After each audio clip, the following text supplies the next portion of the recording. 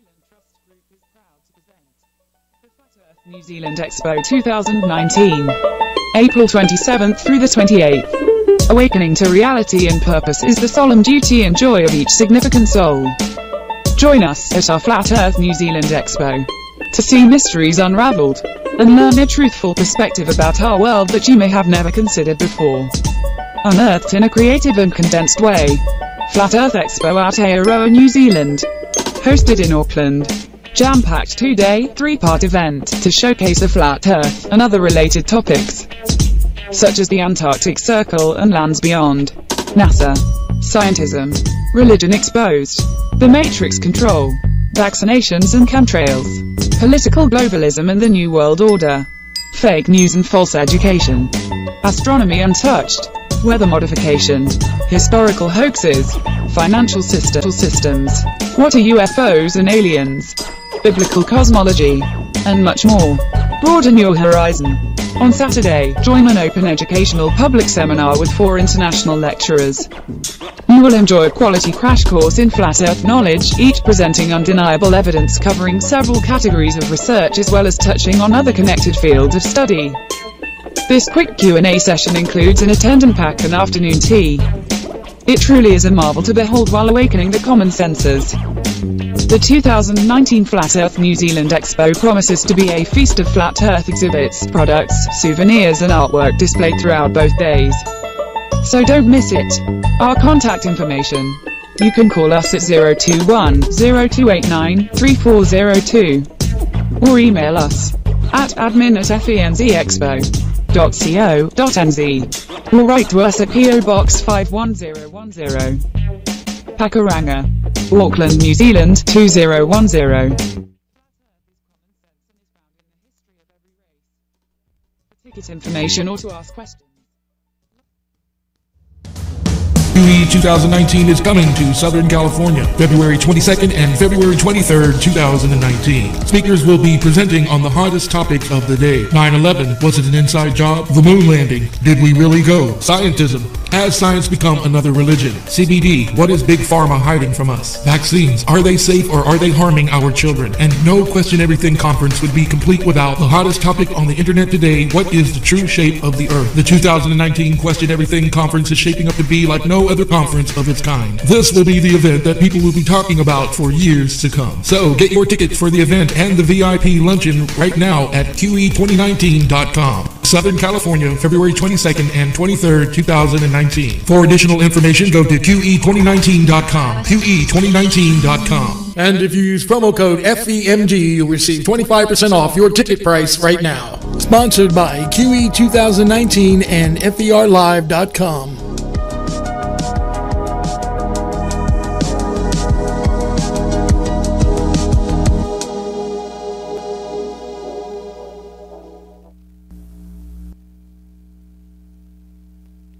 For the event and the VIP luncheon right now at QE2019.com. Southern California, February 22nd and 23rd, 2019. For additional... Hosted in Auckland. Jam-packed 2-day, 3-part event to showcase the flat Earth and other related topics. And artwork displayed throughout both days. So don't miss it. So as we come to the end of the road, another chapter, and as we tear out the pages we wrote, on the future, because the past is rewriting your book, at the present, and so on, letting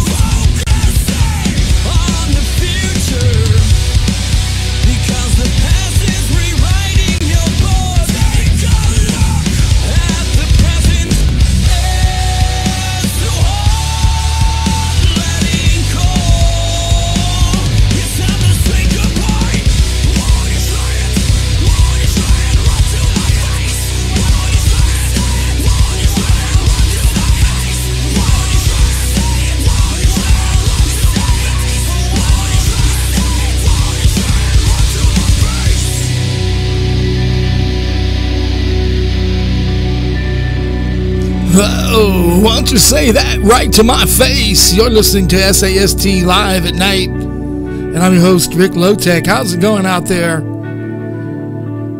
Wonderful.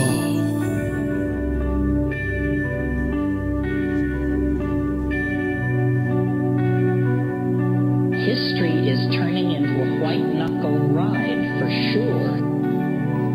And things are going to get worse, apparently much worse. We are closing distance with the first moments of true human civilization.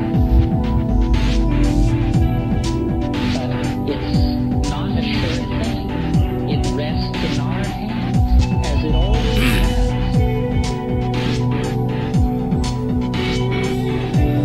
So it all went for this. It will all be made clear in the lifetime of most of us.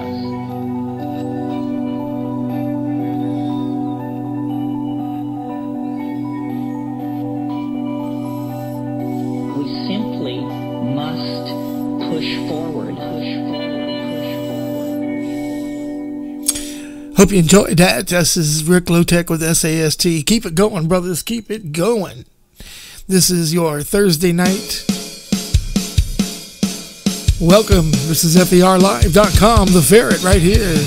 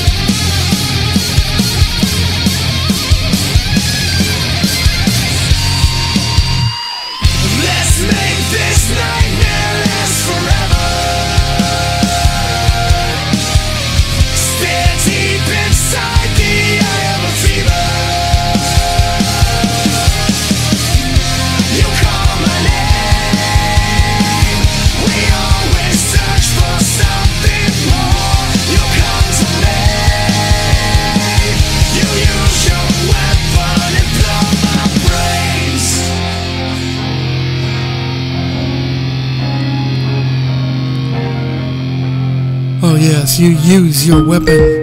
Use your weapon out there on your Thursday night. That was Bridge to Grace with Weapon.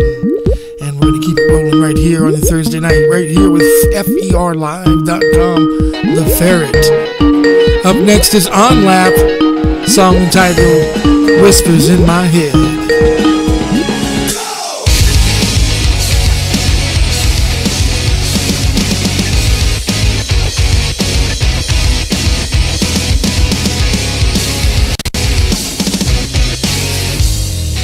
Think that I'm a freak when I'm talking to myself, but it's like I was too weak to be someone else. You could think that I'm a creep when I'm singing all alone, but it's like I couldn't see straight on my own. When I fall, I start again, and when I feel like I'm just dead, and when I call, it comes again.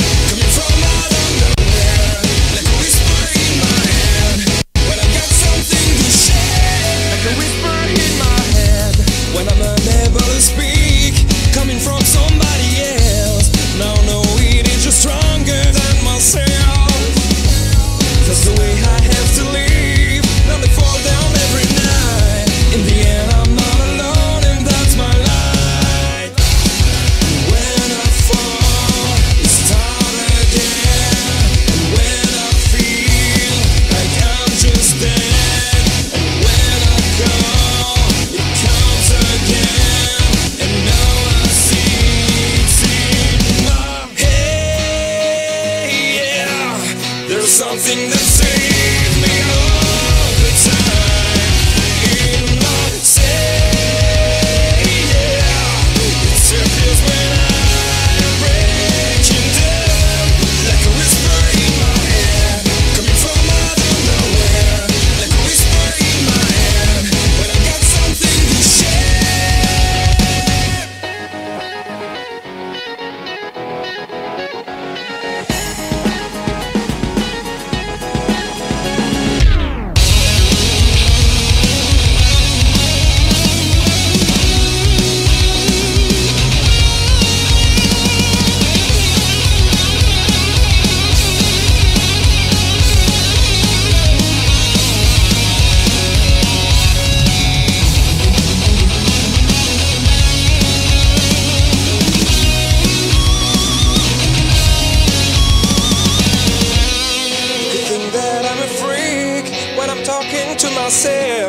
But it's like I was too weak to be someone else. You could think that I'm a creep when I'm singing all alone, but it's like I couldn't see straight on my own. Hey, yeah. There's something that saved me all the time in my say, yeah. It surfaces when I'm breaking down, like a whisper in my head, coming from out of nowhere, like a whisper in my head, when I got something to share, yeah.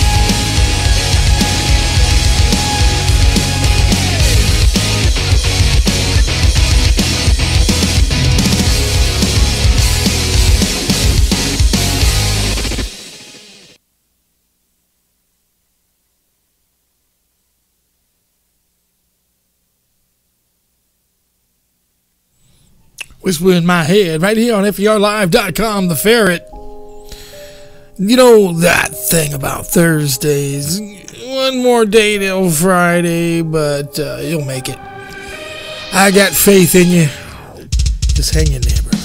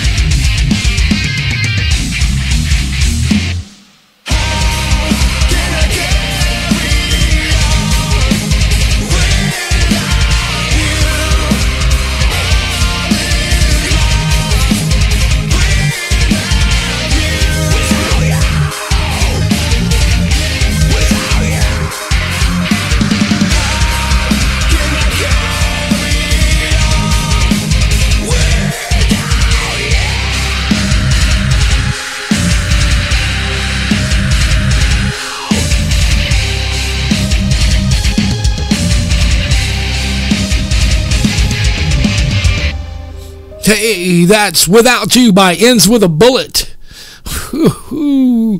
That is one hot song right there. I'll tell you, Ends With a Bullet. We're going to have to be listening to some more material from that group right there. Ends With a Bullet, ladies and gentlemen. Only here on FERLive.com.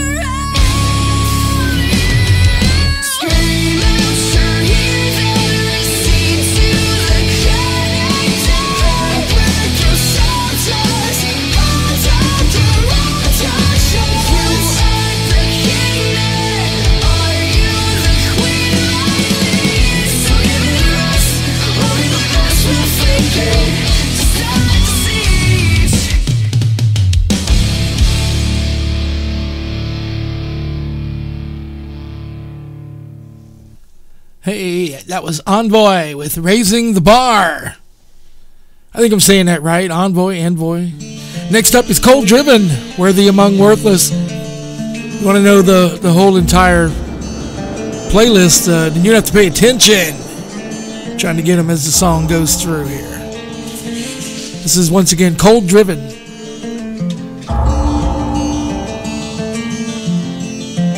Standing at the crossroads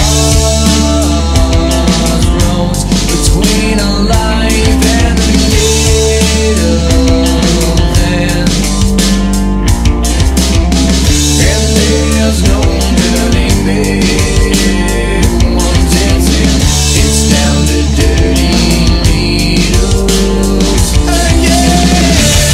And now you're chasing and dreams, and you can't stop the craving. It's always wanting more.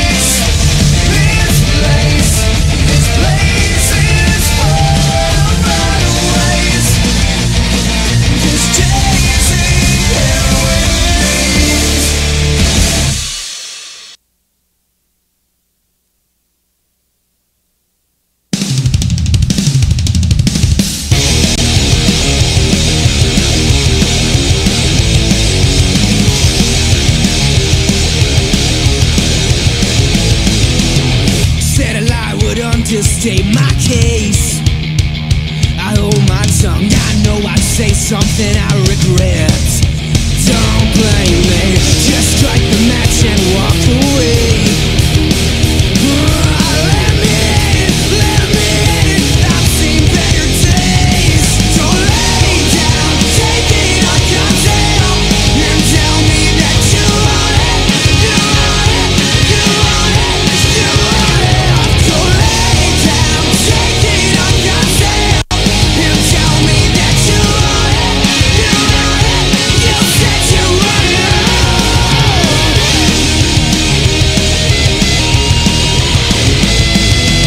If you bring the fuel, I'll bring the flames, and set it off. Not what you want, I'm what you need. A ticking time bomb, just strike the match and let it take. Let me in, liar, let it blaze. Don't lay down, take it on yourself, and tell me that you want it, you want it, you want it, you want it. Don't lay down, take it on yourself, and tell me that you want it, you want it, you said you want it.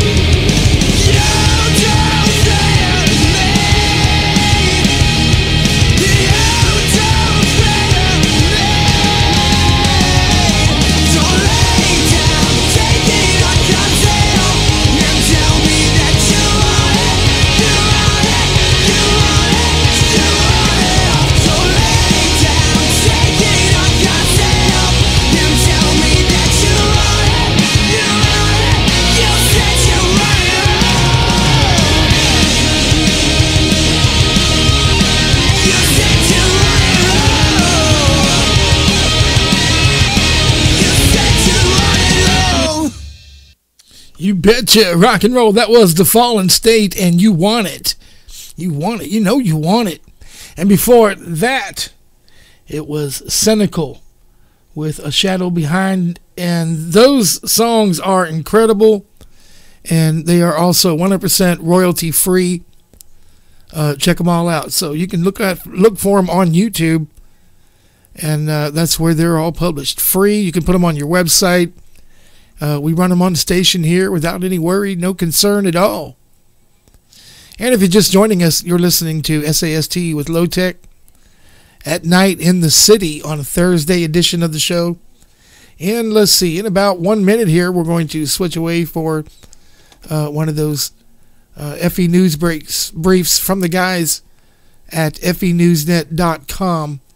And after that, we're going to invite you to come back for another hour of the show.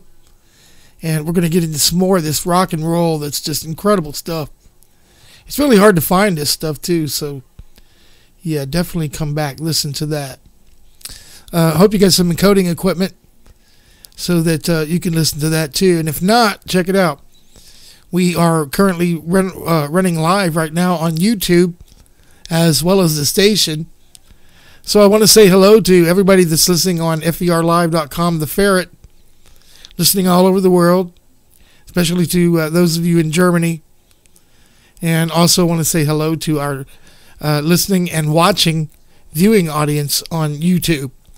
Thanks for making it happen upstairs there in the FER Live booths and all that good stuff. So don't go nowhere. We'll be right back with some more of that decent music that we're catching here and there, right?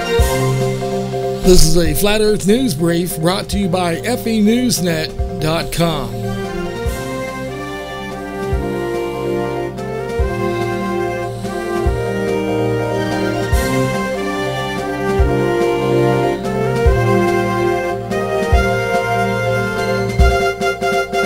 When most people think about a bright star in outer space, they think of a hot plasma-filled sphere like our sun. It would be inconceivable for them to believe that a star like this could ever create water. But since stars are linked to the creation of life as we know it, wouldn't it make sense that both water and light come from the stars? Researchers at Herschel Space Observatory of the European Space Agency wanted to look deeper into this. They found a protostar in the southern constellation known as Perseus. It is believed that this protostar is only 100,000 years old or less, so it is very young for a star. Surrounding the protostar is a huge cloud of dust and gas, which is responsible for creating it. The observatory used an infrared instrument to detect the chemical elements of these clouds. They discovered that the clouds were made from oxygen atoms and hydrogen atoms. If you remember high school science class, then you will know that oxygen and hydrogen are the two chemical elements that make up water. And you can't have water without these two elements. So therefore, one can only conclude that the protostar must be producing water if oxygen and hydrogen are present. And this prompted the researchers to study those atoms and see which path they take. Sure enough, it was discovered that the protostar forms water. How is this possible? Aren't stars supposed to be like 180,000 degrees Celsius? According to the theory, protostars have a north pole and south pole just like planets. These are the coldest areas of the protostar, which are about 2,000 to 3,000 degrees Celsius. While this may seem hot to us, it is actually cold for a star. It is these low temperatures that allow protostars to rapidly shoot water droplets like a jet from their pole regions. But as the droplets reach space, the extremely hot gas cloud surrounding the protostar turns the water into gas. The gas keeps moving until it eventually gets far enough away from the cloud to where the temperature is cold again. Then the gas reverses itself and turns back into water. If you consider how all the protostars in the galaxy are probably doing this same thing, this explains how outer space is consumed with oceans of water. The protostars are just constantly jetting out water that turns to gas. If you consider how all the protostars in the galaxy are probably doing this same thing, this explains how outer space is consumed with oceans of water. The protostars are just constantly jetting out water that turns to gas and then turns into water again. All this water continues to fill up outer space and make it a bigger ocean of water. Of course, we still need to convince people here on Earth that space water exists in the first place. At least for now, there is a clear explanation as to where the water comes from. Of course, we still need to convince people here on Earth that space water exists in the first place. At least for now, there is a clear explanation as to where the water comes from. NASA might admit water molecules exist in space, but they won't admit that oceans of water exist there and that our entire flat plane is surrounded by it. If someone could just make a homemade rocket and travel past the exosphere, then they could discover this for themselves and a whole lot more. For more Flat Earth news briefs, log on to FENewsnet.com, and I'm your host, Rick Lotek.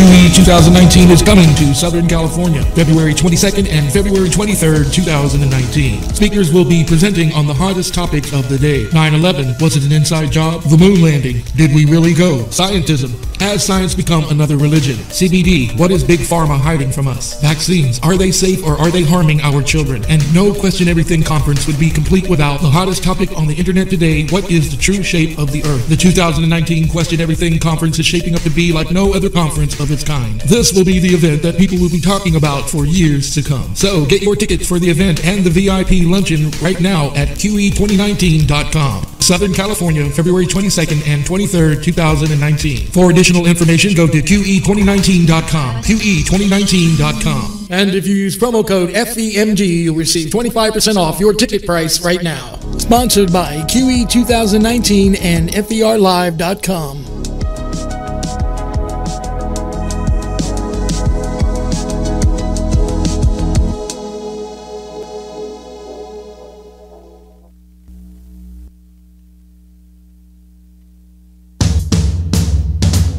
QE 2019 is coming to Southern California, February 22nd and February 23rd, 2019. Speakers will be presenting on the hottest topics of the day. 9/11, was it an inside job? The moon landing, did we really go? Scientism, has science become another religion? CBD, what is Big Pharma hiding from us? Vaccines, are they safe or are they harming our children? And no Question Everything conference would be complete without the hottest topic on the internet today, what is the true shape of the earth? The 2019 Question Everything conference is shaping up to be like no other conference of its kind. This will be the event that people will be talking about for years to come. So get your tickets for the event and the VIP luncheon right now at QE2019.com. Southern California, February 22nd and 23rd, 2019. For additional information, go to QE2019.com. QE2019.com. And if you use promo code FEMG, you'll receive 25% off your ticket price right now. Sponsored by QE 2019 and FERLive.com.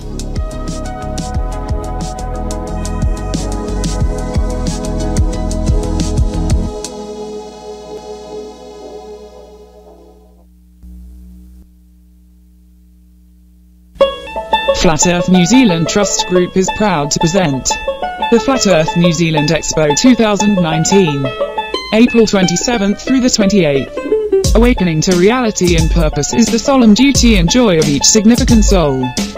Join us at our Flat Earth New Zealand Expo to see mysteries unraveled and learn a truthful perspective about our world that you may have never considered before. Unearthed in a creative and condensed way. Flat Earth Expo Aotearoa, New Zealand. Hosted in Auckland. Jam-packed 2-day, 3-part event to showcase the flat Earth and other related topics, such as the Antarctic Circle and lands beyond, NASA, scientism, religion exposed, the Matrix control, vaccinations and chemtrails, political globalism and the New World Order, fake news and false education, astronomy untouched, weather modification, historical hoaxes, financial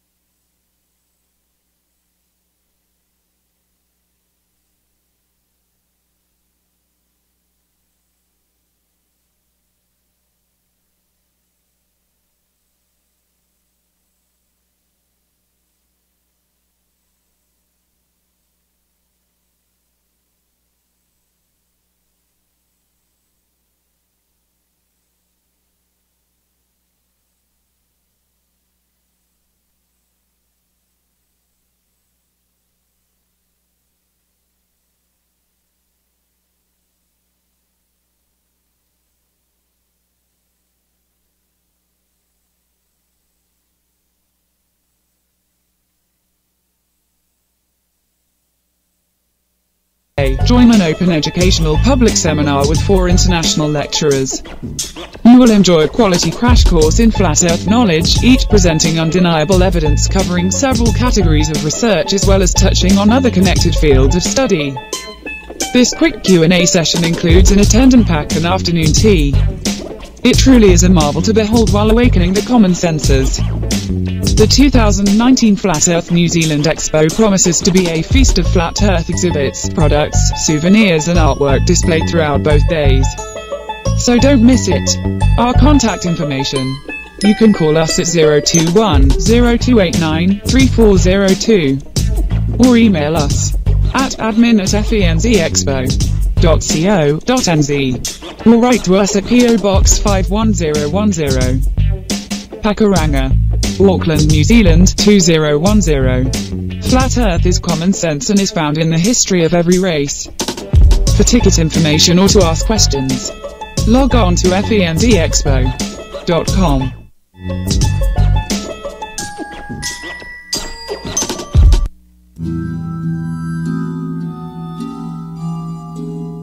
Asking these questions that no one ever asked before because we didn't even think about this. I think it's like God unlifting the veil, you know? He's starting to show people, look, you want to believe this? It's a lie. People are asking questions and truth is going to prevail. It's like, yeah, the biggest problem is that we're not able to eliminate questions, so therefore we can't assimilate. And, you know, we're a constant. People are asking questions and truth is going to prevail. Join your host, Shelley Lewis, every Wednesday afternoon at 5 o'clock p.m. Pacific Daylight Time, 7 o'clock Central, and 8 o'clock Eastern Standard Time. Down the Rabbit Hole with Shelley Lewis. Down the Rabbit Hole with host Shelley Lewis. Only here on Flat Earth Radio Live. The Ferret.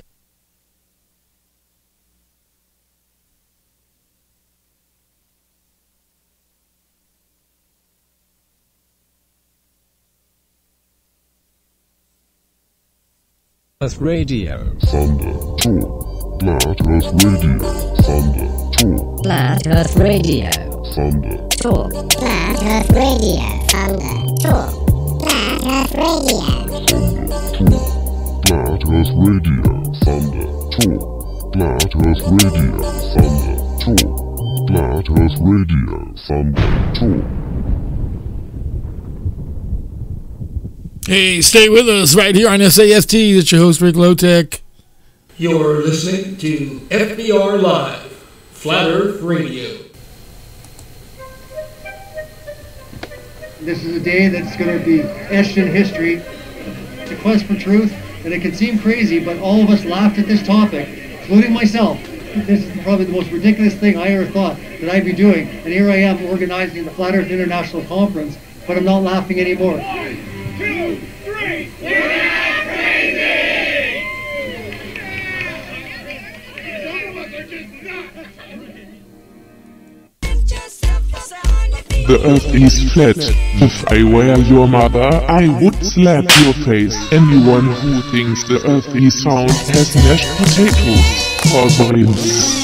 Don't tell me what to believe, or accept what I cannot see. You and your facts, I'm free. If you don't like it, leave. I don't even want to walk in your shoes. What about me? Flat Earth, Flat Earth. Flat Earth, Flat Earth, Flat Earth. Don't tell me what to believe, or accept what I cannot see. You and your facts, I'm free. If you don't like it, leave. I don't even want to walk in your shoes. What about me? Flat Earth, Flat Earth.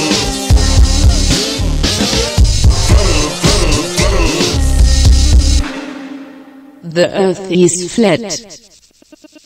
Have you ever asked yourself, what if the earth really was flat? You're listening to Flat Earth Radio.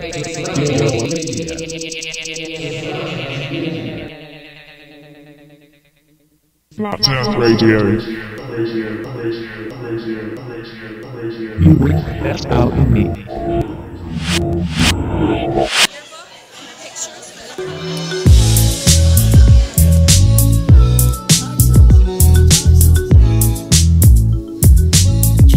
So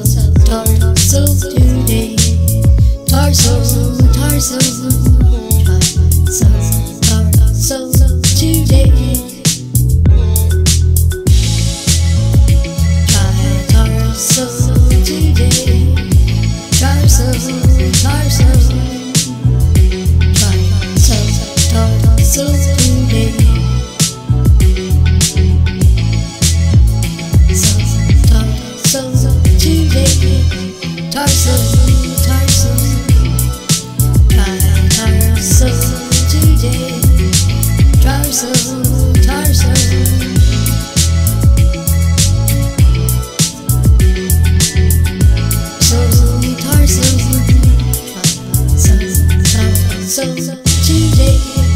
Torso, torso, try torso today.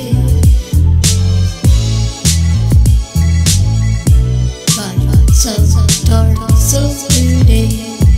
Torso, torso, torso today. Torso, torso, try torso today. TARSUL.com. Try tarsal today.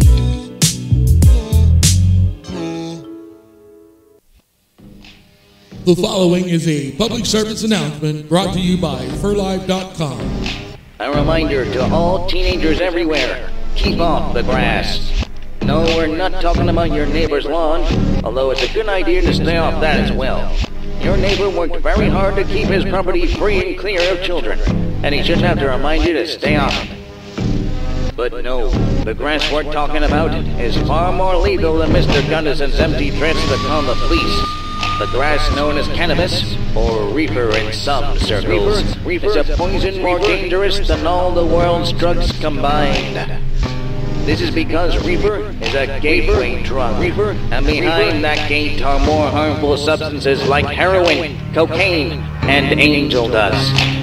By surviving your experience with grass, you'll feel emboldened to try substances you wouldn't have considered otherwise, descending further and further until your checklist of drug-induced madness is complete. And what about grass itself?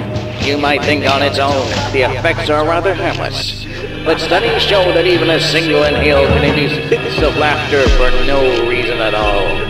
Tommy here is on his 5th cigarette. The list of things he now finds hilarious are astonishing.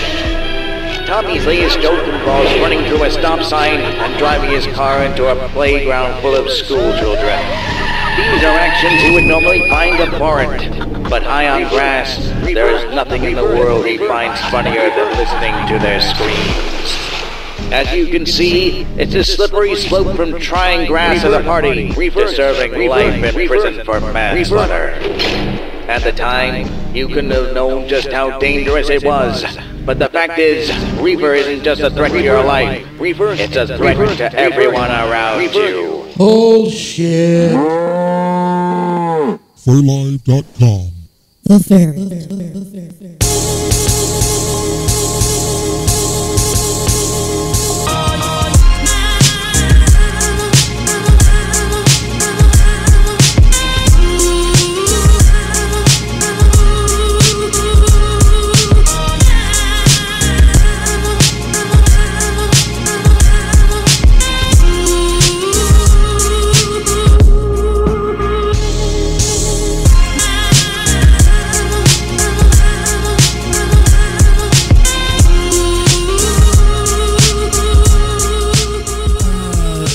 Yeah, that was a public service announcement by FERLive.com. Hope you jotted all that down.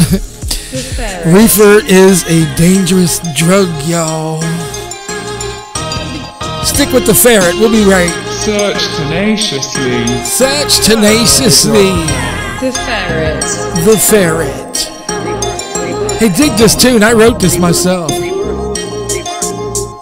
The Ferret.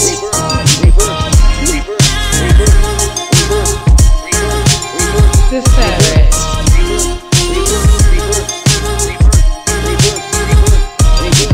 The Ferret. The Ferret.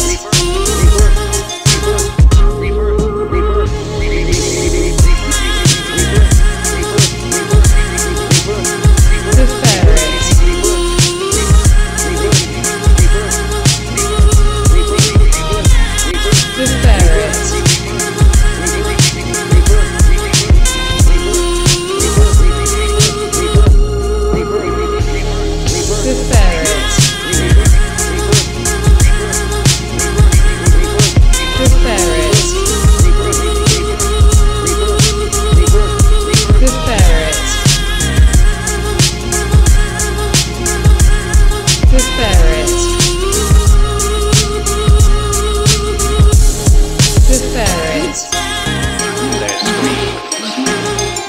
See, it's a slippery slope from trying grass at a party to serving life in prison for manslaughter.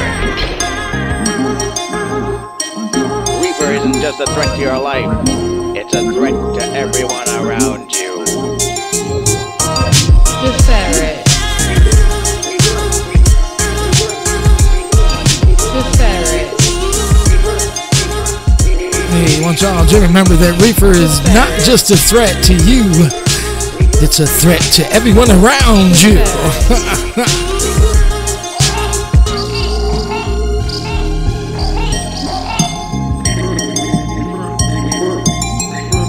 The ferret. The ferret.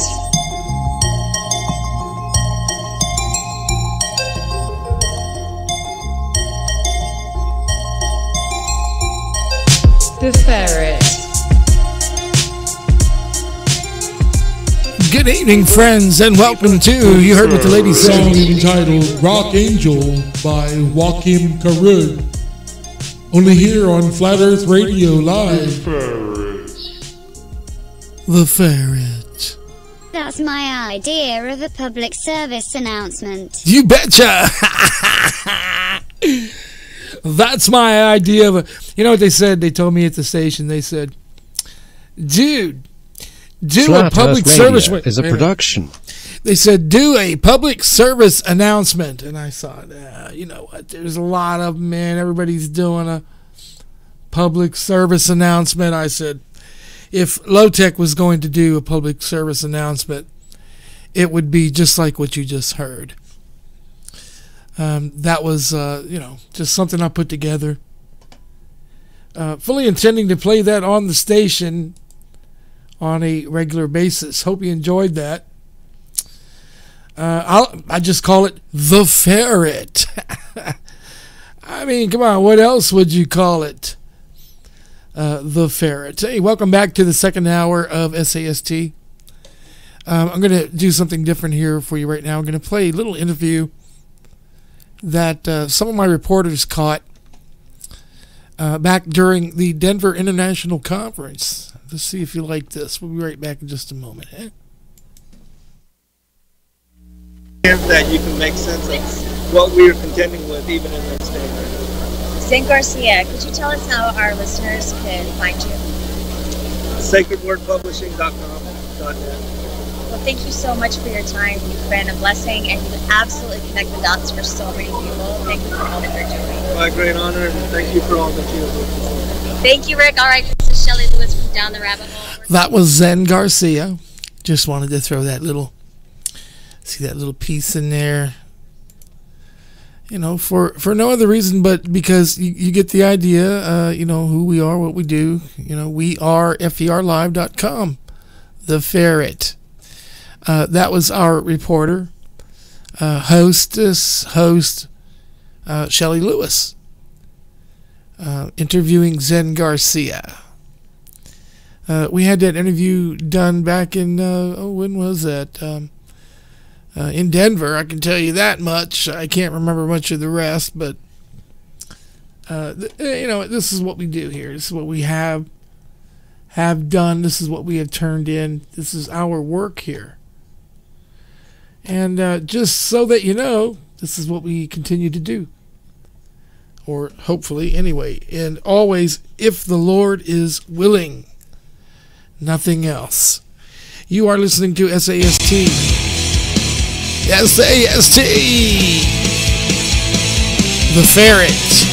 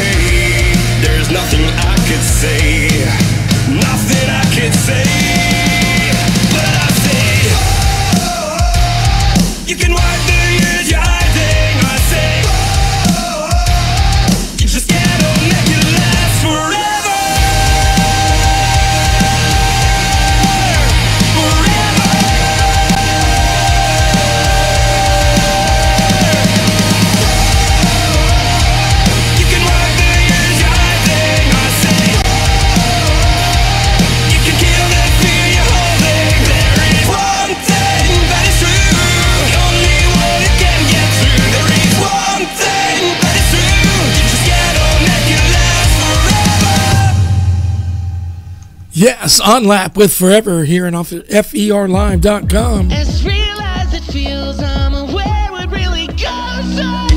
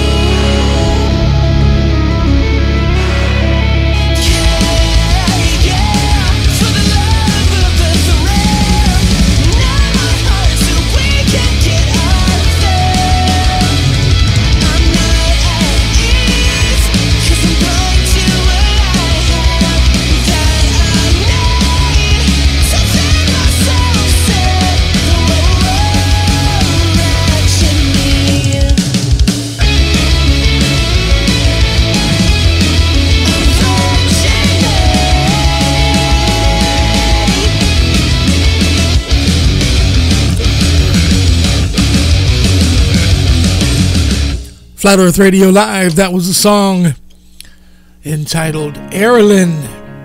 Oh, that was the group Erilyn.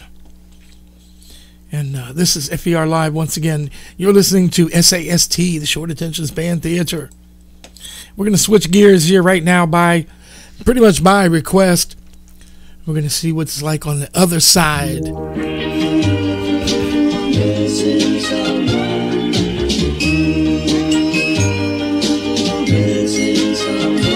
Missing someone.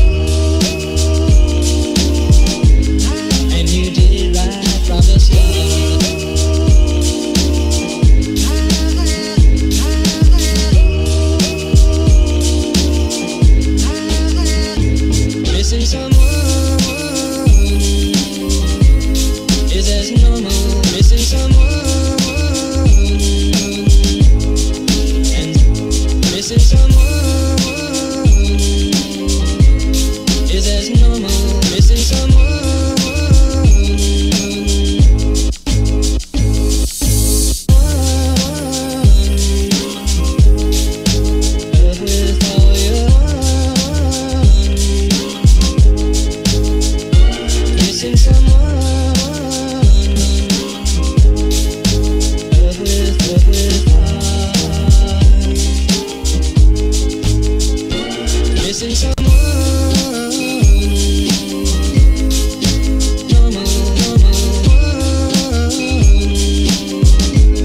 I am sad and so down.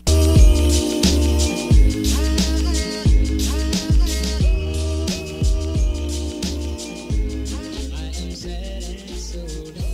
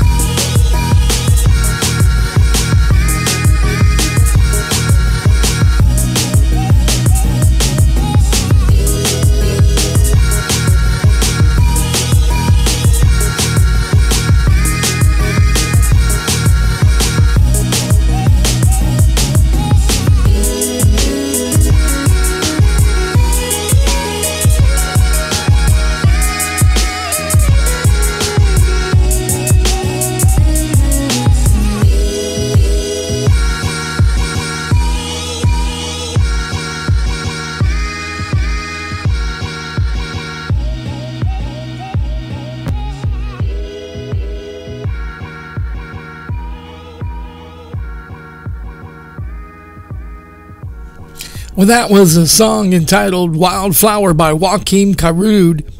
And you are listening, of course, to FERLive.com, The Ferret. We're going to keep it rolling here on your Thursday night. Hey, actually, it's probably close to Monday morning.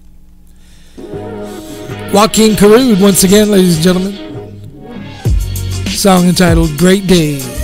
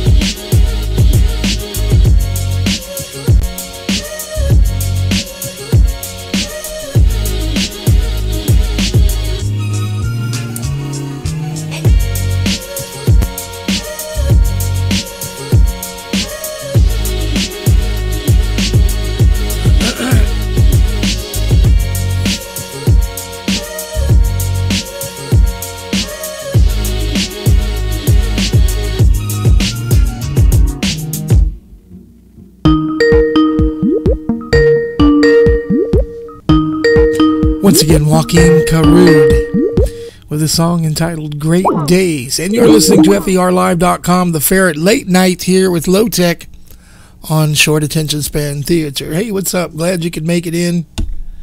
It's really some wonderful music, isn't it? You know, I just gotta admit, I listen to this stuff myself. It's just incredible. Next up, we got some chill soul rap.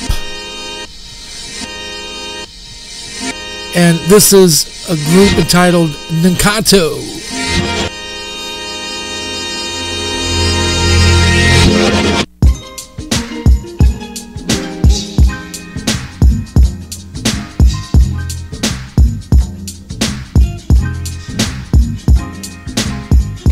That's the kind of sound for a nice soul evening, don't you think? Nakato, spelled Nkato.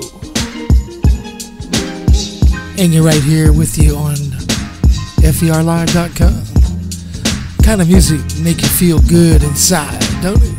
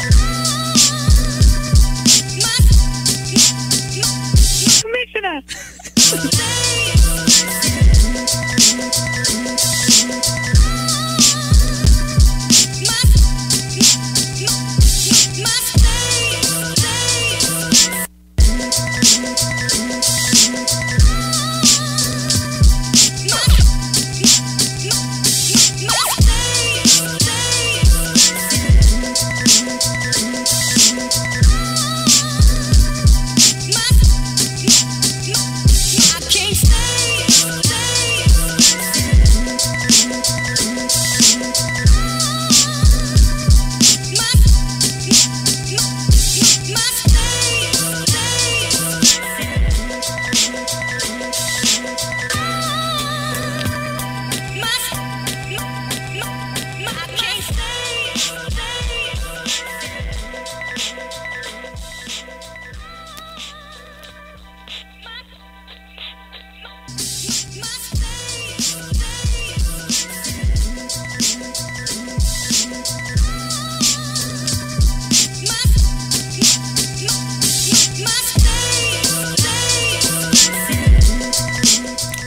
Oh, I'll tell you, that song had me checking my equipment here. That was Kim and Gumi with a song entitled My Space. Can't you hear what she said? My space. Yeah, give me my space now. She says space. Give me my space on a Friday morning. You're listening to FERLive.com, The Ferret, and we rolling right here.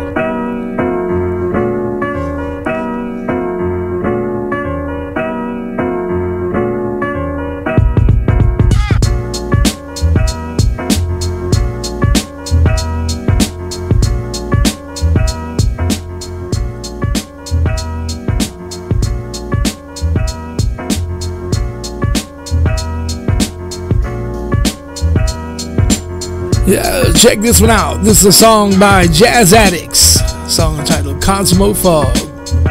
Yeah, Jazz Addicts. I like that. I like that name. Jazz Addicts. We could do a lot more material with a group named the Jazz Addicts, don't you think?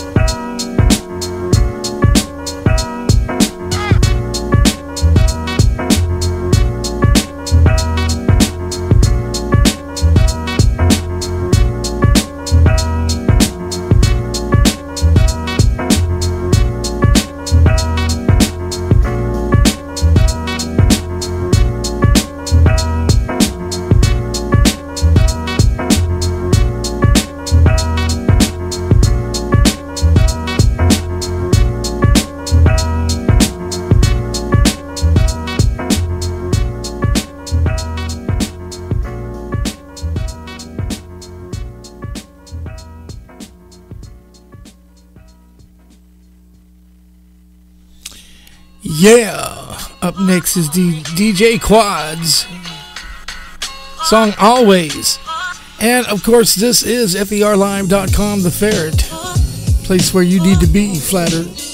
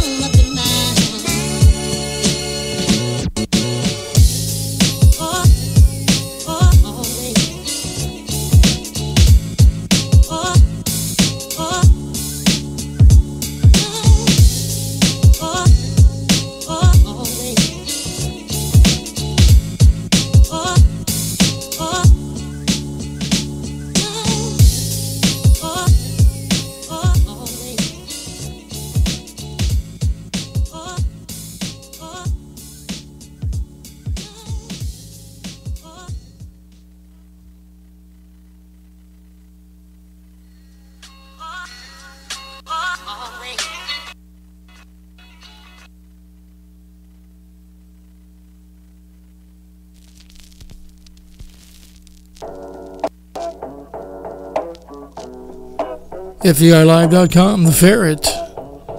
You're listening to Low Tech at Night. Aside from my soul,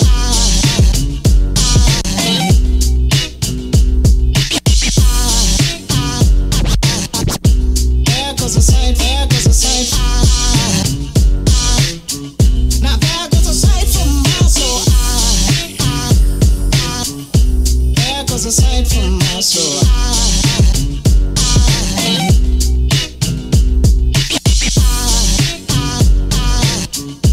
There goes a sight, there goes a sight. There goes a sight from my soul. I think a fall angel just walked by. I think a fall angel just walked by. I think a fall angel just walked by. I think a fall angel just walked by.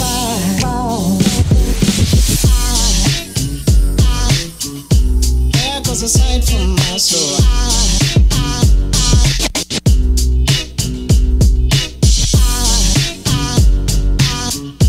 There goes a sight, there goes a sight. Now there goes a sight from my there goes a sight.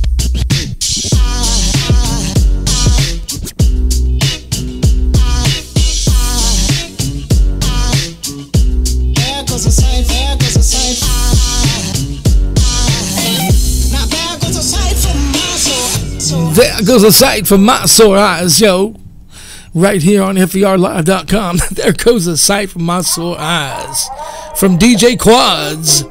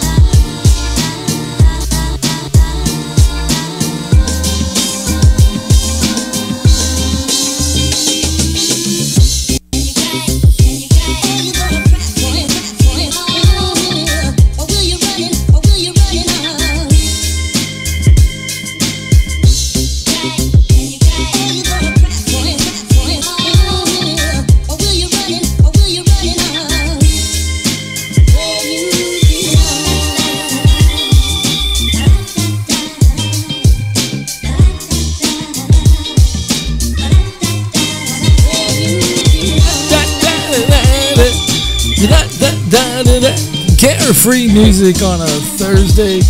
I guess it's probably Friday, probably wherever you're at. That was, again, of course, DJ Quads right here on FERLive.com, The Ferret. Just love that guy, DJ Quads.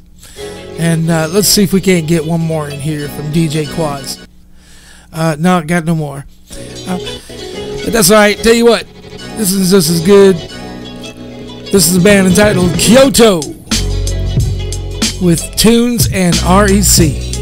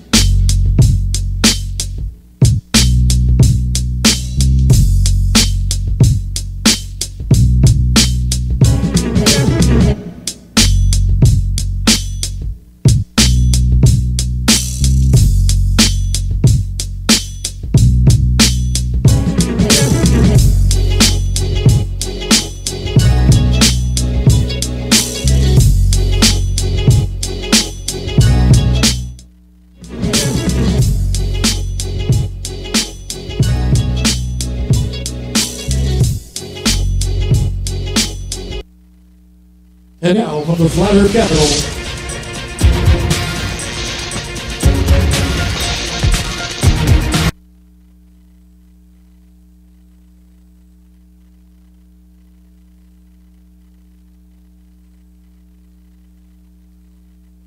and now from the Flat Earth capital,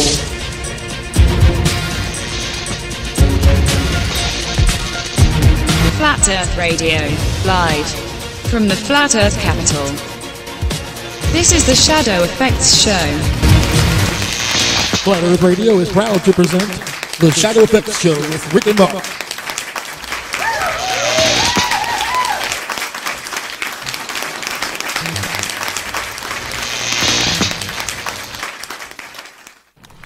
Good day and welcome to the Shadow Effect Show with Rick and Mark. I'm your host, Rick Lowtech. How you doing out there? Welcome aboard. And if you're listening to us on YouTube, that's a wonderful thing. Good for you.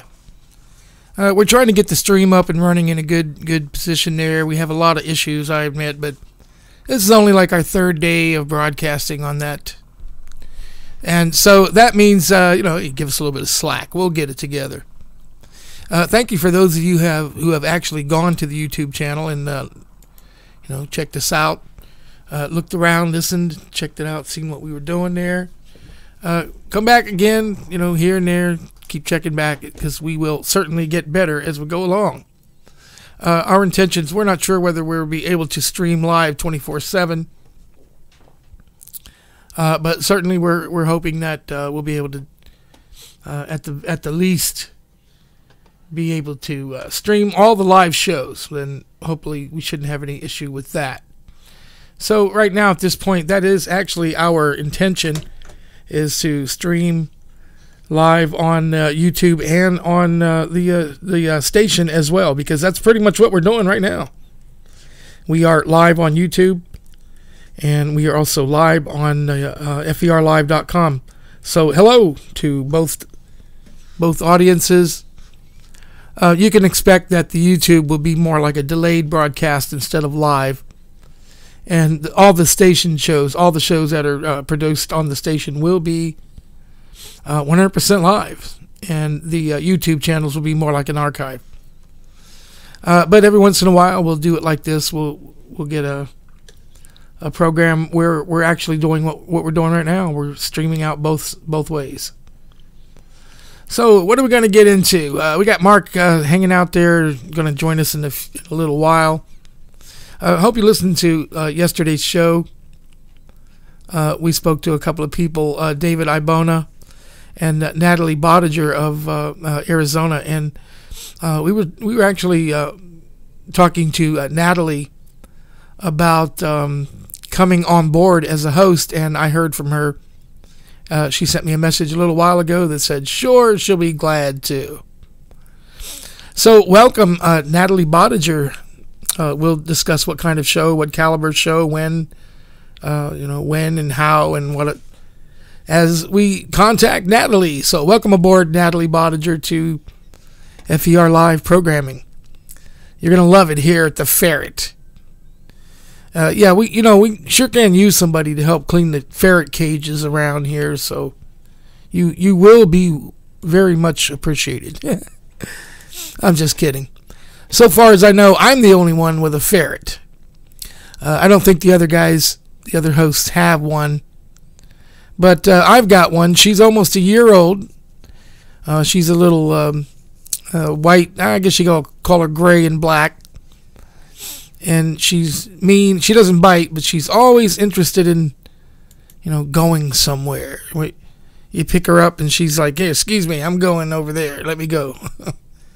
As ferrets will. But her name is Esperanza, which is Spanish for hope. So yeah, there is really an actual, honest to goodness, ferret around here at the Ferret. But that's not why we named it the Ferret. It's because of the FER. I keep telling Mark that. Mark is like, oh, you should have named it an elephant. But look, I'm telling you, FER Live, FERRE2, or T2. Ferret, FER, Ferret. What could be better? And besides, it seems to be going over very well. A lot of people dig it. I sure do. The little ferret that you see on the website and on some of the artwork, his name is Chocolate. It's a little male ferret.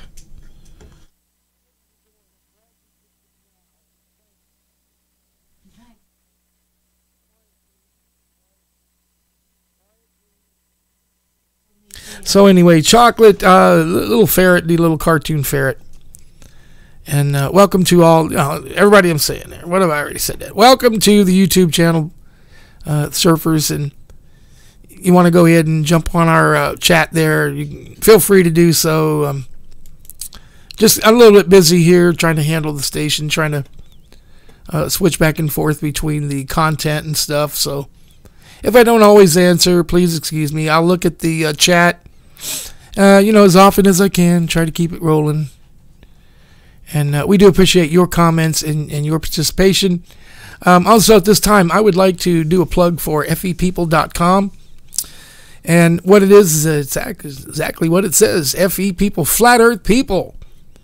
Now, Flat Earth People have a genre for themselves, for ourselves, where Flat Earth is the topic. And there's no screening, there's no hyper religion, there's none of the things that you have on Facebook. This is kind of like a flat earth coffee house. So join us on fepeople.com. What you do is you go there and you sign up for your free account, and basically all we're going to do is ask for your name and just some basic information, along with, of course, your credit card numbers. And no, I'm just kidding. What do you think we are, Facebook? We would never do that. All we want to know is your name and are you a human and that kind of stuff. We don't regulate what you say. If any kind of rough content appears, anybody coming on there doing any of that shill nonsense, they simply disappear. You don't have to worry about reporting people like that. You don't have to worry about angering yourself. You don't have to worry about none of that. Because like I said, people who come on there and attempt to demotivate us just disappear. Okay, so don't worry about it. Join us on fepeople.com. I've got my own account there, so look for me, Rick Lowtech. Definitely send me a friend request. I don't know if we call them that, friend request, but following. That's what you call them. Follow Rick Lowtech on fepeople.com. And by the way, coming up on the on the top of the hour, let's see, top of the hour, we're going to switch away to a quick FE News brief, Flat Earth News brief, brought to you by the guys at FENewsNet.com. I want to do a plug about FENewsNet.com. We have actual writers there that are writing FE News, Flat Earth News. We want to become a source for Flat Earth News. So if you would please check us out at FENewsNet.com. And again, stay tuned at the top of the hour for every hour, at least for my show. And you'll hear at Flat Earth News Brief, brought to you by the guys at FENewsNet.com. Also, stay tuned next week for Hunting the Flat Earth program with Craig and Randy.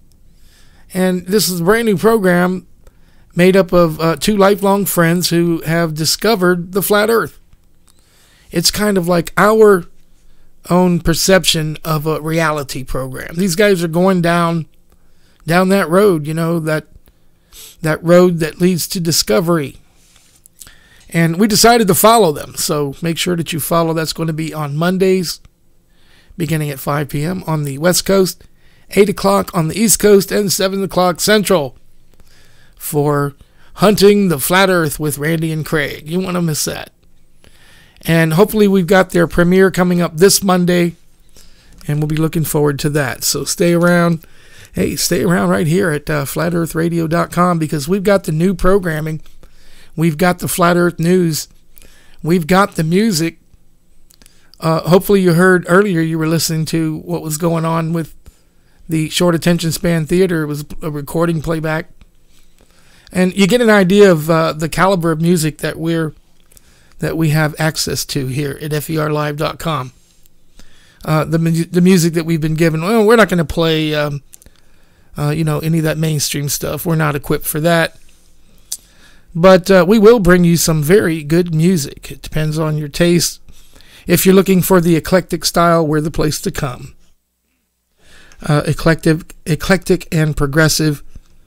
None of the old stuff, none of the antique stuff, none of the goodies and oldies, and none of that stuff. We play modern music, yeah, but hopefully as you age, get older, hopefully for you, your taste in music changes too, and you become more refined.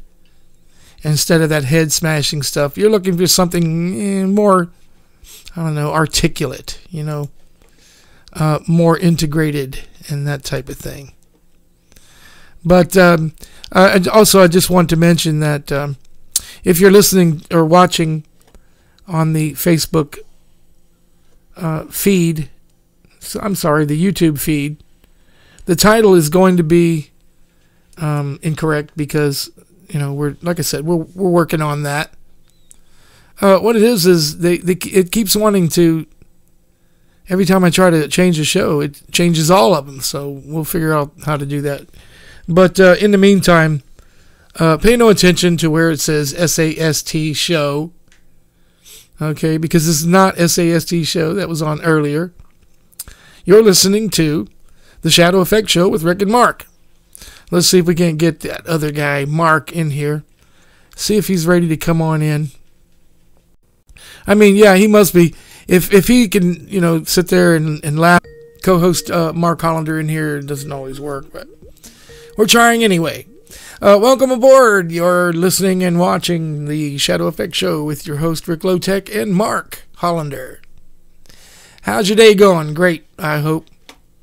Actually, here's what we're going to do on today's program.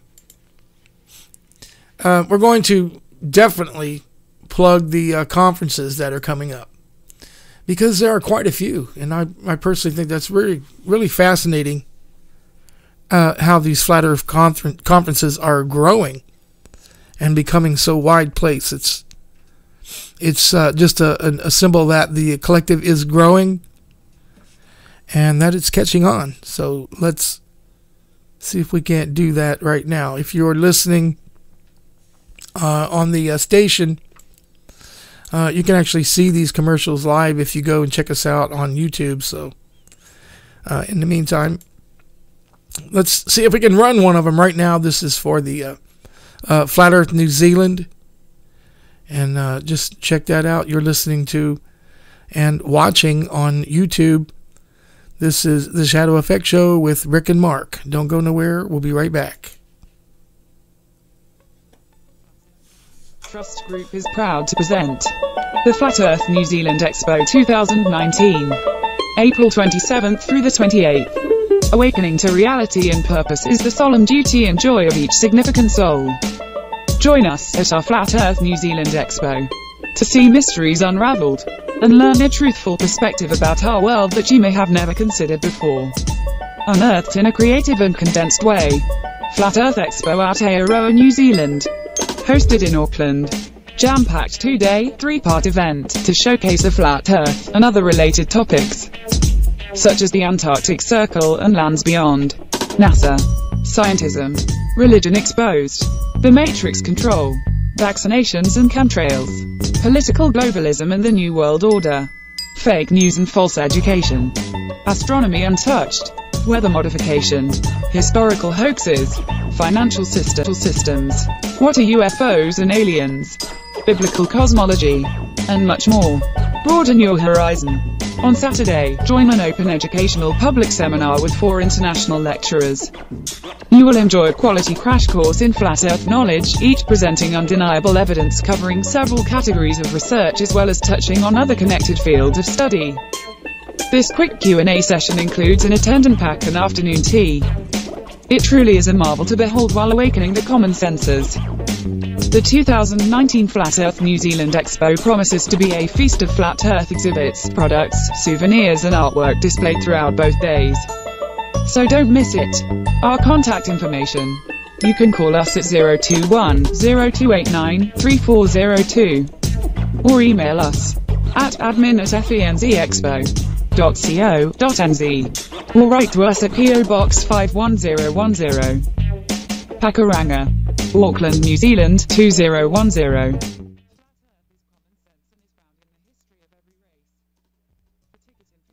To ask questions. QE 2019 is coming to Southern California, February 22nd and February 23rd, 2019. Speakers will be presenting on the hottest topic of the day. 9/11, was it an inside job? The moon landing, did we really go? Scientism, has science become another religion? CBD, what is Big Pharma hiding from us? Vaccines, are they safe or are they harming our children? And no Question Everything conference would be complete without the hottest topic on the internet today, what is the true shape of the earth? The 2019 Question Everything conference is shaping up to be like no other conference of its kind. This will be the event that people will be talking about for years to come. So get your tickets for the event and the VIP luncheon right now at QE2019.com. Southern California, February 22nd and 23rd, 2019. For additional information, go to QE2019.com. QE2019.com. And if you use promo code FEMG, you'll receive 25% off your ticket price right now. Sponsored by QE 2019 and FERLive.com. So remember that, February 22nd and 23rd, QE 2019. Get your tickets now at QE2019.com. And also remember that our own Shelley Lewis will be attending that event to both not only enjoy the event herself as a flat earther, to also cover the event live for us here at Flat Earth Radio Live, The Ferret, as she usually does. Of course, you'll remember Shelley Lewis covered the fires, or at least the aftermath of some of the fires in Paradise, California, along with Jamie Lee. She was also there at last year's coverage of the 2019 Flat Earth International Conference in Denver. Her and Mark Hollander fanned out across the place and did interviews, and basically stuck the ferret's face up in front of everybody and said, "Hi there, we're here." We are the Ferret. We are a force, and we are here to join with the Flat Earth Collective and carry it on to make it something real. And of course, if you're just joining us, you're listening live to, if you look on it there on the YouTube channel, you'll see it, The Shadow Effect Show with Rick and Mark. Of course, the days are incorrect there. We're only Monday, Tuesdays. Actually, we're only Tuesday and Fridays now. We're dropping Monday because the Hunting the Flat Earth show is coming on as of Monday next, or so we hope. We'll have Mark Hollander on here in just a little bit, so stick with us. You're listening live to FERLive.com. What could be better, huh? What could be better? Let's talk about something. I want to talk about the wall. The shit wall, as I'm calling it. If you were only able to come to the understanding, the Department of Naturalization and Immigration, otherwise known as La Migra. Hey, I shouldn't say this, but you want to have some fun, go into a restaurant, and you know where they got illegal workers in the back, and go in the back and yell "La Migra" and see what happens. Watch them scatter. Watch them run out the door. What do you mean that's not funny? I thought it was anyway. Oh, let's see. Hey, you know what? Besides the conferences coming up, we have talk of, in February, I believe it was the 19th, of an International Flat Earth Day. Not an international, I beg your pardon. A National Flat Earth Day. I just heard about this when a gentleman contacted us and asked if we would assist him with organizing a National Flat Earth Day. Of course, we're all for it. Hopefully we'll hear back from the gentleman and continue on, make some plans. Let everyone know that Flat Earth Day is a reality. Hey, would that be cool or what? A Flat Earth Day? Of course, nobody would recognize it. I mean, one day in the future, like 100 years from now, it's Flat Earth Day. Let's see, what do we do on Flat Earth Day? We all put on handcuffs and go out into the streets and set cars on fire and beat ourselves in the head with sticks on Flat Earth Day, in remembrance of of the difficulty and the long road of bringing the truth of Flat Earth around to the people of the world. What else? What could be better? Let's see where Mark is. Mark, where you at, man? You better get your butt up here. You just... Who can answer the $20,000 question? Well, that guy can't do it. He's not ready yet. Which is completely computer generated. Let's find out. You know, there's one thing that each of you will notice when you type in Flat Earth to any computer. What you're going to get is some amazing stuff. First of all, it's treated like some kind of a touchy concept. And of course, it depends on where you do your search. If you do your search flat out in a search engine, you're going to invariably come up with the Flat Earth Society. Oh boy. If ever there was a confused group of people, confused about their purpose. And actually, if you look at it, Flat Earth, it's in the name. Flat Earth Society? Gee, come on now. You know, if you remember right, you have pro-abortion societies, you have once upon a time there was something that was called an anti-Negro League. These are societies. This is what a society conjures up. A society is just a group of ignorants that get together and say, all right, let's recognize the fantastic work of each other. And we were wondering if we could perhaps impress our thoughts and reality upon the rest of the world while we're at it. Such is the nature of a Flat Earth Society. Run away from there. It's just a shame. And it's also very expected that when you do a search for Flat Earth, you invariably come up with Flat Earth Society. Make sure that you remember that we are not involved. Okay. Here's one that is, and you'll love this one too. It's called St. Paul's Flat Earth, and you'll find this at flatearthbrewing.com. Flatearthbrewing.com. St. Paul's Flat Earth. Research the water is their stance. And when you enter into this site, you'll find some amazing stuff. It seems that the Flat Earth is more than just something crazy. It seems that there are a lot of people all over the world who are angry about this. And they've put together Flat Earth beer and Flat Earth pizza and all kinds of neat stuff. So definitely check that out at flatearthbrewing.com. And make sure that you are of the legal age, of course. You won't never get into the website if you're not. And they have recipes there, and they have ways to order. And there's a...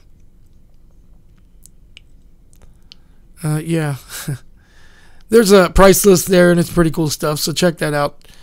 Flat Earth Brewing. Oh, totally, completely commercial. Has nothing to do with the involvement or the bringing forward of the collective. It's just something that you should check out. Also, if you are of a mind, you can read up on what it says about the Flat Earth Society, and hopefully you'll look at it and see in there on your own exactly why it is that we disassociate ourselves from them, because they circulate nothing but bad ideas that have refused to die over the years, over the century, over the millennia. And when they're called upon, and when one of their bad ideas are caught, they respond with boulder dash. I mean, They come up with the most amazing things. You need to find out for yourself. Far be it from me to just sit here and say is that the differences between one group and one organization and the other, because it's so much different than that. It's so much further. It has everything to do with the fact that there's just nothing to do with us and them. We are actually two different entities. Okay. All right. Flat Earth Society out of the way. Sell some beer there. Flat Earth Brewing. That's pretty cool. Check that out. Flat Earth is one thing that always brings a disconcerting response whenever you enter it into YouTube. But again, we're not looking at that right now. We're looking at what happens when you enter Flat Earth into a search engine. They talk about wild theories and bad ideas, and then if you circle down, way down, if you've even noticed, if you've looked, that it's beginning to change a little bit. There is some information here, and on the front page too. This from QuranicWarners.org. Quranic Warners, and never heard of that. Not sure what that means, but who that is or anything like that. But some of the rhetoric that you get on this page, QuranicWarners.com. It says, "Do you not look at the earth, how it is spread out, flat as a carpet? So warn of the day when we will remove the mountains, and you'll see the earth a leveled plain. And you'll not see therein any curve, and those who mocked will be enveloped by what they used to ridicule." Now, this is fascinating. You should check this out. It actually compares the Quran and the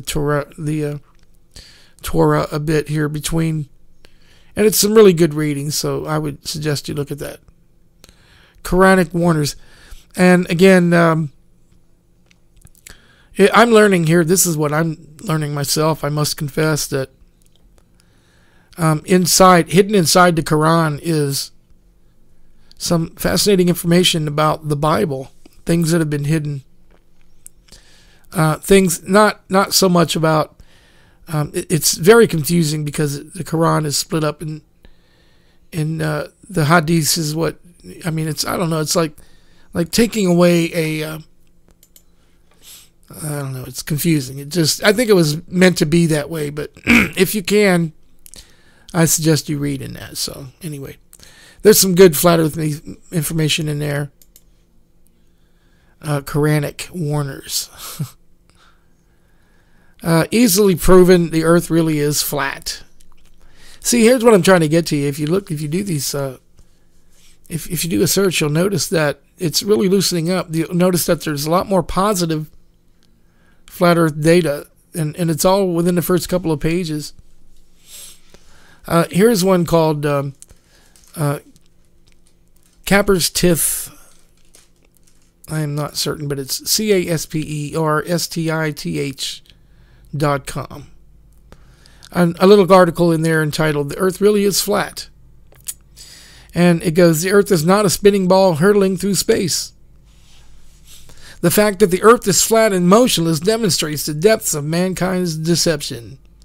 Throughout the world, people have been led to believe concepts which has no basis in reality, yet accepted without question.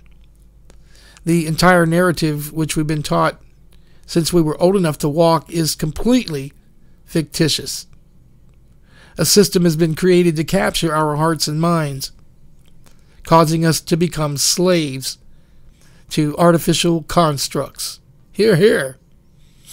"Designed to keep people at their most base level and refusing to accept anything but official mainstream information. The earth really is flat. Civilizations much wiser than ours have known the earth was flat for thousands of years. Instead of aspiring a thought revolution, the age of enlightenment has instead indoctrinated humanity with a grand and bold deception. Instead of realizing that there is a creator, we'll get back to this. I hear Mark trying to ring in. Well, yes, this is some interesting stuff right there. We'll hear me? Hello, we're live. Hey guys, we're on live, guys. It is what it is, and I wanted to apologize. I have a couple of I actually have 3 special guests tonight, and but you know, I wanted to talk to you first. We have a lot of good things going on, and I'm going to ask you and say, Mark, well, what do we have going on that's good? And I'll answer you. Go ahead. So, Mark, what do we have going on in the female's bathroom? Oh, that's not what you meant. We have, you know, we are into Freemasonry again. So, we got a couple sponsors, and the Roman Catholic Church has agreed to give us $500,000. So, we're going to split that 4 ways between you, me, Russ, and Art Davis. How's that sound? Well, actually 5 ways. We have to include Shelley. You know that. No, I don't like money. I have no need for it. I appreciate you guys split my part between you. I'm good.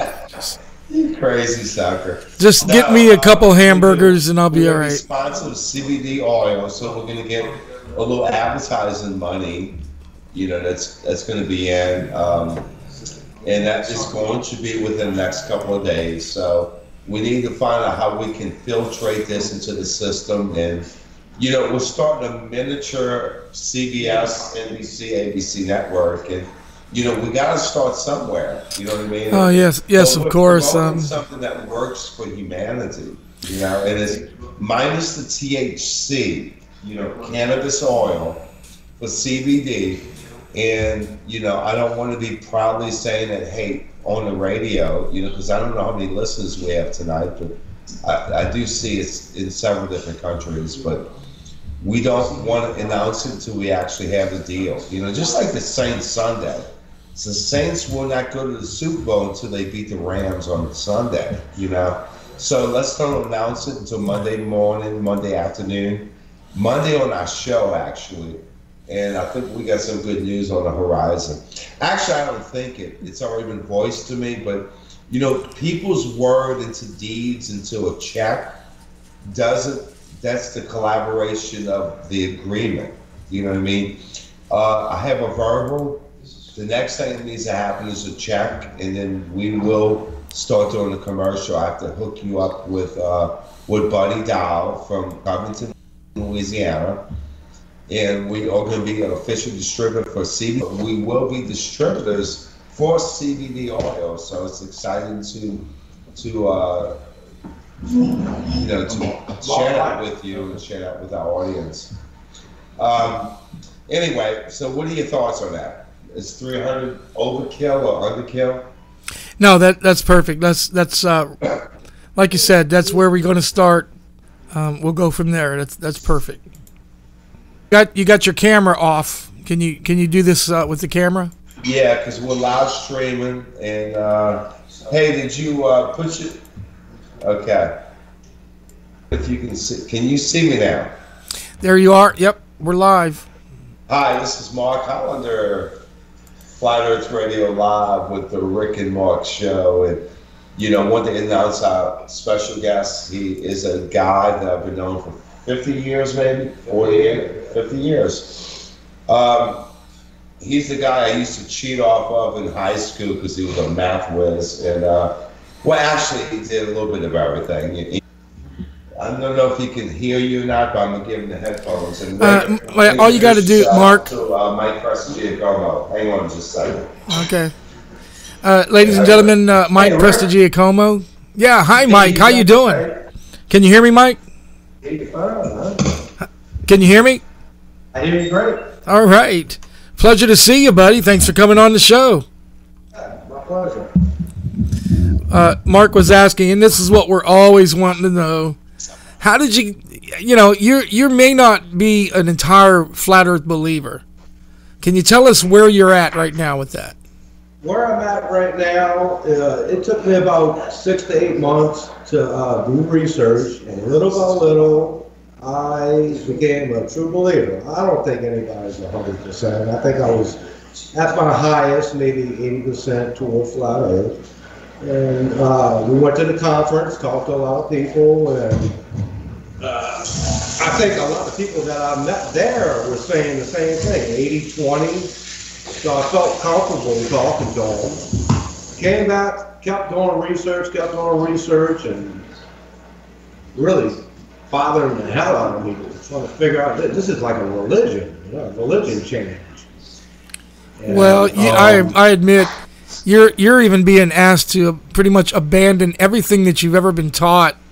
So I can see exactly how you mean when you say that. Sure, and I started posting some memoirs on my Facebook and getting ridiculed by my friends and family, and like, what's up? You know, what's up with this? You know, and you're feeling all right, and it made me get a change in mind, and I really started doing more and more research. And I go, wait, maybe this isn't correct, and I started looking in the other direction. And my conclusion right now is basically there's lots of evidence on both sides. You know, it's really a push-pull topic, and I'm kind of in the middle right now. You know, I'm listening to both sides and still trying to put it all together. That's where I'm at right now. You know, believe it or not, I think that's where we're all at, Mike. There's not one of us who are in possession of any kind of real information. Yeah. You know what I'm saying? And it's like you say, it actually could go both ways. But here's the thing I want you to think about. If you just mentioned about how everyone in your family and people that you know react with ridicule, that's their response. You have to understand that if you walk in and you blame a child that's blameless, why'd you go in the cookie jar? And they say, I didn't do it. You can tell. That if you walk in there and that little boy and you tell him, why'd you go in the cookie jar? And he's been in a cookie jar. As a parent, can you not tell that he's lying? Just by, yeah, he will reject what you're saying. He'll stamp around. He'll jump up and down. He'll get upset, and that's the way it is when you be accused of something that you actually did. Sure. You understand? When you get accused of something that you're innocent of, you just whatever. Look at how they're reacting to us. Look at how the other side reacts to us when we say, we think the earth is flat. What are you, how dare you? You see, that in itself is some evidence right there. Don't you see what I'm saying? It's suspect. Their reaction is suspect. You get what I'm saying? Sure. You break it up just a little bit, but you're asking people to change their way of thought. I mean, if you don't know where you live and where you're from, at least have a theory of that, you know? And I mean, it'll drive you crazy. Yeah. You have to at least have a belief, you know, where we live and where do we come from. And you may never know for sure, but you got to have that belief. And when you're being pulled the opposite direction, say, no, everything you thought was right is wrong. And it's really tough to change your direction like that. And I'm finding more and more people that I'm talking to on the forums, no one wants to admit they're in the middle. Everyone's got to have a stand, you know, either flat earth or globe. And they don't want to be in the middle. And at least they're not admitting to that, you know. So I'm arguing with a lot of flat earthers, but in both directions, you know. But when I see something, I call it, you know, and I get a lot of ridicule from that, from these flat earthers, mostly the flat earthers. If I show them a little evidence in the opposite direction, it really gets them mad. Yeah, yeah. Well, you know, Mike, actually, you and I have known each other for a while on Facebook. And I've been just dying to ask you this series of questions that I have about satellites.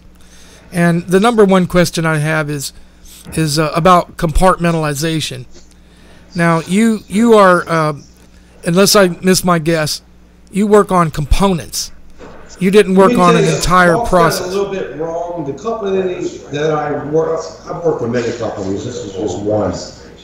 It was a offshore cellular company called Petrocom.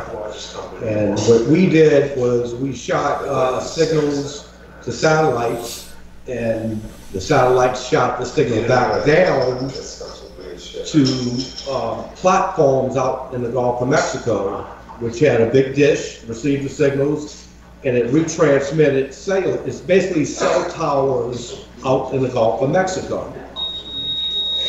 But in order to get the data lines out there, it had to be done via satellite. So I worked for a company called Petrocom, and we had big, gigantic dishes as big as a house.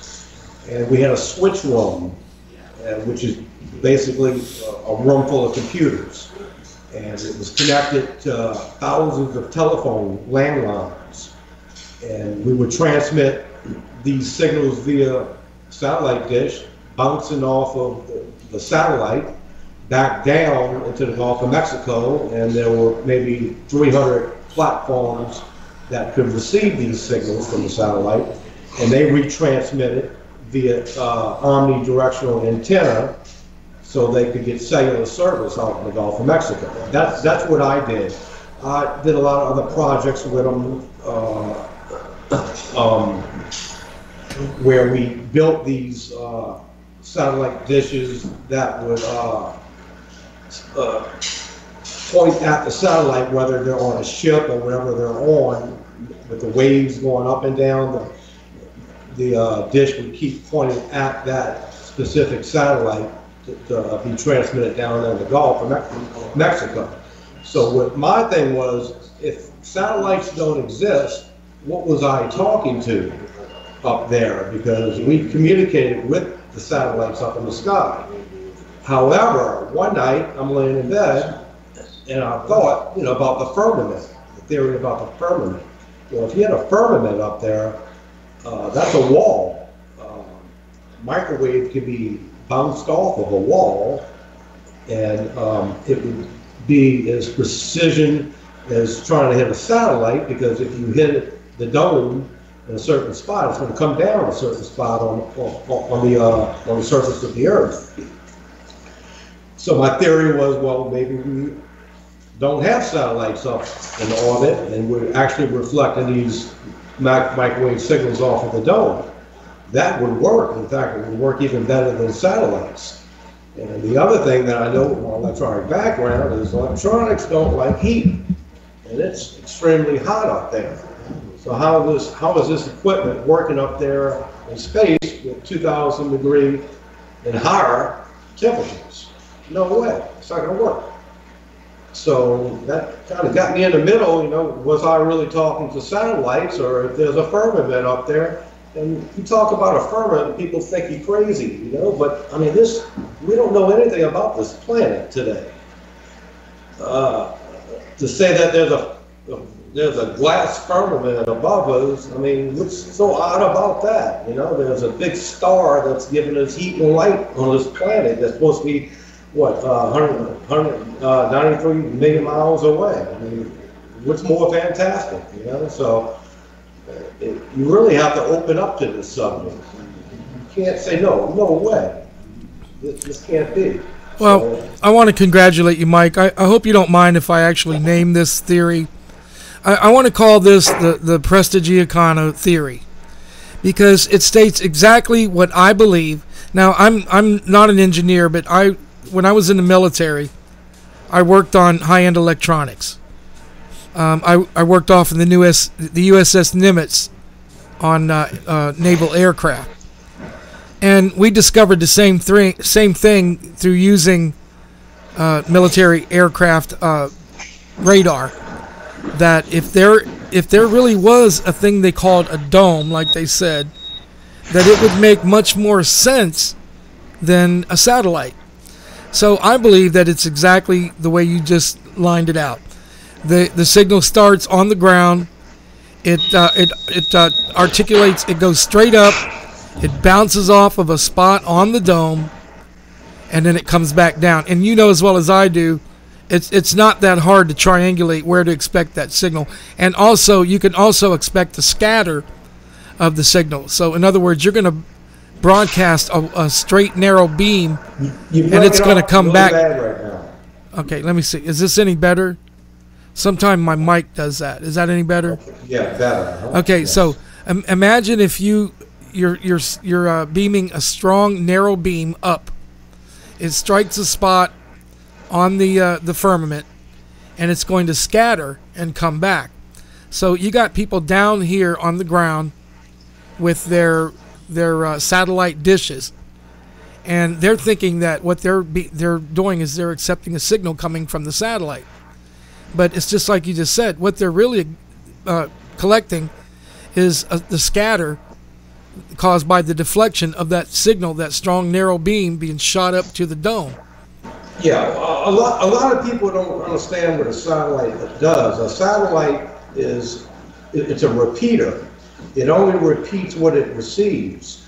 So signals from land are shot up to it, and the dish receives it. It remodulates it and retransmits it down to a broader area or maybe just a different area. And that's all the satellite is doing, is just repeating what it receives. Now, there's another thing. When you transmit and talk into a satellite, it's called an up frequency. And it repeats it back down to you, and that's called a down frequency. The frequencies are different, usually about 10 megahertz. And they do that so they won't get mixed up with each other and interfere with each other. But if you're communicating, in other words, we used to run tests all the time. We used to shoot a signal to a satellite and repeat it right back down to us on a different frequency. So we know we got that right satellite, the one we're talking to the right one. However, if there's a firmament up there, you could be shooting at the firmament, bouncing back down to another land-based dish. It could be doing the same thing the satellite is doing, is repeating it back up and back down to you. So virtually you're talking to another land-based satellite communication equipment without the satellite in the middle. Because the satellite, all it's doing is acting like a wall, just repeating it back down. So that's you're right. saying that's what you believe also? Yes, I have always believed that is exactly what's going on. Let me ask you this, Mike. Do you know anything about FiOS, fiber optic cable? Sure. Okay, then you know how the light transfers inside of the cable. It doesn't curve along the cable. It reflects because it just like, and then at the end there has to be what do you call it, a realigner or something like that to retransport the signal. Amplifiers along the way with a decoder at the end. Your fiber optics is basically the digital signal. It's these different color laser lights that are blinking on and off, and that's binary. If you know binary. So consider this: they're doing the same thing when they're beaming it up to the beam or to the dome, and it reflects back. You mentioned that there's going to be a 10% change in the frequency of the signal, right? 10 megahertz. 10 megahertz. Yeah. Could that be accounted for by the fact that it's being triangulated? Could that actually come back as a 10% difference? No. What would happen with that is you're transmitting up, reflecting off the dome, coming back, hitting another land-based satellite transceiver, and it modulating it to a different frequency and reflecting it back up to the dome and back to you. So basically, you're talking to that land-based satellite, which may be 100 miles away, whatever, and you're reflecting off the dome, and you're talking to each other. And I'm transmitting on one signal, he receives it, and he transmits on a different signal back to you. You can understand that. Yeah, I totally get that. And there's nothing new about reflecting off of things. Ham radios reflect off the ionosphere all the time. Radio waves in different frequencies do different things. Low waves travel thousands of miles real close to the Earth, where particular frequencies could be bounced off the ionosphere. And the ionosphere is oxygen atoms up in the atmosphere, which ionize from the sun's radiation and kind of creates an invisible wall up there, which certain radiation can reflect off of. And we have been using that method to get longer distance of shots forever, since radio's been around. So it's nothing new to reflect off of the atmosphere. What about the possibility that everything that the part that you just mentioned about the ionosphere being capable of reflecting, what if all that is just a theory? What if they're telling us that these waves are reflecting off the ionosphere, but what they're actually reflecting off of is the dome? Is there a possibility of that? No? Very, very possible. However, different times of day, you may receive a radio signal, AM or FM, and some of that times it's clearer than other times. Okay, and that has supposed to be the effect of the ionosphere changing and causing problems with the waves traveling long distances. So I think if there is an ionosphere, which I believe there is, because of that reason right there, different times of the day, radio waves can change, and you may not get the distance as you can different times of the day. That makes sense. Yeah, I see. Like I was saying, Mike, I totally agree with what you say about the possibility that all we're looking at here is a reflection of a beam. And as you know, that's basically what a parabolic dish is. If people don't know this, but the beam is not absorbed into the parabolic dish. The parabolic dish on your receiver reflects the signal back to a little receiver, or is it a transceiver, right there in the center of the parabolic dome. So what that gets at is that those signals they just bounce. They bounce back and forth. They bounce out of. An example of that is every dish has what they call a feed horn in the middle, and that little horn is an amplifier. When a signal hits a dish, it actually hits the dish, and then reflects back, and that dish is pointed to the feed horn in the middle, which is an amplifier. So your signal hits your dish, reflects off the dish into the feed horn. It amplifies it immediately and then sends it to your receiver.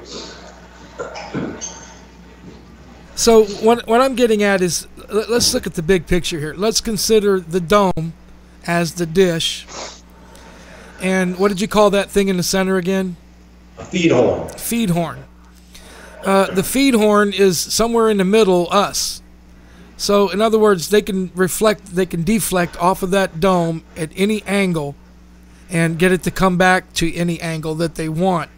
So sure. Yeah, so that would give, like for example, when I got my first digital satellite television system, I aimed it myself. And I began to wonder, if there are satellites all over the place, why do we always point them south? Yeah, true. And and personally, I don't believe in a geostationary orbit. I think that's physically impossible, especially when you factor in the wobble. How Earth is supposed to be wobbling. I mean, you take a gyroscope and you spin that baby. If that thing is not perfectly balanced, what's it going to do? It's going to tear itself apart, for one thing. It is going to wobble like nuts. How can the Earth, which is constantly changing, be perfectly balanced? That's right. And we're talking spinning 1,000 miles an hour at the equator. If it's wobbling just a little bit, imagine what it would do. We're talking major earthquakes. You see what I'm saying? Yep, that's what I'm saying. It would have to be perfectly linear of a spin. Yep. Perfectly balanced. And how can it be balanced? It's changing continuously. And what is that going to do? Oceans moving around would change the balance of it. That's right. Yeah? And what would that wobble do to the geostationary orbit of a satellite? What would that wobble do? God, that in itself makes it physically impossible. Geostationary orbit. I mean, yeah. It's mind-boggling, isn't it? It just blows your freaking mind. Really what flips me out mostly, which always brings me back to the heliocentric theory. the Earth is spinning, and we're talking atmosphere about 50 miles up, keeping perfect geocentric orbit with the Earth, while there's things going on, cold fronts, tornadoes, and all of it moving in one synchronous orbit. How can that be? It can't be. Well, I'll tell you what, Mike. Not to mention, the higher you go, the atmosphere would have to go faster since it has a bigger orbit to travel. That's right. So therefore, the winds, the higher you go up into the atmosphere, the faster the winds would be spinning. That's right. Well, So, we got to go to higher- commercial, Mike, right now. I want you to stick around for me. We can continue this conversation. Is that cool? Sure. Cool. All right, don't go anywhere. We'll be right back. We're going to break for a commercial. You're listening live to the Shadow Effect Show with Rick and Mark, and I'm your host, Rick Lowtech. We shall return in just a moment. Please stand by.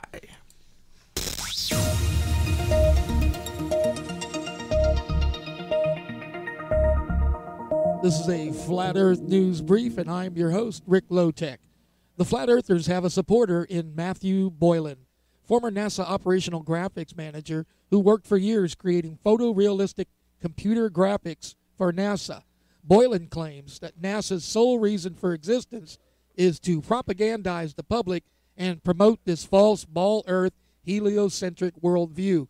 He states unequivocally that every picture and video of the ball Earth, all the moon, Mars landings, the existence of orbiting satellites, space stations, and all Hubble images are hoaxed. Steve McCurry, in his book Untold, The Stories Behind the Photographs, says, no shutter today could be used outside the Earth.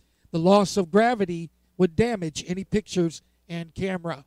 Astronomer exposes NASA cover-up, claiming a second sun and Nibiru reel during a broadcast. A respected astronomer sensationally suggested that NASA has been covering up the existence of a second sun in our solar system and the fabled Nibiru planet during a live broadcast. Conspiracy theory websites have gone into overload following comments made by seasoned astronomer Paul Cox during a live web broadcast of Mercury transiting the sun. Mr. Cox, a presenter for the respected online SLEW telescope channel, which broadcasts live shows to coincide with significant astronomical events, made the comments as Mercury was filmed as a tiny dot passing over the surface of our sun. In March of 18, self-proclaimed rocket scientist Mad Mike Hughes attempted to prove the Earth was flat by blasting himself 1,875 feet into the air with a homemade rocket. Mr. Hughes converted a mobile home into a ramp and to launch vertically into the air at nearly 355 miles per hour before coming crashing down to Earth with a parachute. Following the launch, he announced he would build a Raccoon, a rocket carried into the atmosphere by a gas-filled balloon that will take him about 68 miles above ground level. He expects to fulfill his plan by March of this year and has a documentary crew following him around as he sets up completing his goal. For more Flat Earth news and information, please stay tuned here to Flat Earth Radio Live.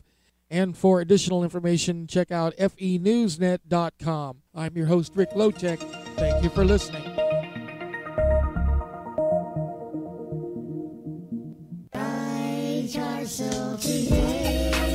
Hello, friends. This is your buddy Rick Lowtech. If you're suffering from any of the following conditions, acne, constipation, gallstones, hypertension, IBS, indigestion, heartburn, leaky gut syndrome, psoriasis, or urinary tract infection, you need to try Tarsol today. The Tarsol formula has been used in medical circles for hundreds of years. Please stand by to order your supply of Tarsol right now by calling 619-363-1264. Again, that number is 619-363-1264. Or you can send an email at info@tarsol.com. Tarsol is made in the USA. Tarsol comes in 4 sizes: 600 grams, 300 grams, 150 grams, and 60 capsules in every bottle. So, order yours now.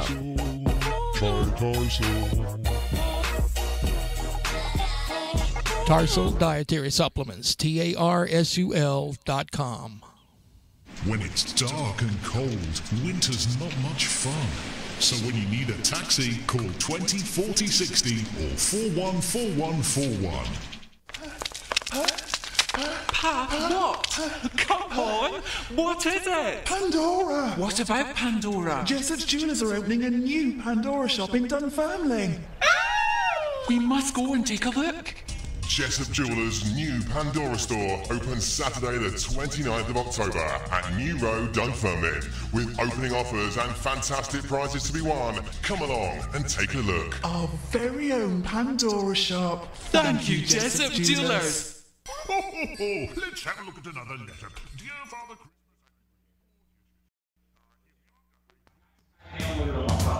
UE 2019 is on Keighley Road in Skipton. Book for Christmas Day at just £30 per adult. And on New Year's Eve, there's the dinner dance with midnight fireworks at just £25 per person. For all the details, call Omar Khan's on Skipton 460080. An ancient Christian tomb was discovered in 1945 when workers in Egypt found 13 leather-bound manuscripts which revealed more information about the sect of Christians called Gnostics, meaning they teach salvation through mystical knowledge. This sect was ultimately destroyed by the Roman Orthodox Church.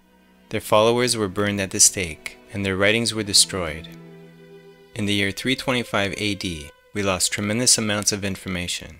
The Emperor Constantine, in the early Christian Church, with the early Christian Bible, made decisions on what information to include and what information to exclude. What we know now is that at least 45 books were either completely taken away or tremendously edited into what we call today our Western biblical tradition. When those edits were made, we lost information that tells us everything is connected. Although the modern Bible has been greatly disfigured, it is nevertheless infused with the ancient secret doctrine. One of the manuscripts found contains the Gospel of Thomas. The Gospel of Thomas has been illuminated from the Bible because it represents a very different kind of Jesus. The Lost Gospel of Thomas is very powerful because it is believed to be the actual words of Jesus as he was teaching those around him how to use the power of human emotion in their life. The Lost Gospel of Thomas. You owe it to yourself to understand what it says. Learn what it is you're looking at. And only then will you know what it is you're seeing. This message was brought to you by FERLive.com. And the Lost Gospel of Thomas. Read it. Have you been struggling to understand the Flat Earth data? You're not alone. You need to join a Facebook Flat Earth-oriented group. There you will be able to hook up with strong intellectuals that can help you. Got questions? Need answers? Come to the Facebook group Flat Earth Radio or Flat Earth Geometric Flaws in EOSM, which means Earth orbiting the Sun model. Just go to Facebook groups and look them up. Or contact Rick Lowtech or Mark Hollander on Facebook and ask to join. Come and see what we have to offer. Flat Earth Geometric Flaws in EOSM and Flat Earth Radio on Facebook groups. Message one of them now and quit struggling on your own.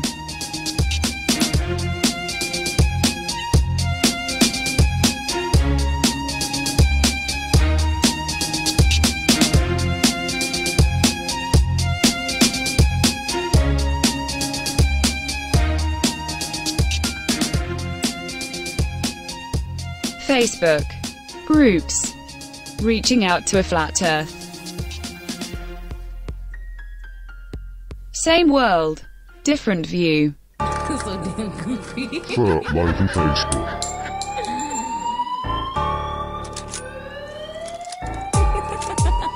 FERLive and Facebook. It ain't about no fake look. FBI and crime. Tell a story without lying. Tell a story, tell a story. Lying without trying. FERLive.com and Facebook. Making people stop and take looks.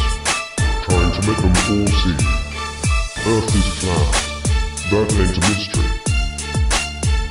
FERLive and Facebook. FERLive and Facebook. FERLive and Facebook. FERLive and Facebook. FERLive and Facebook.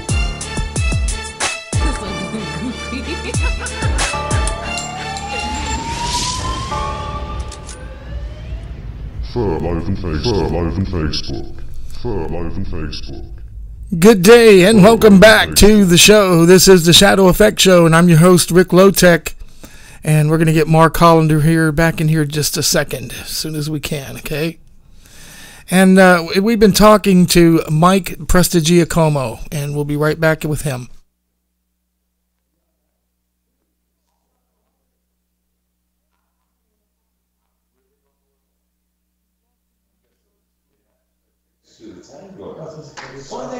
Okay, guys, where you're at? We're coming back.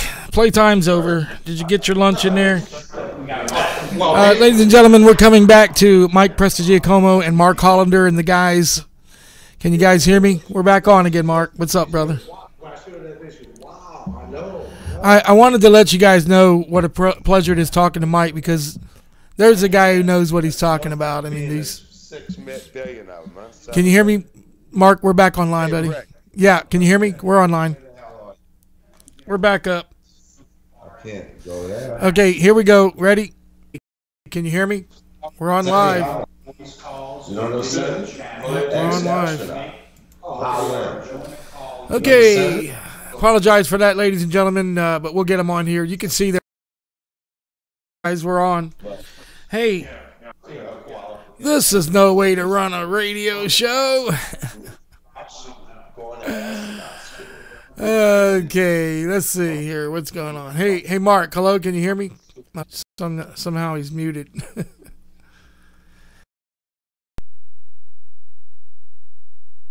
With your host. Right there. We'll get him back. But just try and follow along for a moment here.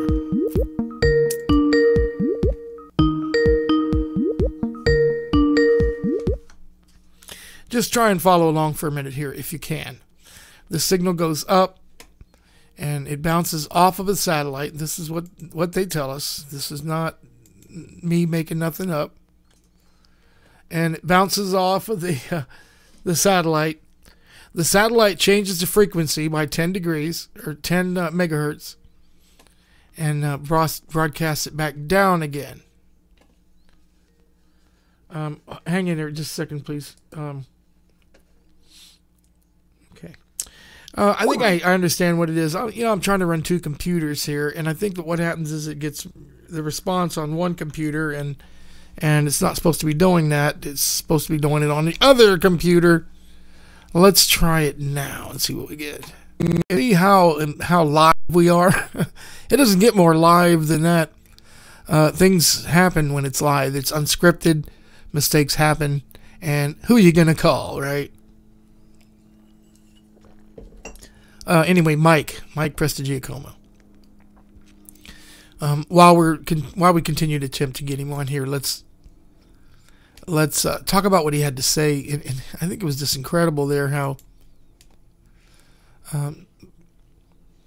But what's he talking about? I'm calling him on his phone, not Skype. I'm calling on Skype right now. Some of the software, and so we decided to get together with some people like Mark and the others here, the other hosts, and Shelly and myself, who know a little bit about it, and we can talk. So we put the software together. We put the system together. Maybe it doesn't always work, but I think it would be wonderful if you would just allow me to join. Camera on, microphone on. I want to apologize to David Agbona. If we are ringing on him, it's because we are obviously on the wrong frequency and should not be attempting to call that. So let me try here on this other one. And in the meantime, we're going to do this. Instead of annoying the hell out of everyone waiting on this thing to occur. Yes, I'm getting information from my station manager to reboot. You know, that's a good rule. That's our rule. It always has been. But I rebooted already both computers before I started the show. Besides, I'm not so certain that it's in my computer as it is in Skype. And I think I'm beginning to know why it's glitching, because I'm running Skype on two different computers. So, and they're both running with the same account. And I don't know how smart that is. So here it's trying to answer on one computer, and I don't want it to, and I'd like it for answer. But anyway, we'll get through this. And in the meantime, just check this out. We are Flat Earth Radio Live. You're listening to The Shadow Effect Show with Rick and Mark. We'll be right back after this.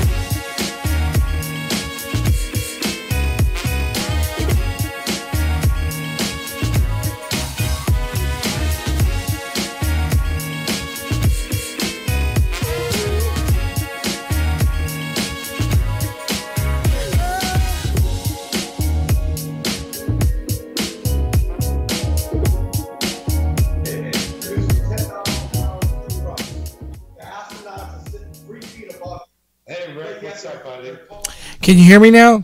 Can you guys hear me? Hello? Can you hear me now? Mark? I can hear you, buddy. Okay. We just had Cindy call or message me and said she's willing to take a call. Yeah, let's have Cindy Holland on. I think that would be fantastic. Okay. Is Mike still there? I had to call with the other computer.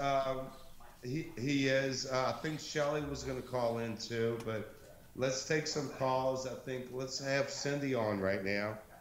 And maybe we can have Mike on Monday or take his call afterwards.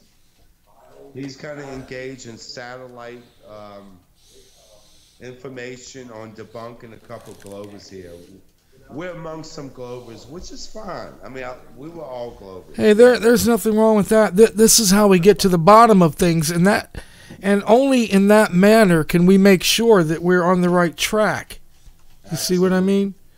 And we're going to have Randy talk to Cindy, because I know Randy has always wanted to say hello to somebody that worked for NASA, and she's got brilliant credentials. And I told her how jealous I was that she had a friend to go over there, to her home, and I wanted to taste her great cooking. Is Cindy with us? Not yet. She's standing by. I sent her a message. We were having some more technical difficulties, and folks, I want you to understand this is only the fourth day that I've had this brand new software. So, give me a minute here on the learning curve. More than likely, the issue is that I just don't have the bandwidth to do everything I want to do with. But don't you worry about it. I'll get it together. You should know that. Well, look, I unplugged my mic because we do have an audience, Rick. And I just want Mark Dupree and Randy Fisher and Mike Prestigiacomo the ability to hear, with the headphones on. I can't hear. No one can hear us. Now, what you're doing right now is the best. That's the best way I can hear you. Don't even use the headphones anymore. What are you using right now? I'm praying to God that everybody can hear us. No, everybody can hear everybody. So we're okay. So leave it like you got it right there. Hello, everybody. How's it going? Say hello, Rick Lotak. Hey, Rick, what's up? Glad to see you guys. Hey, much love your way. I appreciate always coming into your home in this way, Randy. Thank you very much, brother. I'm gonna have everybody close in. Everybody is so infatuated with Cindy Holland. It's like she's almost like Shelley Lewis. It's like, how can anybody this pretty have so much credit? It's almost like a beautiful. Yeah, that's what I was telling. And that's kind of hard to. I was telling Shelley that my wife Barb was talking to Shelley on the phone, and I said, that movie Legally Blonde? You know that movie Legally Blonde? Remember that? Yes, I do. I love that movie. That reminds me of our Shelley and all of our women that we have on our side. They all. Hey, Rick, I wanted to cut in only because Hunting the Flat Earth, man, that was the greatest diagram of a new show. Randy kind of looks like Matt Dillon from Gunsmoke. It's like, my God, this guy's going to shoot my head off. And I think it's going to be a great show, and we're looking forward to it. I'm going to be here for support. I think Randy wants me here, and I do. And he does. I do not. And he does not. But anyway, whatever he wants, I'll be here. I'm always going to be a support barrier for people. Anyway, is Cindy Holland with us? No, I have to call her. I was waiting to see what's going on. You said you had an audience there? Yeah, we do. Yeah. Okay, let's talk to a couple of the guys. So why don't you connect Cindy with us, if you can, because I spoke to her during a break. Or Rick, we can all just talk. So we're having a good time. No problem. I must apologize to the YouTube crowd first. We're not going to be able to get the video in here because of a crash on my main computer, but we are going to have the audio, and you're actually hearing us live on YouTube and on the station. So hey, everybody say hello. You're looking at a broad spectrum of people. We're coming into Germany. Why don't you connect Cindy with us, and we're going to have a little 20-minute chat, and we're going to call it a night. You know what I mean? Let's see if we can get Cindy on. Okay, here we go. Cindy, if you're listening, we're calling. It's not going to be a free-for-all. Let her talk. No, you know how we get, Mark. If we can get Cindy in here. I know that. Let's let Cindy calling Cindy Holland. It's ringing. Hello, Cindy. Now, let's try again. At least I see her I see her icon. It's a shame I can't get the video in here, but she might not want to do video anyway, so. Why do I always have so much trouble with Skype? It's okay, Rick. Can I say a couple things about the Who Dat Nation this week? By all means. Let me tell you, it is crazy here in New Orleans. People are everywhere. Everybody's wearing their black and gold today. We have the biggest game of Drew Brees' ending career. Well, hopefully he doesn't quit, but his career this week. So that'll be tomorrow. That'll be on Sunday. Who Dat Nation. Yeah, everybody's wearing their Saints shirts, and we all already know that Cindy Holland doesn't give a shit about football. But where in the heck is she? We're still trying. Hello, Cindy. Well, I had her just a minute ago. Rick, just buzz her when she gets on. That's what he's trying to do. But we can finish up our conversation. Yes. That we Yeah, you guys go ahead. Go ahead. Hey, Cindy, you in? Not yet. We all got to sing the song. Cindy, Cindy, Cindy, Cindy, Cindy, Cindy. Oh, Cindy, Cindy Holland, what you calling? Oh, Miss Holland. Your mic is unplugged, you know. You don't know. Yeah, but don't. Mic is unplugged. We Do you believe this guy? He's up here talking to the mic. Ex-NASA employee. She was a contractor. Oh, guys, make him stop. Make him stop. We're going to have to call her night with Cindy. Yeah. I don't know. You guys keep going. Just go ahead with the conversation. I'll keep working on it. We still love you. You have a crush on Cindy, don't you? Yeah, I have a crush on Cindy. It. And Randy's been suggesting. I have a crush on anybody that walks. Now, if you touch me. I hope Cindy calls in. She's a dear friend of mine, but she doesn't seem like I think she got embarrassed because we all try to be, real flirty with her. So, hey, by the way, you said you're in love with anything that walks. If you touch me, I'll break your arm, man. Well, I tell you what, I'm Antonio Montana, buddy. You mess with me, I will F you up. I will F you up big time. I'm trying to call her, but she seems like she is. Hey, look, if Sydney should pop in any minute, you need to be on your best behavior. You know she doesn't go for that. Now, come on. No. Hey, Rick, can I tell you something? Sure, go ahead, Randy. I saw Mark over at the dry cleaners picking up his dry cleaners, and he pulls out like 8 fake NASA shirts, and that's what was on his. That's what they had dry cleaned. Hey, Rick, can you see that or what? I love it, man. You're gonna have to send me one of them. See it? Yes, I see it. You see it? I see it. It's too bad the guys on YouTube can't see it because of our technical glitch. Oh man, but I can sure see it every 12 hours, dude. Hey, thanks a lot, man. Thanks a lot. I appreciate that. I'm just kidding. Well, let's see. Yeah, you guys go ahead. We're on the air. Go ahead. I wanted any questions from. We have a Glover here, and we love him to death. He had a question from the other night, and I want to introduce, ladies and gentlemen, Mark Dupree. He is from New Orleans. And Mark, why don't you come in here and ask the question that you have? I'm going to let you answer it, Rick, and if you do it insufficiently. Those questions are week old, though. They're week old. He's got a newer one. He's got a newer question. Oh, you sure? I mean, we were talking. Hey, Rick, this is Mark Dupree. Come on, Mark. Here, come talk to Rick, Mark. All right, so we were talking. Mark, and then I got to back up. I'm fatter than Mark Hollander.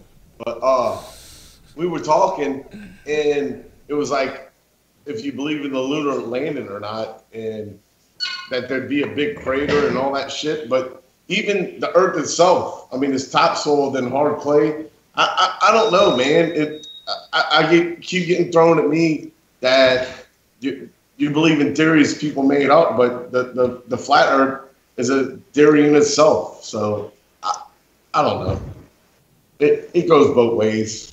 It's just what you want to believe, how liberal you want to be, and how conservative you want to be. And I'm obviously conservative. So, well, Mark, is it Mark? Did I say that right? Did I get that right, yes, Mark? Yes. First of all, I'm happy to know you, brother. I really am. Because if it was a C, it'd be pronounced Marcy.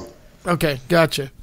I'm happy to know you, brother, because the fact that you're here and you're willing to listen, it just makes me happy, because many people don't even want to listen. And the fact that you're even here says a lot about you. And you didn't laugh when you first heard it. You didn't say, you guys are great. I mean, you might have, but, you didn't mean it because you're here, right? He just wanted to, he just stopped and wanted to listen.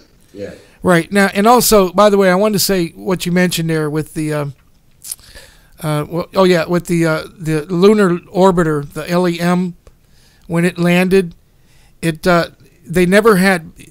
Let's go back just a second. You're talking about the dust and the fact that there was no crater beneath the LEM.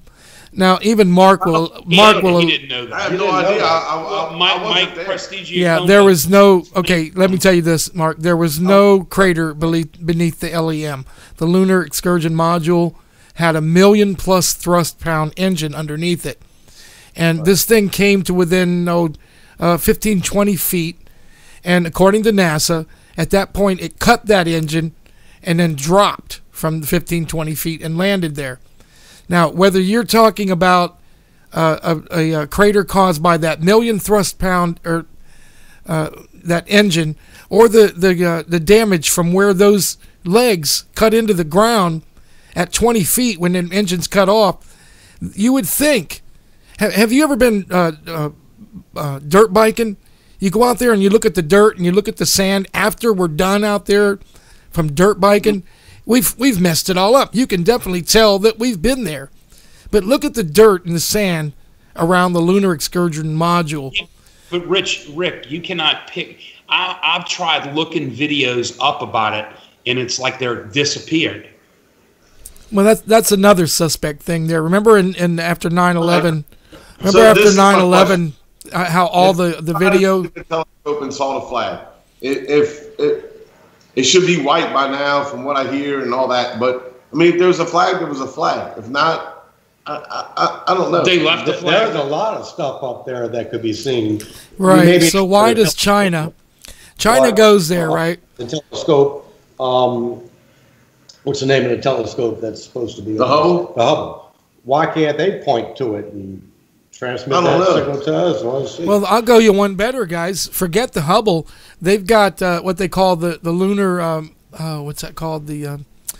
Come on, Mark. You know what I'm talking about. The lunar orbiter. Yeah. It's a satellite that's supposedly orbiting the moon, yet it returns no images of none of the 9 sites. There are 9 lunar excursion sites there on the ground on the moon. There are people back here on this planet with high-powered cameras who can't even get a glimpse of it in the daylight. You think that the sun... I don't know. I totally agree with you. I don't know if they return it or not. I don't know who they return it to, or what the whole objective of that is. But well, I mean, that would be to silence us. So there's like 2 satellites. One in the 70s that got shot out, or 2 of them, and they went through wherever they're at. I mean, they're past our solar system, and they're still surviving. They took pictures of Saturn, Pluto, Neptune, all these planets, like high def, and gave all these smart people on Earth like a better understanding of what those planets are made up of. So I mean, I don't know.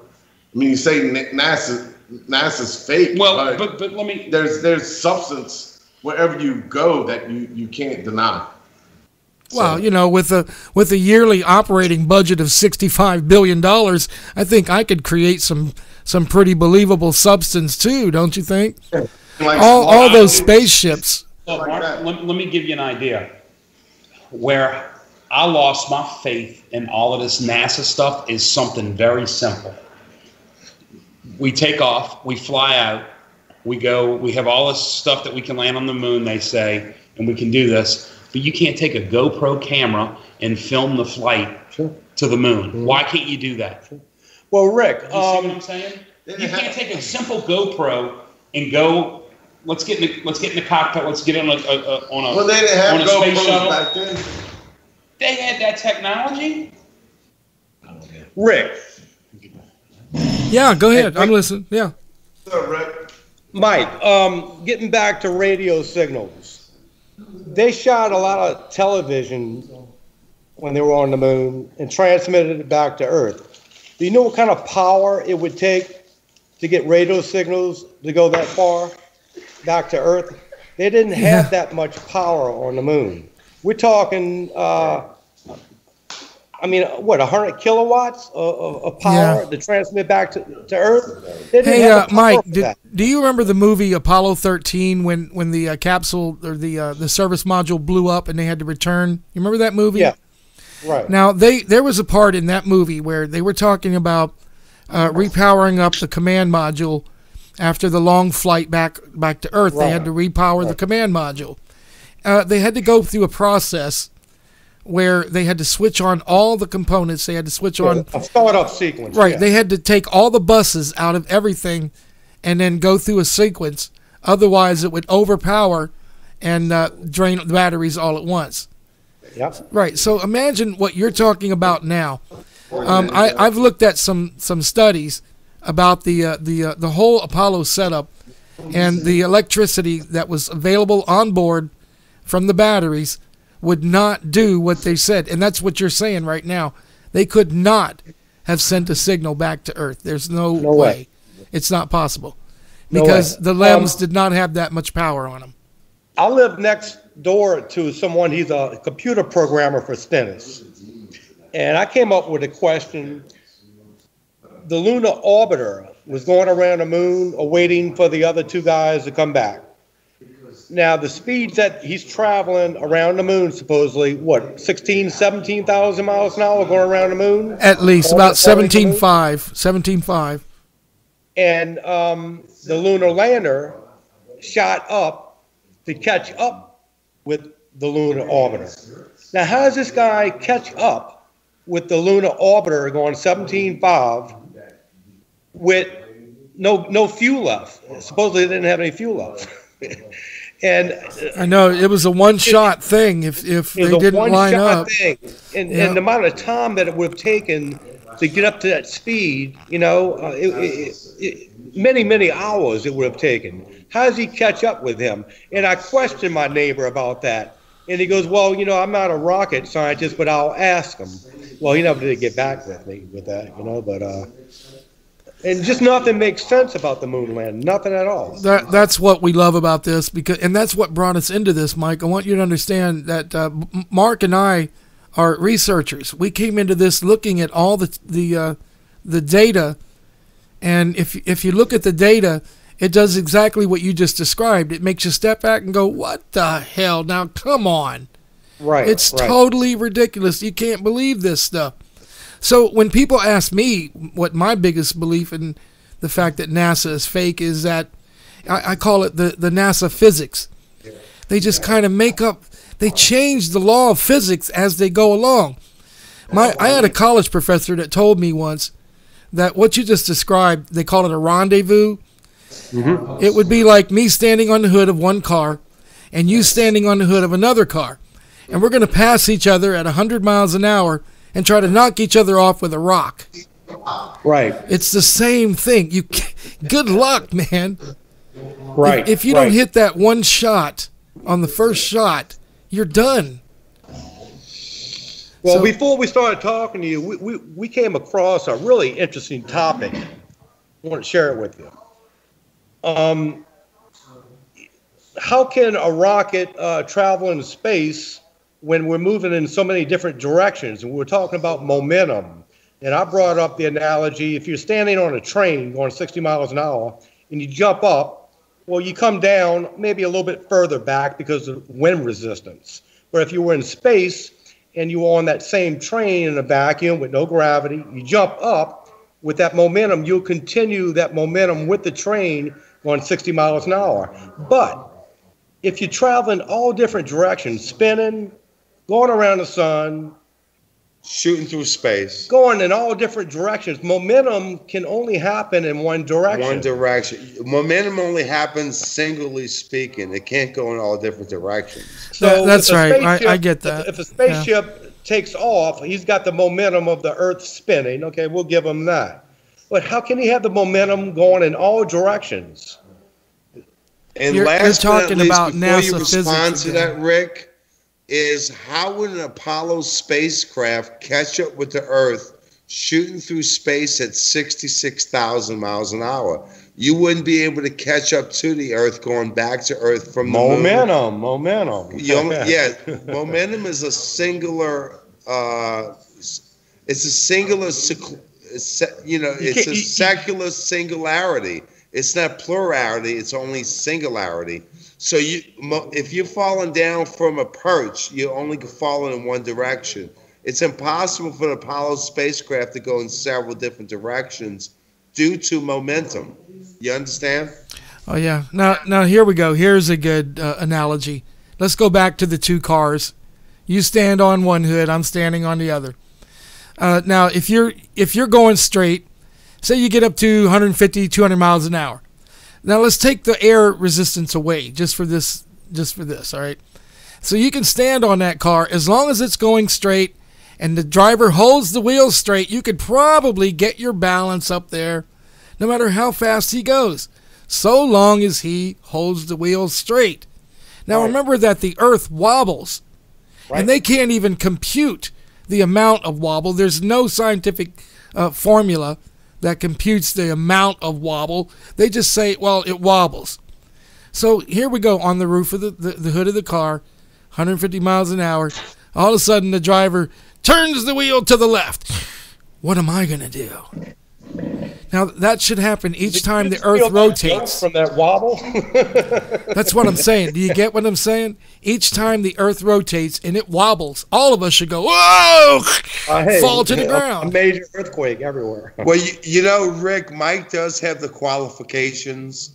You know, he is designed. He used to read the satellite readings from 3 different satellites that were actually eventually turned into NASA's hands, from Martin Marietta, which is a branch of NASA, which, by the way, ladies and gentlemen, NASA is closed down due to the government shutdown.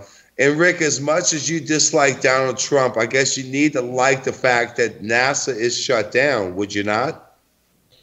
If it was all real, Mark, I would believe I would be over there trying to kiss Trump's feet, saying thank you. But they are shut down now. Well, I'm saying they're all shut right now. I understand that, but what I'm saying is I don't believe that none of this is real. I don't believe these government shutdowns actually are real.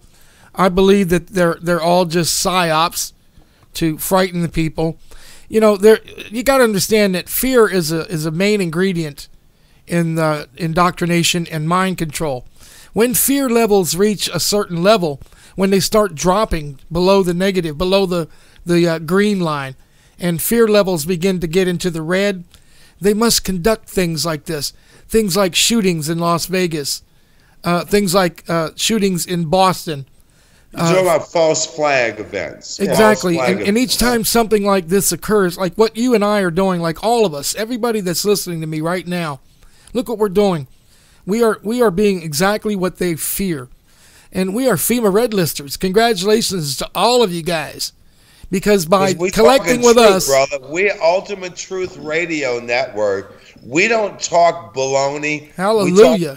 We talk about, one thing that I was talking about, this gentleman, Mark, and I love him to death, was that, look, if you continue to propagate theory before me, a theory means that there's something that you cannot prove. And this is like the theory of wait a minute, Mark. A theory. Let me tell you something I learned today. Why do I continue to believe something that you can't prove? Because if you can't prove it to me, I cannot waste my life continuing to believe something that you can't prove. That's right. The whole point. Now, let me share something that I learned with you today, what the true meaning of a conspiracy theory is. A conspiracy is something where people gather together and conspire to commit a crime, to break the law. So we are not conspiracy theorists. We're not breaking the law, man. We are truthers, not conspiracy. Consider that word conspiracy theorist derogatory. You go into a bar. It came from the CIA and the Mossad, I believe. That's right. The word conspiracy came from the CIA. Just you heard what Shelley said. You heard what Shelley said on her show the other night. She said they weaponize terms. They have weaponized that term conspiracy theorist. They have weaponized the term or what's that name? When you believe in your country and you carry patriot. Yeah, they've weaponized the name patriot. They have weaponized the name militia. They have weaponized the name truther. You see how they do that? They turn these terms against us. These terms used to be honorable terms. Honorable. What are you? Oh, I'm a truther. Not anymore. Oh, you're a truther. See what I mean? Remember, Rick, you got to remember this, all right? I love all people, whether they still believe in what we used to believe in, because we don't believe in it. We know what we're talking about is factuality. It's nothing to do. But remember the phases of going through the truth collective. You got depressed, you got happy, you were mad at yourself, you're mad at NASA, you're mad at the liars, you're mad at your wife, your kids. It doesn't matter. But then it became an evolution of going through different emotional phases. Then you became joyful. It says, you know what? It doesn't matter what NASA thinks or what they said. I know what I was taught in college, in high school, in elementary school, that they lied to me. Why did they lie to me? Why did they lie to me about the giants? Because they brought out Darwin, that concluded that we came from monkeys instead. They didn't lie about some of it, Rick. They lied about all of it. And they created a culture of atheism, disconnectedness. They created a moralist, godless society, transgenderism. Everything that's not normal has become normal, and everything that's righteous, especially in the eyes of God, has become unrighteous or abnormal in the eyes of what the mainstream is propagating today. I believe Cindy Holland is on with us. Cindy, are you in? No, I believe not, unless she's turned into a dog. No, she is actually trying to chime in. I can see Cindy Holland. Cindy, if you're listening, if you're listening, Cindy, we're trying to get you in here, sweetheart. We're not ignoring you, okay? Just hang in there. We just love when Cindy traction for sure. Yeah. Listen, I was wondering, Mike. I got to ask you this question while we're waiting to see what happens with Cindy. Would you? Hello, there she is, ladies and gentlemen, Cindy Holland. Hey, Cindy. Hello. You guys are so funny. Well, welcome to the show. There she is. She says we're funny. She must have been looking at you, Mark. That's the only thing funny about us is. Mark, Cindy, have you met Mike Prestigiacomo? I don't know who that is. Well, that's one of our. How are you? Hello, this is Mike. Cindy, and the other is Mark. I'm sorry, I can't remember your last name, Mark. Holly. Mark Holly. Holly, how you doing? This is Cindy. Cindy, have you been listening in, by the way? Have you heard what we're talking about? No, I've been being a mommy. Sorry. Oh, that's great. Well, we were talking about satellites and the lack thereof. Do you believe She's the world's greatest mommy. Cindy, you are a precious jewel for the Flat Earth Collective. And, you know, we can't even describe our love for you. And I even told everybody, Mark. I told Cindy I was jealous that Jack was able to go see it and I wasn't. It's almost like, well, you know, I'm a little envious. So I'm going to have to visit Cindy before I go to New Zealand. And Mike, once you say hello to Cindy and once you tell Cindy exactly what you did for NASA, and Cindy, you can reciprocate and let Mike know exactly what you did for NASA, that you worked there. Go ahead, Mike. Introduce yourself. Say hi, Cindy. Hey, Cindy. Hi, You also worked for NASA? I did some contract work for them on a lot of their radio equipment. Okay, which place were you at? The Stennis out here in is that New Orleans? It's what is that? Is that Slidell? Stennis is in Mississippi. It's in Mississippi. Okay, awesome. Right past Slidell. Okay, Cindy, what we were wondering was what exactly are satellites? Are they real or not? What do you think? Oh, I have friends who work on them. I mean, they're actually building them. It's not a matter of them not being real. It's just a matter of what they're doing with them once they're built. They're not sent up into space that I know of. I don't believe in space, number one. But number two, I just got a message from someone yesterday who was telling me about a guy who was on Karen's show, and he said that he worked on the satellites and that he found his satellite like 15 years later in a warehouse. Huh. Yeah, it had the numbers that he had put on there. He knew it was his satellite. He worked on it. And so, there's a lot of, we don't know. They could be up in their balloons, although I've never seen with my P900, I've never seen a satellite on a balloon. Right. I've never seen a satellite. I've never seen anything but stars and planes and birds and the sun and the moon. I mean, it just, The other thing was we did a Google the other day, and we Googled why or how often does Google Earth update their photos, and it said that they couldn't do it too often because they couldn't afford to hire pilots to keep flying around and taking updated pictures.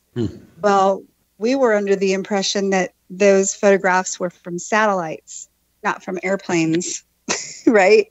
Right. Right. Everything that Google Earth does and puts out is from high-flying aircraft. My mother had this old house back in Virginia that she sold, and we left years ago. And I can remember up until a couple years ago, when you zoomed into that, you could still see my old Chevy still parked in the front of the house. So you talk about how often do they update? Not very often at all. Same here. And here's another question. Here's something else that should bug us all. You see those little cars that zip around that say, Google Earth on them that are supposedly taking pictures, right? I thought that was the job of a satellite, not a little car. Yeah. So, it's just, there's just really no actual evidence of a satellite being in space. There are people who work on it. I went to school with a girl who works for Boeing, and she was really upset with me because I posted a couple years ago that satellites weren't real. And she said, they're certainly real. We work on them here. We build them. So I started to investigate, and I was like, okay, they are building them, but I don't know what they're actually building and what they're doing with them once they're done. Yeah, I don't think any of us do. It's like Mike and I were talking earlier. He said, what is, there's so much hardware out there. How can we stand there and deny that it exists? But I say with a $65 billion a year, you could pretty much create any kind of elaborate, costumed fantasy world that you wanted to. Think about it. We don't even know. Think about, so this was another thing, Rick. If you have a computer system, and that computer system is set up to give you data that is giving you information from your various satellites, correct? It doesn't necessarily mean that those satellites are doing what you think they're doing. It just means you're getting data from a computer system. It doesn't make it space. It just makes it almost like a video game. You can make a computer, you can write the code, and you can make it say what you want it to say. Yeah, you can. There's only two objectives from a satellite. It's either taking pictures from a high altitude and transmitting the pictures back to Earth, or they're repeating a signal that was shot from Earth and reflecting it back down to Earth to a different location, which extends the range of communication. And Rick and I were talking earlier. They can do the same thing if there were a firmament above. Reflect signals off the firmament and go to the land-based station, because a satellite is nothing more than a repeater and a camera, and that's the only objective of a satellite. There's just really nothing to hold it up there. As well as it couldn't operate in extreme temperatures up there. Electronics cannot operate in temperatures like that. It would be fried in a hot second. And there's no air to cool it off. That's right. Now, and also there is the absence of any kind of a crashed satellite or anything. You'd think they'd be falling into people's backyards, you know? Well, there have been some claims, you know, that but nobody was there to see it. It was always like in the ocean or in a place that was, you know, away from, you know, public eye. So yeah, I think that I know about maybe 4 throughout history that I saw myself. Right. And they have, what is it, the last count, 1,200 or so or higher satellites. And they also tell us that all the time. Yeah.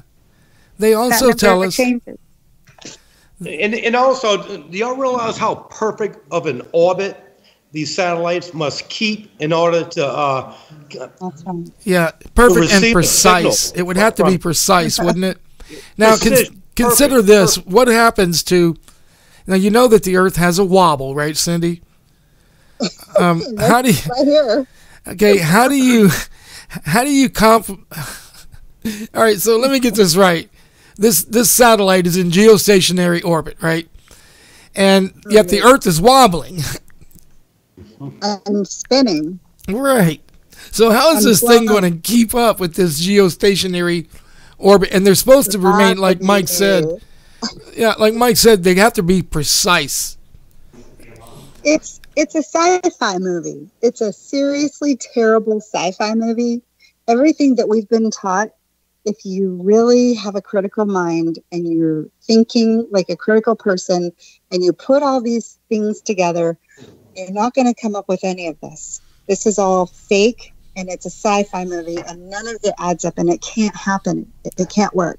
That's what people miss when they come to us and they say, how can you do this? How can you turn on NASA and start believing this stuff? It's because there comes a time in your life when you have to come forward, and you've been listening to this fairy tale for so long. You say, I'm tired of the fairy tale. I want some truth. NASA, we can look at your images. Quit coloring them up. Let's look at them raw. It's kind of like when children find out that their parents lied to them about Santa Claus. Some children rebel. Some freak out. Some of them don't even believe that Santa Claus is fake. Some just continue to believe that Santa Claus is real. It's kind of on that same mindset, because you just have to think about how easily it is to manipulate the human mind. Once you put a thought in there, the mind grabs onto it and tries to make it real, because that's what it's supposed to do. And so it's easy to lie to humans. And, you know, this is why the Bible says so many times, don't be deceived, because we're easily deceived. And so undoing this, I mean, I just don't even know. I don't know how many people are going to be able to wake up to this truth. I do. There has to be, in order for there to be an awakening, there has to first be some kind of a massive deception. So now that we see the deception, now it's time for the awakening. You see what I mean? The awakening is occurring, and it's occurring right now by people like all of us here who have stopped following that bandwagon, and we're falling behind, and we're going, hey, wait a minute, none of this makes any sense. When I was in science back in school, I would sit there with my thumb in my ear pretending to pay attention, and I'm thinking in the back of my head, I'm thinking, none of this makes any sense. None of it does. And now we know this, that the Bible tells us that the learned, the highly learned will have difficulty with this. But the not simple-minded, I don't mean simple-minded, but those who have a simple mind, who have the capacity to see simple things, will completely understand. Amen. Amen. And this is simple. It really is not complex. Everything that they've given us is some sort of, complex numbers that nobody can, unless you're some kind of mad PhD scientist, you're not going to get these crazy numbers that they, how do they measure any of these things? Somebody said the temperature of the sun. Who measured the temperature of the sun? Well, I Googled that, and it's some sort of wizardry. And then they talk about the core temperature of the sun. Who the heck measured the core temperature of the sun? And then you ask it, and it gives you more wizardry. And then I put in, what's the core temperature of the earth? And then based on this and that and some iron melting thing, they figured out the core temperature of the earth. And so there's nothing factual. There's no data. It's just smoke and mirrors. Yes, it is. And you two are the proof, both you and Mike here. You guys have an understanding of what exactly it was that your compartment, your little sector of this giant puzzle, you have a complete distinct picture of what you were assigned to do. And then, particularly people like me, I've worked in manufacturing before, in electronic manufacturing. When you build, I have a degree in computer robotics. And when you build a system and you pass it on down the line, congratulations, you've done your job. Hey, you're the best at what you do. So what did that system do? I don't know. Right. It was a vital component of this of something, but you never and they did really that know. on purpose. Everything's compartmentalized in order to keep us all in sort of a dumbed down state. You get your job, you get your duties, you do your duties, and you don't go outside of that parameter. And there's a reason why only very few people oversee multiple programs, so that they see the bigger picture, when we're just looking at these tiny little pieces of everything. That's right. Compartmentalization. Mike, do you agree? Is there compartmentalization? Yes. I once went on a job at Stennis to do some calibration on radio equipment. I walked into this room, and I had an escort with me that worked there, one of the employees. I was a contractor. Walked into this radio room, and it was pristine. The equipment was probably at least 20 years old, and looks like it had never been used. In fact, I was looking at some of the dials on oscilloscopes and spectrum analyzers. Everything was on zero. I mean, it's like, does anybody use this equipment? Oh, yeah. Well, I didn't want to cause a commotion, so I didn't say anything about everything being on zero. That's when he asked me, he goes, have you ever been here before? I go, this is my first time. Have you been on a tour yet? No, I haven't. Well, let me take you on a tour. He was trying to get me away from that equipment for a while, and so he took me on a tour, and I didn't see anybody in this humongous building, and it was also pristine. It looks like there was no work being done there. And he showed me parts of the external fuel tank from the space shuttle, and parts of it being built. And there was yellow lines where you couldn't go past, and you can't go past that line. And I kept asking, where are all the people working? He kept telling me, well, we have contractors that do the majority of the work. But it was like it was a display for people, more or less than a manufacturing assembly, and everywhere I went, he was make sure he kept an eye on me where I went. But it just looked like everything that I've seen, it was never being used. All the electronic equipment, at least 20 years old, and looks like it never been touched. So almost like a display. So what do you attribute that to? What are you saying? They build this stuff and they make everyone believe that it's designed to do this, and then they just put it in a warehouse? Because I've seen that. Seen people working there, but nobody building external gas fuel tanks. Like he told me, he goes, most of the work that's done is done by outside contractors, and I guess they should just ship it there, and the purpose of this huge building, I don't know, but it just didn't make sense. And at the time when I went there, we didn't have cell phones back then, at least not iPhones with a camera, because I certainly would have took a bunch of pictures. Well, you would have gotten in trouble too. I wouldn't have been brought back there. I was the only one with an FCC license at the time. That's why they wanted me there. But well, I can only relate my own experience with the military.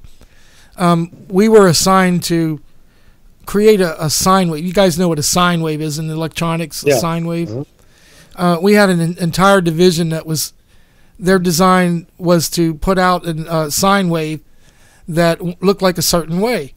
And everybody that had a job in this thing, their design was to design a circuit that would create that sine wave in the end. And they described thousands of different sine waves that they wanted to be returned from different components. So we would design all these components, and their only job was to, take and produce a certain electrical pattern. So, and we designed all the components, we put in the resistors and everything. Back then, it was all breadboarding back then. Yeah. And we knew that the future was going to be all in, and see, I was in what they called electronic ENT or EMT, electronic maintenance. And back then we would go in and we'd take out resistors and we'd take out components and we use the testers and all that and change them out. But nowadays it's all plug and play. You pull or plug in and go. You pull out the whole board and you plug in a new one, the module. Yeah. So our design was to just on one particular module, whatever that module did. So the signal goes in one way and it comes out the other way, and what all occurred in between was what we designed. And I've always liked to use that as a classic example of compartmentalization. We had no clue what that end result was to do, what computer it did, what it was supposedly designed as a physical control. It set actuators in control for like a robotic machine and that stuff. But we had no clue. So that's compartmentalization. You could be involved in a huge project and not even know exactly where it's going or what it's going to do in the end. Don't let them go near my car. Or my Jeep. Now, Cindy, you worked on computers. How much was that for? Correct. So I got a good deal. worked on an entry level IT position. So they took me just out of college and then they trained me, and I basically ran the backup computers. I backed up all the computers for the site on retrospect. So if somebody lost their data, I would send it back to them. I did hardware, software, troubleshooting for what we called the business team. Sandy, Yes, sir. how you doing? Oh, how many beers have you had, young man? I'm not a young man, but I do enjoy your presence, and I wanted to let you know that you guys are NASA ex-employees, and you're on the same wavelength of positivity, of truth, and of God's truth in the Bible. And you know what? That's all that matters. All this other stuff doesn't matter. All the hate. We're living in a culture of hate, but you know what? We are now in a culture of love. And truth is love. Amen. Yeah. They think that I'm in love with you, but look, I love everybody and everybody. So everything and everybody. But Cindy, why don't you tell Mike and our audience what your credentials are? I read them. You have read them? I have read them. Give us and I was 10 not minutes of what your background would be. Hey, Mark, you guys got to quiet down because we can't hear her, okay? Go ahead, Cindy. I apologize for that. That's all right. So I worked for NASA for 4 years, from 1996 to 2000. And I was a contractor. So, but I was a direct hire. I worked at Dryden Flight Research Center, and I worked for NASA. Like, you know, some people say, well, you were just a contractor. I was literally a direct hire who worked on site. Yes, I was a contractor, but then I went to work for the Air Force as a civil service federal employee. So my paycheck came from the Air Force, and I was non-military, but I worked as an Air Force employee, a civilian. I did that for 5 years, and then I left to work for Lockheed Martin in Palmdale, California, and that was at Edwards Air Force Base. You hear this, ladies and gentlemen? I want you to understand that what you're listening to here is sort of a testimony. Okay, this lady became NASA, and everything that NASA is, and all of the mindset. I'm not going to say indoctrination. Cindy knows what I'm talking about. There is a mindset that goes with being a part of the entire organization. You are. It's like that movie that I remember with Captain Jack Sparrow. It says, "If you're part of the crew, you're part of the ship." Remember that part? And that's how it is, isn't it? Right. Yeah, you remember that? That's how it is, isn't it, Cindy? Yeah. So because you're part of a team, and it feels really good. And I'm not going to lie, I loved it. I did. Cindy, but then there comes a time. Chronology. Let's go into the chronology of Cindy Holland. Go ahead. Okay. Take it away. I'll continue. So I left the Air Force, and I worked for an engineering program at that time. It was called the 412th Test Wing ENT. When I left, I went to work for Lockheed Martin in Palmdale, and I worked on the F-117 program, which is a jet that is no longer flying. They retired those jets, and worked there till they retired the jets. And then I went to work for ADP, which is Advanced Developmental Programs.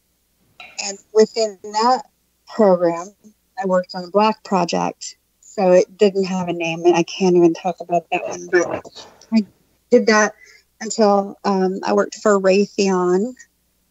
And so Lockheed was just over 2 years, and then went to work for Raytheon for 8 months, and that was a space-based program down in Goleta, California, and didn't like living down there.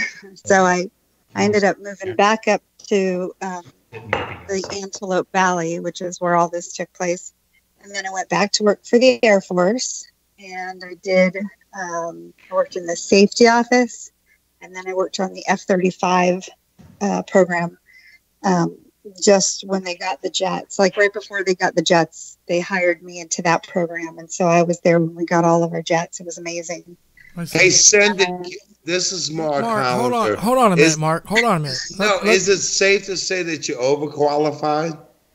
For being a flat earther? For what? No, I mean, because you have a brain, beauty, and it's almost like, well, my qualifications are, well, this is what I did, but continue on. I mean, maybe you're overqualified for being a flat earther. Nah. I'm so real now, and I do miss it. Like I said, I loved it. I enjoyed everything I did. It was a total of 15 years. I ended up leaving the Air Force again, and I went to Lockheed Martin in Fort Worth. And then when they laid me off, I just stopped. I never went back. This is Mike. Do you remember your turning point in which you stopped believing in space? And well, in 2009, I woke up to pretty much all the main stuff, all the truther stuff.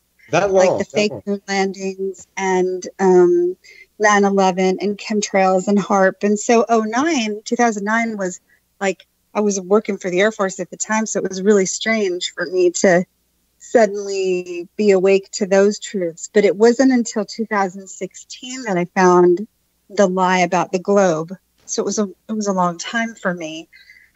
But so May of 2016 is when I found Flat Earth, and from there I was like, well, this is just I have a new life now. I have a new outlook, and now I'm a truther. Yep. Hey, Cindy, once you describe the party that you went to, that you overheard people talking about everybody, how stupid people were that still believing that we went to the moon. That's what I want you to That wasn't a describe that. party. That was at work. That was at NASA. And I worked in an office that I had to keep locked up because I had Privacy Act stuff. Next to my office was the photo lab. And the photo lab is basically where they take all the pictures from the jets and they process them.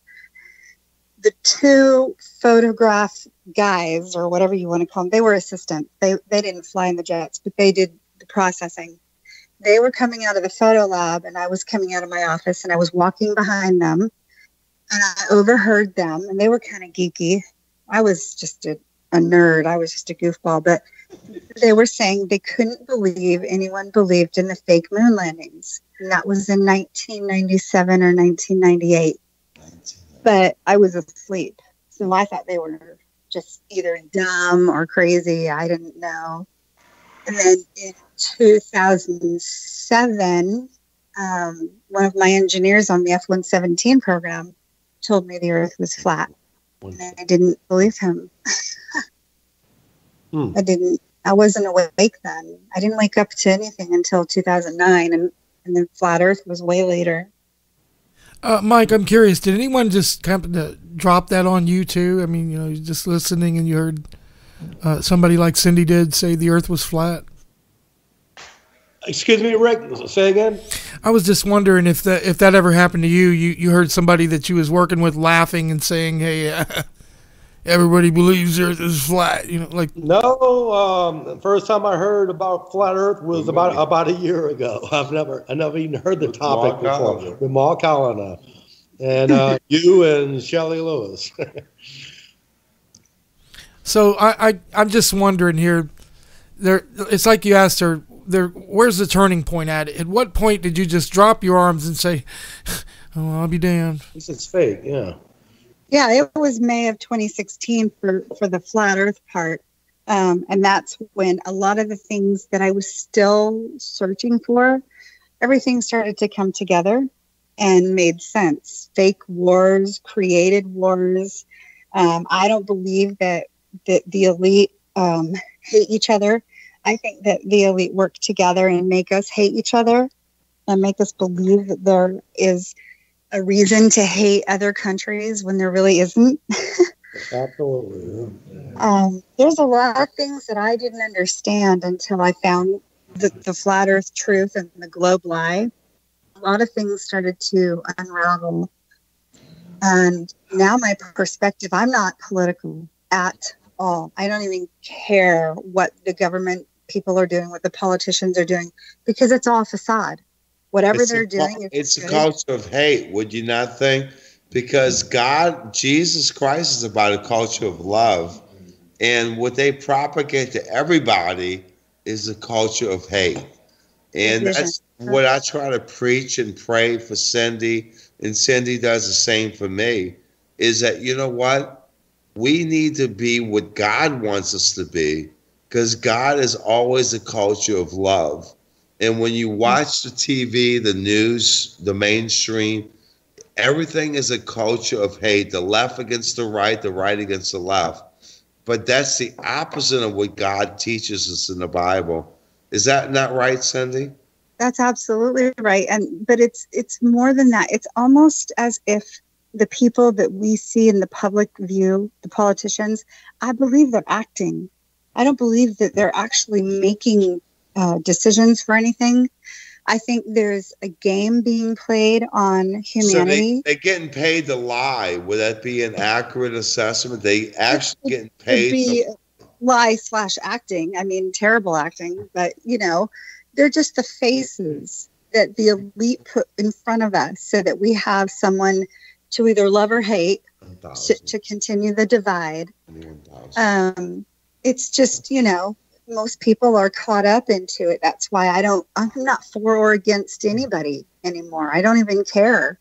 They're playing us and they're going to destroy us. They playing us like a fiddle. Would that be an accurate statement? They playing us like a little fiddle. Now, here's what I've always now. My wife and I have always adopted kids and have had none of our own, and they're all up and grown. But I gotta ask all of you parents, and I know that almost every one of you that I'm talking to right now are parents. What do you tell your kids? I can tell you what I tell my kids. I tell them the truth. Prior to any of this, my children were never in their whole lives ever told about NASA, Easter Bunny, Tooth Fairy. None of those things ever happened in my children's lives, even before I was awake. Because you don't. Cindy, you are homeschooling your kids, aren't you? Yes, sir. I homeschool my 3 youngest. So and they're getting the truth. You have learned the primary factors. Respectfully speaking, Cindy, had I known now had I known then what I know now, I would have homeschooled all 3 of my daughters. I applaud you for that. Cindy Holland homeschooling her children because she doesn't want the pollution of theory, science, and everybody poisoning their children to believe in fairy tales. I mean, I don't know if you let them watch Disney movies, but that's the same as grammar school education, is you're polluting them with theory, science, and theory of lies. And the fact you one issue for God. My situation is that I have 4 children. One of them is grown. 3 of them are home, but 2 of them were born with Down syndrome. And so for 2 of them, it's not really going to matter because they're not going to understand these things that we're talking about. They understand God and Jesus and love. They understand. They can actually, Lexi can read a little bit. They can do, kindergarten work. But, for them to understand the difference between a ball earth and a flat earth, it's not ever going to happen. And so for me, I'm going to teach them. That's why I bought this big acre of land. I want to teach them how to be outside and grow food and get hens' eggs and teach them about real life. I think that's more important. And so my other son, who's 12, and he's extremely smart. He's learning German. He's getting an education here at home. He's flat. He's definitely because all of them have also been taught about God. So everything is biblical. Hey, Cindy, you have Mark Dupree here that actually wants to ask you a question, and he understands your credentials. Mark, go ahead. Mark Dupree, ladies and gentlemen. No, I was just backing up the fact that I've witnessed the political point you're talking about, and it's so blatant in our faces. What's going on with the government shutdown and whatnot, but the politicians, they're actors. They're there to make what money they're there to make. And I actually built a building, and I don't want to share and say the name, but it was for in the top 10, 20 people of the country, maybe the world, the family was. And it was a small building. It wasn't a lot. It was only like $3 million, $5 million, small job. But the first thing they did was send a politician down. And I never knew what was going on, whatnot. And because I was just like a contractor. And then all of a sudden you see a guy drive up, BMW, seersucker suit. And it's like, what's going on? And the response was, oh, well, that's a politician. That's how they do business. And I mean, when you have that much money and that much at stake, they get the politicians, they get their position of what they want and what they're doing. And these guys really wasn't doing anything wrong. It was just, they were trying to build a building, but they wanted to make sure the community was fine and all that. So when you see everything happening on the news and politicians and what happens, especially like today with what's going on, it's just obvious. And I wish more people could open their eyes and just know that they're just paid to have an opinion, and that somebody's like actually paying them to prove a point. And I don't know. It's real disappointing to know that that's how our society is being projected and steered by these people. It really is. That's why no one who believes what you just suggested, Mark, should have any problem at all believing in a flat earth. Because long before I believed in the flat earth, I believed in the lie. I looked around me and I saw everything that I see in my world is a freaking lie. Pardon my French, Cindy. Yeah. But the truth is, when it comes down to it, when someone is like me who believes in, you looked at 9/11, you looked at Nixon, you looked at everything that's occurred, all the wars, and when somebody hands that thing down to you that says, guess what, the earth is flat, that's why you just slap your head and go, oh, you know what, let's just integrate that in, just Rick, mix it in there. What I'm seeing is flat earth is a lot more than a flat plane. It's so broad. It's lies after lies that they've been telling the people. See, you've actually gotten flat earth. You've actually hit the nail on the proverbial head, my brother. This is what this is all about. Isn't it, Cindy? This is what you heard what the guy just said. We're tired of we're getting together and we're comparing this, and we're intellectuals. We're not people that are just sitting here with their thumb in the ear. All of us here have worked on this. Rick. I'm Mark Hollander here. I'm a dumbass. And look, I'm going to You're chime a book in. writing dumbass. One of my questions last week, and I told Mark I want to ask it. So, if climate change, the debate with the politicians and all that, is it really real? No, climate change isn't real. How can you? Let me explain climate change. It is, and I still am around or whatever the hell y'all call it, whatnot. But I will not believe that the only thing I believe is that they finally found a way to tax the air I breathe, and that's you got that part right. They are changing it with their spraying. There is a huge, earth-wide program to spray the skies. Well, they're claiming now that they want to, block the sun because of global warming. Well, number one, God made this earth exactly the way it should be. So if you block the sun, that's not good, because we need the sunlight and the vitamin D, and everything needs sunlight to grow, and we need it it's just a beneficial thing. But I don't think that's the only reason. I think there's probably a multifaceted plan here. The fires in California, I believe that whatever they're spraying made that exponentially worse, because that stuff is in the soil, it's on the trees, it's on the houses, it's on everything. You can't see it, but it's there. But again, like, I'm conservative, so I'm a Trump supporter and all that, but I do agree that if you abandon forests and you're like, hey, let's not clean them up and protect them, there will be forest fires. I mean, the Indians did it. I mean, the earth lived a long time ago. Hold on, Mark, let me say this. Things happen. I mean, it happens. And if you don't... Okay, let me say this, Mark. You're talking about a forest fire. What occurred in California was not forest fires. We don't see forest fires where the trees don't burn, but the houses do.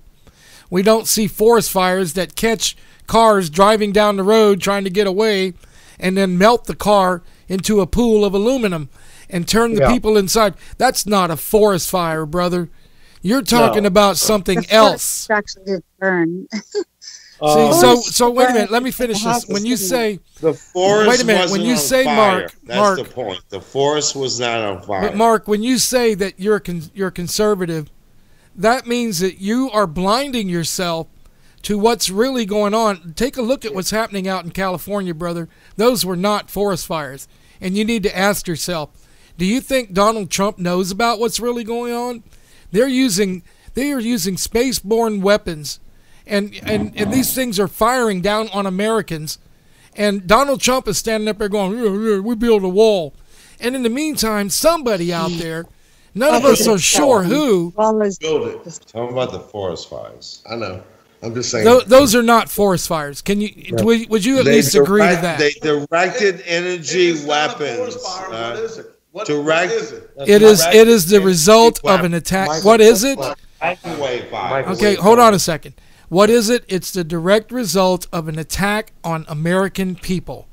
Who is doing the attacking? We need to ask ourselves that question. The deep state. No, but look, let me say this one thing. It's funny how when George Bush, Republican, was president, that he could direct hurricanes, use the weather, and do all this shit. But when Obama was in president, like, fuck, there was still hurricanes. Like, they didn't go nowhere. All right, now wait a minute. Politics. Learn to separate. Learn to separate presidents from what really goes on in the world. But what I'm saying is hurricanes before there was even America. Y'all not like this. No, not like this. Making the shit up. It just happens. No, there have never been God, the gospel. Everything y'all want to talk about. Now, wait a minute. There have never been hurricanes of the caliber and the frequency that we're experiencing in history. Well, because we've been recording history. Burned Paradise, California. For as long as we've been recording. California is burned down. 50,000 people dead from a forest fire that was actually laser beam weapons. Okay. They melted. Hurricanes that are steered. Laser beams back then. And I'm just saying. Talk about today. My dad did like linealogy and all this stuff, and I wouldn't know about it unless he did it, and you wouldn't either. But if you know Louisiana, there was like, I don't know, how do you say it? They could be islands that were made. We're talking about California, though. I know, but it's the same thing. It's Earth. It's Earth. So Grand Isle is an island, part of Louisiana. But there used to be a thing called Lost Island. So you guys know about the Vietnam War. Major hurricane, like in the 1800s. Hey, Cindy's got a question, guys. Hey, y'all. Hold on, Mark. Let me tell you how far back from your this home. goes. Mark, you Cindy's don't want smart meters in your home anymore. Smart meters, you need to go away with Hold smart on a minute, Cindy. I'm sorry. Okay. Mark, listen, Mark. You've got to listen to the playback. When somebody's talking, Mark, you got to listen to the playback. Cindy was talking. Go ahead, Cindy. In the 1960s, we had the Vietnam War, okay? If you look, you can find government documents that have been declassified where they actually created rain, massive rain downpours in order to flood the area, in order to make it more difficult for the Vietnamese people to fight. They had mud washes and flooding and all kinds of crazy weather. They admitted in government documents. So this is a long time ago. This was before I was born. I mean, I'm just being real here. This was something that has been around for a very long time. They manipulated the weather then. So imagine, fast forward to today. Yeah, they've always been doing that. And by the way, while I've got everybody here, I want to thank Cindy because she is a little lady in a group of bears right now. And here you are. You always manage to hold your own. And I just want to congratulate you. I just love having you on the show. It's always a pleasure.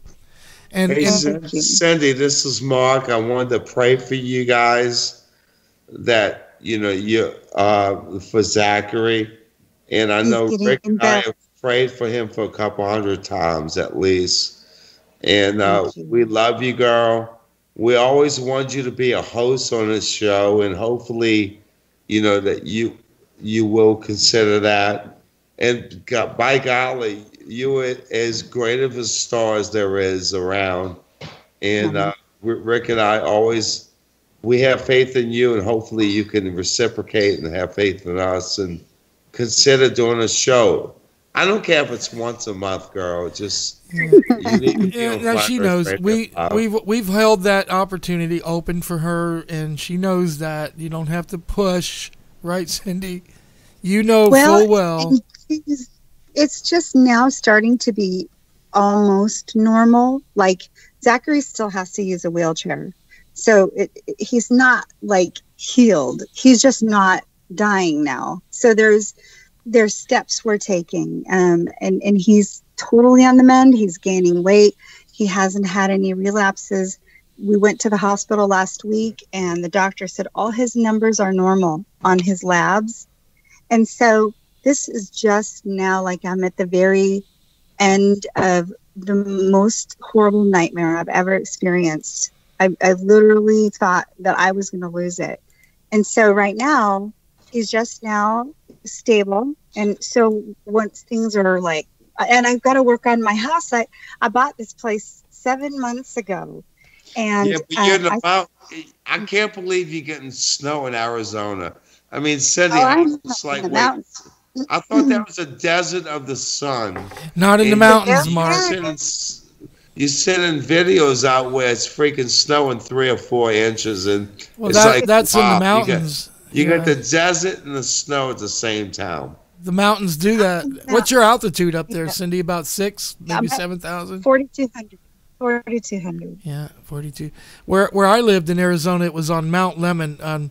There were parts of the mountain up there that were 7,000 feet above. So it snowed there a lot. Yeah, like Flagstaff isn't that far from me, but they get a lot more snow than we do. It's beautiful up there. And we're so glad to hear. Mark Dupree has a question for Cindy Holland, ex-NASA employee for 5 years. Mark, he's a Glober, so beware. You have to be soft with him. Mark, take it away, baby. So, first of all, I don't know what question. Tell me which one. But, Cindy, my heart does pour out to you with the kids. I mean, autism kids. I mean, that you're doing, from what I hear, a great job. I couldn't imagine going through what you're going through, and so stay strong as a parent. But Mark, what question? Whatever you have, Carl. Well, how about you? I had my questions, man. Hey, Mark, how about you continue going with that last question you had about the associating with the false NASA with your conservatism and what you believe with about the government and that. Okay, well, I think what Mark's referring to, and I'm gonna back up a little bit. So I was, how you say it? I was lucky in a childhood where I lived in Louisiana, but my parents had a summer home on the Canadian border, and I could canoe, backpack, whatever, across the border whenever I wanted, whatnot. So I lived in Louisiana, but then I lived probably 5 or 4 months on the Canadian border. And so I've always been an outdoorsman, and I've always had trouble with sleep, different things, blah, blah, blah. So I got Hulu, and they had a great park, like the National Park series on Hulu, and I watched it. So basically, being from Louisiana and living in Louisiana, living in Minnesota. So there used to be like this big old thing up north, like a big mountain range that got eroded by glaciers, and it all came down the Mississippi River. That created a lot of things, and it was all before us. And the people here trying to do the same thing is fix coastal erosion and whatnot. And I just think humans think that they contribute to a problem that doesn't exist or is bigger than what humans can fix. And that's why I stay on the round earth and not flat earth. There's a lot of things that are huge that our planet is flat, if it's round, if it's small, big, whatever it is. There's just a lot of things before us happen that's not documented. Let me ask you this, Mark. Do you believe in the Bible? I do. Well, you know, the Bible supports a flat earth. I'm not sure you're aware of that, but there are many spots in the Bible where it talks about a flat earth. Am I right, Cindy? The Bible? Actually, there's hundreds and hundreds of verses that support the flat earth, but I can't find any that support a spinning ball in space. That's right. Not any, actually. There's one that says circle, but if you know the difference between a sphere and a circle, then you understand that it's not talking about a ball. It's just talking about a circular shape. So I've looked for verses that would uphold these created sphere and space and planets. And the only time you see planets, it's actually referring to constellations, which are the stars. And God says he put them in the firmament. And the firmament, I have a P900, so I can zoom in on these things. The firmament holds the sun, the moon, and the stars, and it moves over the earth. But there are no verses in the Bible. And if someone finds them, send them to me, because I've looked. I can't find them. There's a lot of and that's the same thing. By the way, Mark, I need you to understand this. When you're talking about science, now let's just ignore the Bible for a second. In science, there is no scientific evidence of a round spinning earth. And no scientist anywhere has ever been able to come up with an experiment that duplicates a spinning ball earth where water sticks to the outside and the inside is made up of molten iron and nickel. There are no experiments to complete that. However, I can show you an experiment right now, if you want to do it. That will illustrate to you 100% that the Earth is flat and still. You want to do this? Come on, go.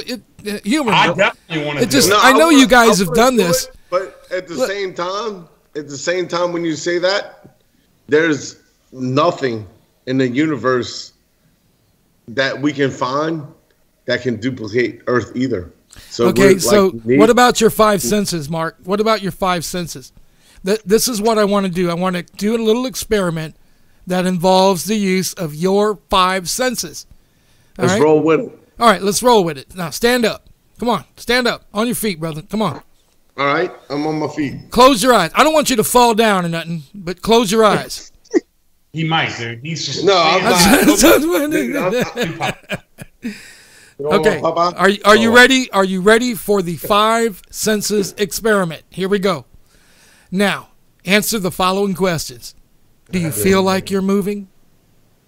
Wait, what? Do you feel like you're moving? No, I mean, I'm trying to get my equilibrium. So, yeah. He's got a little buzz. Do you feel like you're spinning? Do you feel like you're spinning at 1,000 miles an hour? No, because both my feet are on the ground. Okay. So here's another question. Can you see yourself? Now open your eyes. Can you see that you're moving? Do you see anything spinning around you? No. Do you hear the wind whistling by you at 1,000 miles an hour, indicating that you're spinning? Now, what you're doing here is that you've just indicated that you've been taught to totally ignore your five senses. Who taught you that, brother? Who taught you to ignore all five of your senses? Your senses tell you that you're not moving, you're not spinning, you're not whistling by at 1,000 miles an hour, yet you don't believe your senses. Am I right, Cindy? Cindy, how can people ignore their senses? This is the truth. If you do this during the day, when you're not buzzed and you go outside and you literally go He's got to do it like outside. 6 in the morning, ma'am. Okay, yeah, Come you on, guys dude, know. Don't do me like that. You guys know what she's talking about. Right, though. I'm listening, Cindy. You just walk outside in the morning with your coffee and just chill in your yard or wherever you're at and look around and That's just right. take a really really pay attention. Look at the sky. Like Right. fishing. I thought about this. No, And here's now, They- Mark. Here's what's going to happen on the day that you do that. On the day that you follow Cindy and I's instructions, you take it all in. This is where it snapped in my head. I was sitting by a body of water. It was peaceful. It was calm. I was looking at the clouds, and it just occurred to me. And as it did, as it came over me that the world really is flat, the very first thing that I experienced was a closeness to the Creator and the Father of all things that I cannot describe, because that's the first thing that's going to come to you. You're going to look at all this and you're going to say, hey, all this was built just for me. This is what we humans have the most difficulty accepting. This round earth garbage. You gotta ask yourself why God would create something that's so haphazard and so unsafe and so.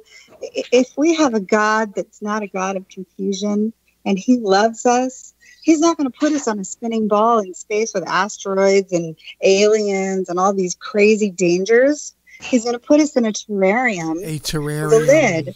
And, That's right. That's what makes life so awesome. I think you got the idea now. It'd be fucking like basic. I think you've got the idea now, Mark. That's what makes life so incredible. I mean, why not be able to think about these things? Why not say, dude, I'm spinning like in 5 different directions and I'm just holding on, and the only reason that I'm here and I'm able to do it is because of God. Why is that theory just like debunked now? Because it's not real. That's right. If you choose, this is what the Bible says. The Bible says, tell us smooth things. Hey, Rick, so this is my test. So you have free thought, right? You choose. Yes, you choose your own road. So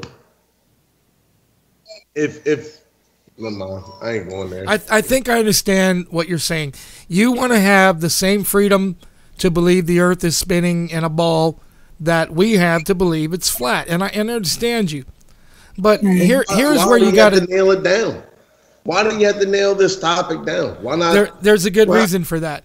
Because this is all God's... Hey, Rick, I'm going to intervene here because we're almost on a commercial break.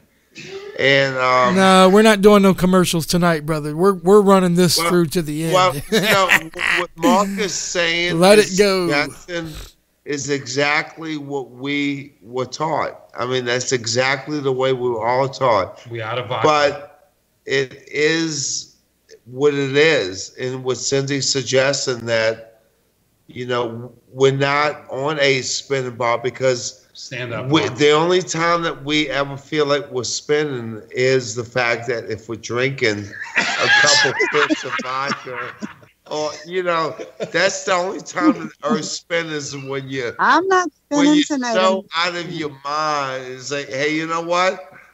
Now I'm feeling the spin of the earth because you can't feel the earth move this when Mark there's an earthquake. With Rick and Mark Hollander out. Mark Hollander out. Hoodwinked into He's the hoodwinked edge. right now. He's hoodwinked in the 2019s. Well, hey, Cindy, thank you. He reminds me of Saturday Night Live. He's like, hey, Cindy, thank you for coming on. I want to talk. You're Cindy, welcome. thank you for coming on for our show tonight. Hey, And, guys, I'm actually live we here. love truthers. We're about commercial break. Cindy, we all love you. And what you had suggested to everybody is exactly what we know. And hopefully that Mark can resonate in the spirit that, you know what, the only thing that's spinning is a spinning of theory. And we were all taught that. Look, I went to college for 7.5 years. I don't even know why. I thought 10. Because now Me neither. it took me 6 know. years to get out of the Reality. delusional theoretical Got the science joy, that we were joy, taught. Joy down in his heart. And Mark, was tongue in cheek, but you spent your mom and dad's money for 7 years. Mark's got the joy and down then in you his wasted all that money. to Cindy, bring that as a flat Cindy, earther. you can tell that everybody loves me. They think that I'm a psyop implant. But Cindy, thank you for coming on, and we hope you come on again. And Cindy, by the way, Miss Holland, are you going to Yes. come on again? I will come on again. Yes, sir.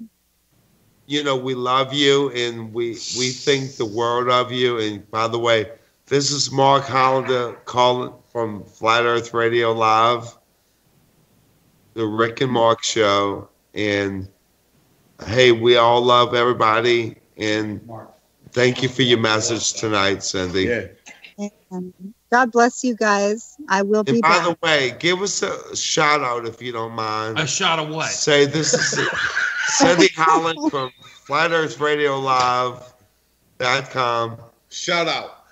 A shout out. This is- Cindy this Holland. is Let's do it. Cindy Holland, reporting live from Flat Earth, FERLive, hoodwinked, truthers on steroids. I don't know. On vodka. On vodka. vodka. On lemon drops. On lemon drops. But Um, we love you, awesome. Cindy. Hey, Love you thank guys. you guys for Be listening to Flat Earth Radio Live. Thank you, Cindy. the Show. I know, but Mike wants to talk before you end it. I was going to share a story, but we can save it for next week. Yeah, we'll save it for next Well, I'm gonna tuck in my children. I got Okay. one of them tucked in. I got 2 more to go. Thank you, Cindy. God bless you, sweetheart. Bye God bye. bless you. God We love you, bless you. Cindy. And I don't drink, by the way, Cindy. Oh, I drink. I just don't drink like those guys. I don't either. All right, we'll talk to you later. Thanks again. All right. Bye. Bye, guys. We love you, Cindy. Thank you. We love you. Okay, now, who's still there and who still wants to talk? We're all here. We're all laughing at Mark Hollander right All right, now. Cindy. I'm the only one that's sober. Rick, we're all laughing at Mark Hollander right now. Laughing is not. I don't know what to say, man. You guys, I know you know. See how Mike's head is stable? do me a favor, Randy. You seem to be the one level. You and Mike seem to be one level headed. Explain to the Yes, guy yeah. that we're live. We're live. We're live. Yeah. You know, Rick, I wanted to share a story. I want to hear it, Mike.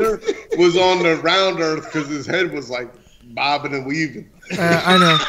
I want to hear Mike's story. Somebody go ahead and tell Mike's story. I think the world is definitely spinning. Holy boy. Well, it was spinning until it hit the floor. You heard that, huh? Rick, Yeah. you kind of know my viewpoints of curvature. I think you know where I'm at, kind of in the middle, back and forth.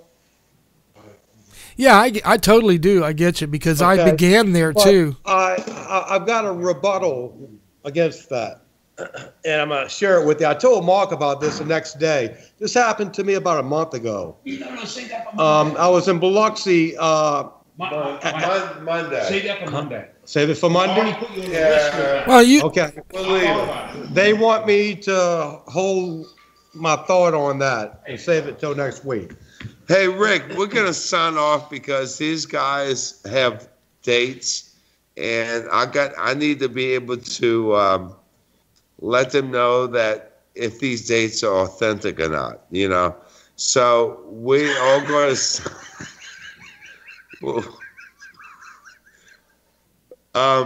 we're going to sign off on Flat Earth Radio Live with the Rick and Marcus Show. we are not amused, by the way. No, I love you, buddy. I think it was a great show. What did you think of the show tonight? I don't think you know what, you shouldn't come on the show in that state, bro. Come on, man. It just doesn't look very good. Don't come on the show like this anymore, right? You understand what I'm saying? You just don't. I'm trying to run a show here, man. Come on now. Yeah, we're going over 3 hours, So, no, I'm not even talking about that. I'm talking about your state of drunkenness, dude. That's what I'm worried about. We can't do that on the air. No, we can't. You're right. But, you know, it was a great show, but we just got to maintain our seriousness. This isn't a comedy show. I mean, we do a lot of joking, but we try to get serious, especially when we got people like Mark and Mike sitting there who's genuinely trying to learn. We can't give them the idea that we're joking here. You see what I'm saying? No, because we're serious. But we are going to be signing off only because we're leaving. You know, we're going to a place down the street, and All right. Well, you guys be careful, and God bless you all. Rick, don't be mad at. This is Mark with a K, all right, not with a C. But this is Mark checking in, saying don't be hard on Mark, man. Don't give him a hard time. No, I don't mean to. I think you Mark need to. No, understands. he doesn't. But I want. Randy's saying you definitely need to. Rick, you definitely need to. Hey, Rick, this is Mike. Nice hearing your voice for a change. I've never heard your voice before. Yeah, really, Mike. You and we will talk again. In fact, I'm going to have you on the show, just us, so we can actually get into this. Okay. Meanwhile, I'll talk to you online. Don't be afraid to butt in. If I'm Will talking. do, brother. And by the way, I'm glad that even you remember that talk we had last week where you were. Yes. Okay, I'm glad that you decided to stick with it, brother, because that you're going down the wrong aisle if you don't. You got to stay on the path, okay? And stay on the path, but at the same time, you got to know when to get off. Yeah. Because the questions that I'm asking, other people have the same questions. Well, I want you to know that I came into this. I came into here to laugh at people like Mark and say, "Look at you, stupid flat earthers." Yeah. But Mark told me, he said, "Look at this," and I go, "What do you mean?" He said, "No, take a look at this." So I did exactly that, and I spent 3 weeks watching. I must have absorbed every flat Earth video, and along the way, I became convinced. I was like, "I'll be damned." All it takes is to look at it. At least you're giving me a little bit of credit, but anyway, well, you deserve a lot more credit than Rick, you think, I love bro. you. I love Cindy. I love Shelly. I love everybody. I love Russ, Art Davis. But you know what? We're going to call it a night. And, yeah, you're right about, as far as inebriate myself. Yeah, right. Tonight. But all you right, know what? You guys be it's careful, all fun right? and games. But you know what? It's because of the love I got for all you guys, and it's the love I got for these guys. And for Randy, hold on a minute, Mark. For Randy, you guys see what we're trying to do here. Randy Fisher. Just listen. You guys listen. You see what Mark and I are trying to do here. And you guys got the right idea because you want to come and help us do it. And believe me when I say that we need your help. So keep on it, brother. Jump into it full swing, all right? Yep. That's how me and Mark did it. Hell, you think I got experience with this? We just jumped into it. You got to just jump into it. Hey, let Randy give a shout out for FlatEarthRadioLive.com, and we're going to close out the show because we're running about 20 minutes late. Randy, why don't you give us a call out? This is Randy Fisher with Flat Earth Radio Live. I know how to say it. He was obsessed with that. With Flat Earth Radio Live. Come visit us on Monday for the new show, Hunting the Flat Earth, at 7 p.m., 5 p.m. Pacific time. Thank you. Okay, now hold on a minute. Do it again. Randy. Do it again with no background noise, so I can use it. No background noise this time. Mark, get out of the room. One more time. Get out of the room. Get out of the kitchen. All right, go for it. This is Randy Fisher with Flat Earth Live Radio. We are having a show on Monday at 7 o'clock, and it is Hunting the Flat Earth with Randy and Craig. Excellent. Thank you, brother. You guys be careful out there, all right? I worry about you. Don't. All right. I know you're all men and all that, but all kind of stuff can happen out there, so be careful. It's Friday night. I stay home on Friday nights where it's safe. All right. You guys are out. All right. We'll catch y'all later. And ladies and gentlemen, it's kind of an extended version of the Shadow Effects show.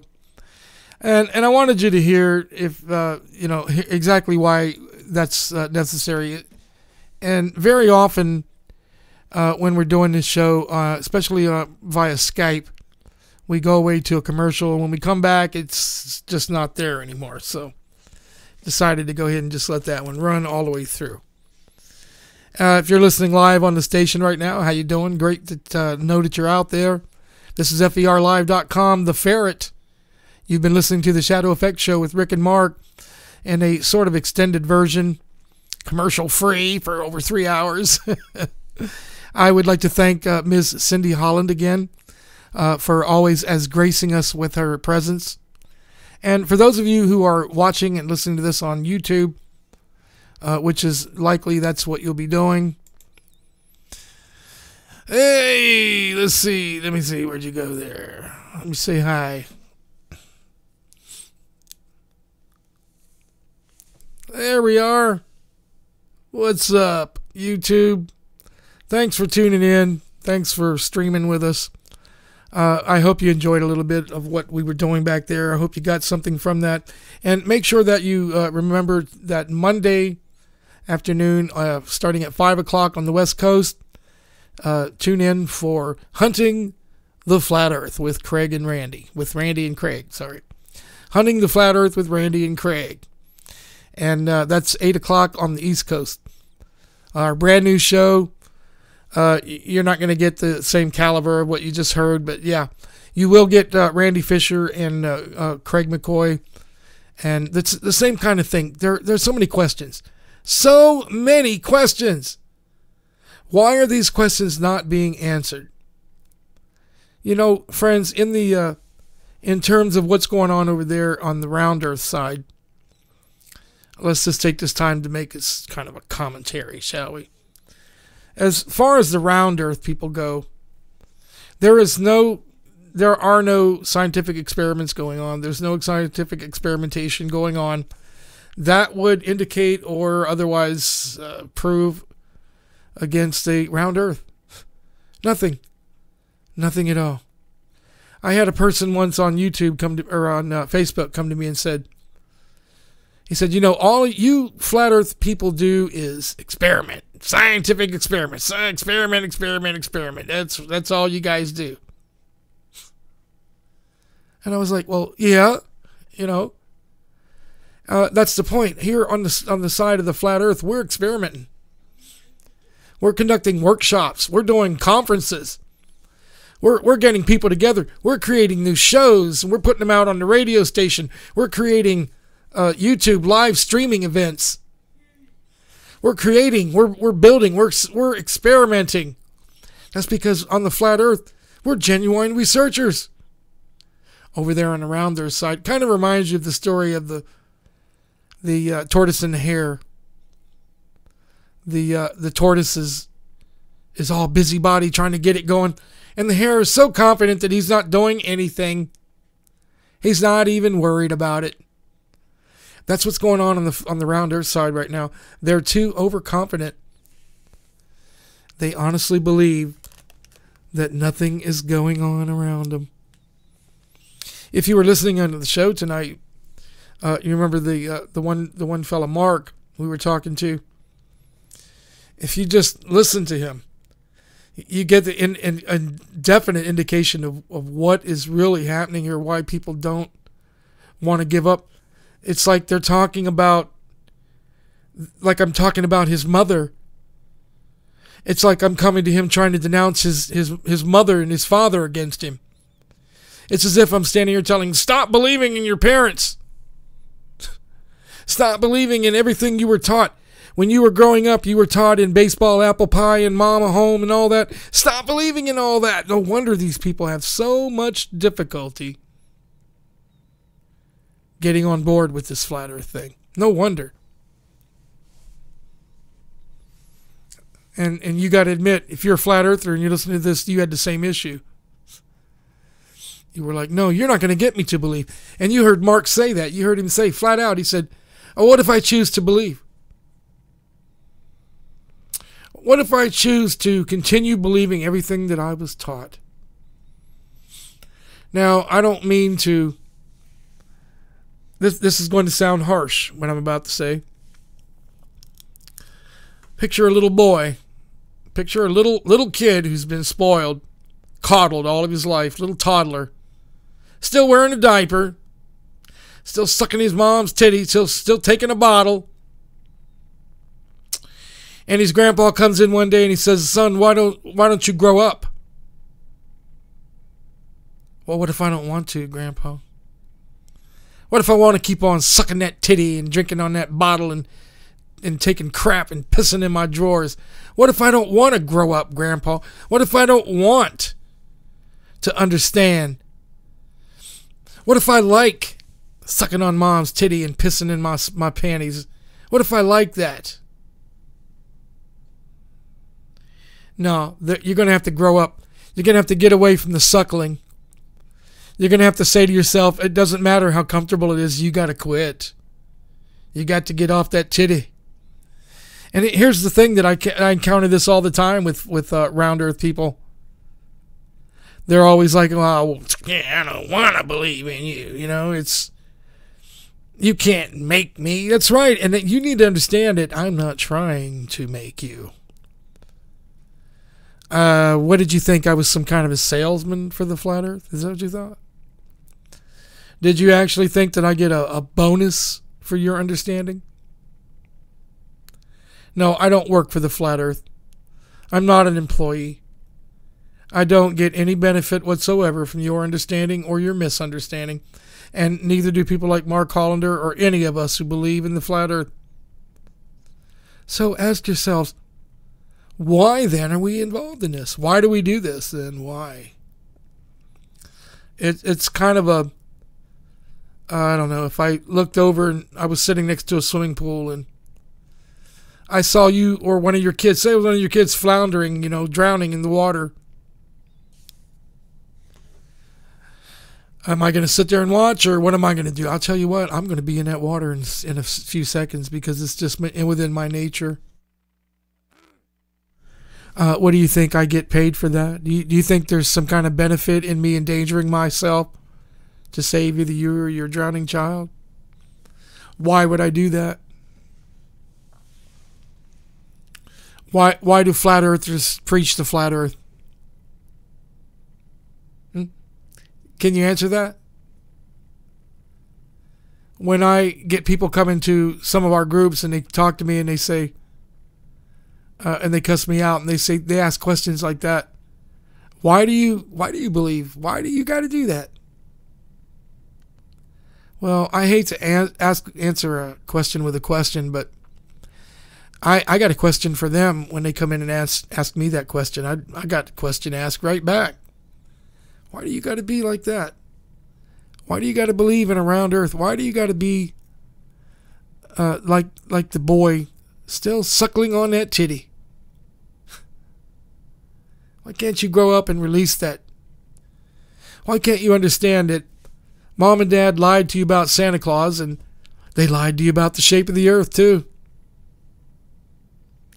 Mom and Dad is not really willing to give up that lie yet. Go to your grandparents and tell them, Mom, Grandpa, is Santa Claus really fake? And any grandpa on the face of this planet will say, no, Santa Claus is real. All grandpas will still stick to that lie, and so will grandmas. So will moms and dads. They're still, you can't go up to your mom. I mean, there are parents like that. Cindy Holland is one of them. But you can't walk up to the average parent and say, Mom, Santa Claus fake. You walk up to my mom and say that, and she'd backhand you. They're all willing to stick to the lie because it's in their nature, it's in their tradition. When you attempt to topple a lie of that caliber, you unsettle molds that have taken lifetimes to form. You can't break those molds. A person has to break that mold on their own.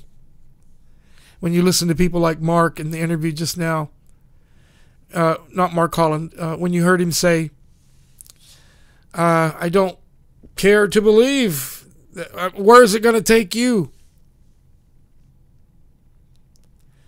You know, the sad truth, friends, is that that man will probably live and die his entire life. And the truth about the flat earth will never affect him. He's right. In the long run, what good will it do?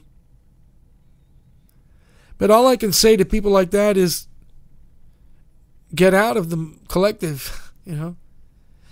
There is not one person inside of the Flat Earth Collective that is here to drag you into it. Unlike the movie They Live with Roddy Piper in it. When he told his friend, he said, either put on those glasses or start eating that trash can. That's not what Flat Earth people do. We're not going to make you start eating the trash can. Go your way. Okay? If you don't believe in the Flat Earth, go your way. And may Yah bless you. And given that, I want to make it clear that this is, believe it or not, the Shadow Effect Show with Rick and Mark. Going on and on, going on and on. And because we haven't done so in hours, we are going to conduct a commercial break.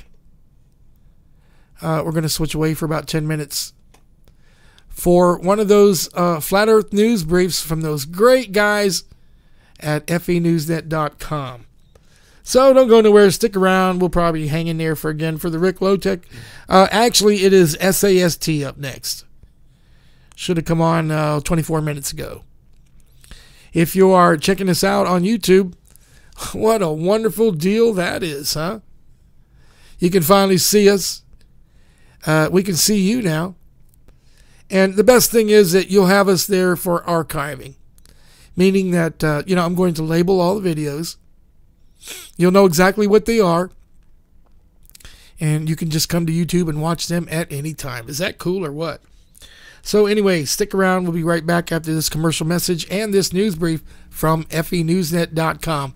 I am your host, Rick Lowtech. Stick around for the SAST show right here on FERLive.com. Thanks for joining us. This Flat Earth News Brief is being brought to you by the makers of Tarsal Dietary Supplements. Try Tarsal today and start feeling good again.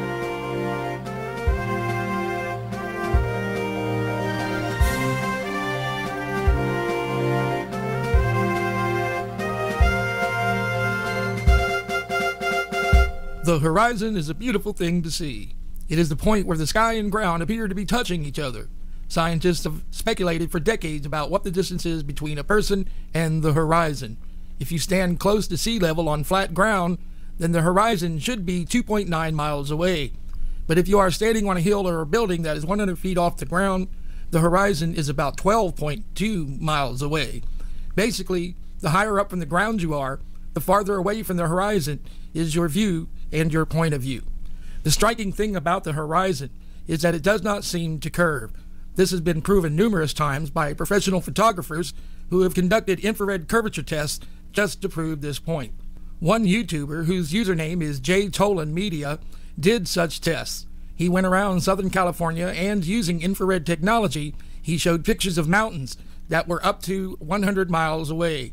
In one test, he stood at an altitude of 120 feet while looking at Mount San Jacinto, which was 120 miles away. How can that be possible if the Earth curves at the horizon? Another YouTuber named Seventh Day Truth Seeker identifies himself as a flat Earth photographer. He conducted a 19.5 mile infrared curvature test from Bayview State Park in Washington State. He was observing an island across the bay waters called Clark Island. It was about 19.59 miles away from him. There was also a buoy channel marker in the water about 6.45 miles away. With infrared technology and a basic DSLR camera, he photographed this island to prove the flat Earth theory was true. According to Wikipedia, Clark Island has an elevation of 95 feet. The eye height of the photographer was 17 feet, and the target distance was 19.59 miles. Based on these numbers, the horizon should be roughly 5 miles away. As a result, roughly 141 feet of the island should have been hidden from the view on Bayview.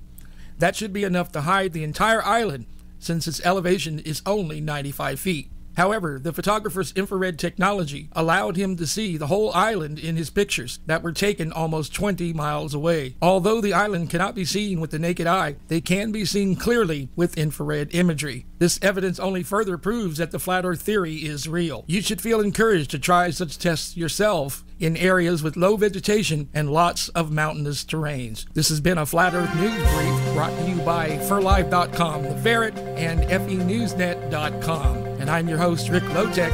Thank you for joining us. This has been a production of FERLive.com in association with FENewsNet.com and FENG Flat Earth Media Group. Listen every day for more Flat Earth news on the hour. Every hour. Only here on FERLive.com. The Ferret. FERLive.com The Ferret is pleased to announce Dome Life with your host, Paul on the Plane. Listen every Thursday at 1 o'clock p.m. Pacific, 3 Central, and 4 o'clock Eastern. What's the matter? Oh, I always feel tired and run down. You know, no energy. I think it's my poor diet or something. Well, you know, John, I used to feel the same way. Couldn't sleep at night, couldn't stay awake in the daytime. That's when my doc told me that I had leaky gut syndrome. Oh, wow. What'd you do? Surgery? No way. I tried Tarsal. Tarsal is made with the finest, purest cream of tartar and MSM sulfur. And that's all. The fact that it contains all natural ingredients makes it especially desirable in today's toxic world. Tarsal is a white powder that you take every day with water or juice. Taken regularly, Tarsal can clear your leaky gut right up. Tarsal, huh? So what else does Tarsal do?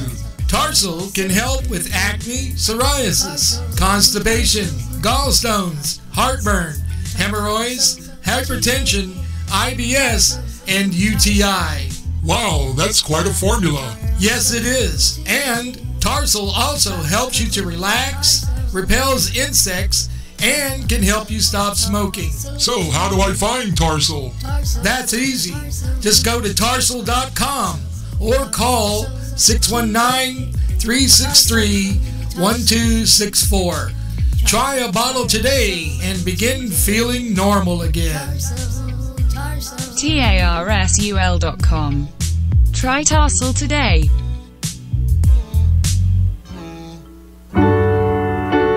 Look around you. 1 in 4 kids in the U.S. faces hunger. It's not always easy to see the signs, but in this land of plenty, there are kids that don't know where they will get their next meal. Join Share Our Strength in Food Network and take the pledge to end childhood hunger here in America by 2015. Learn how at NoKidHungry.org. Their next meal could come from you. Only 10% of us get enough daily exercise. And that number is dropping. Nearly 30% of us are overweight or obese. As a result, we now have a shorter life expectancy than our parents. But give us the right start in sports, and we'll never stop. Learn how at activeforlife.ca. Hi, I'm Woodsy Owl. In order to try and stop pollution, we need more help. So, help Woodsy spread the word. Come on, never be a dirty bird. No matter where you go, you can let some people know to give a hoot, don't pollute. Never be a dirty bird. In the city or in the woods, help keep America looking good. The proceeding was a public service announcement courtesy of FERLive, The Ferret.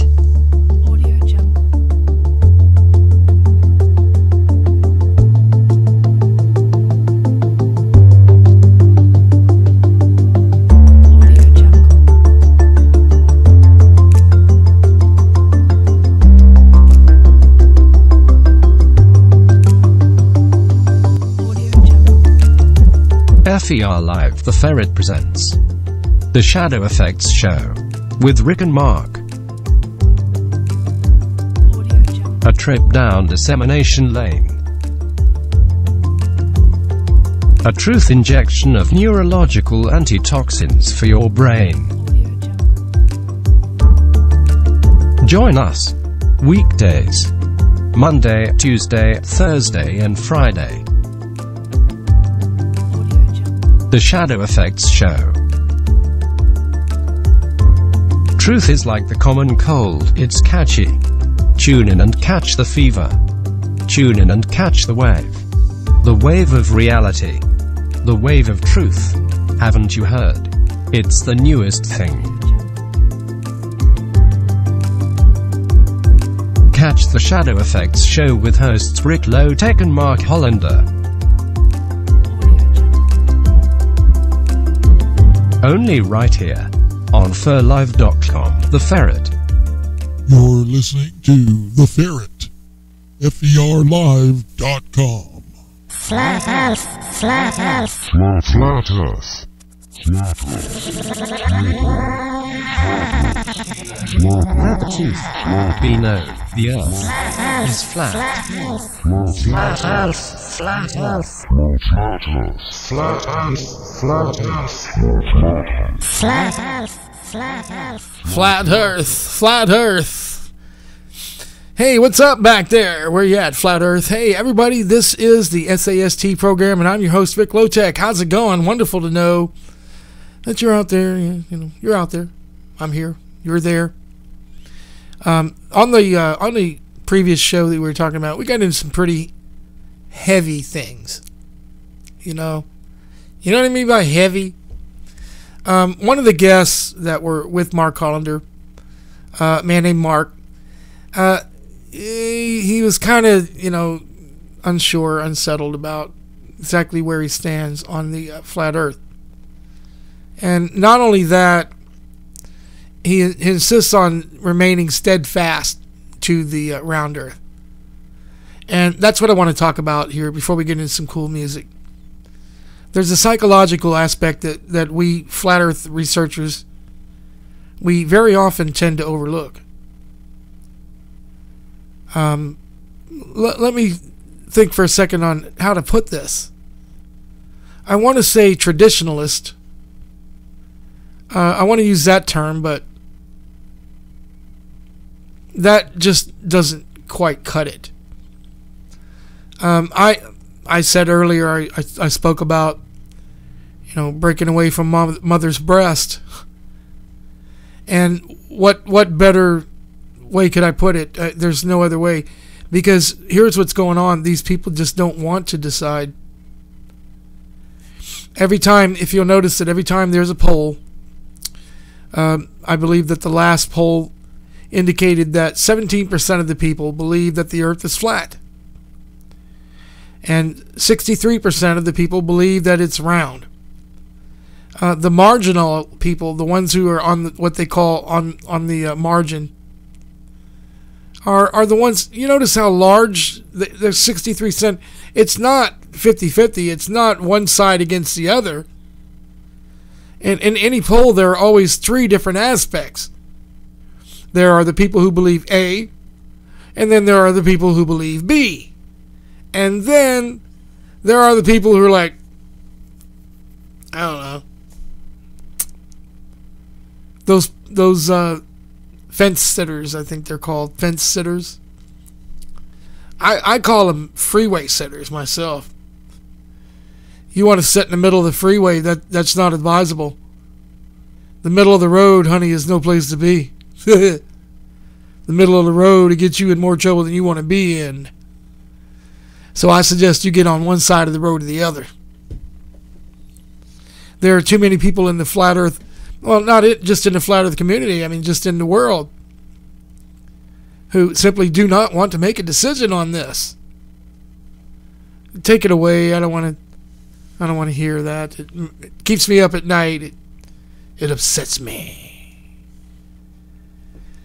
Well, I want you to know this, friends, that I'm an evangelist and I'm somewhat of a preacher, and I've gone to many churches where I've heard this exact same thing so many times.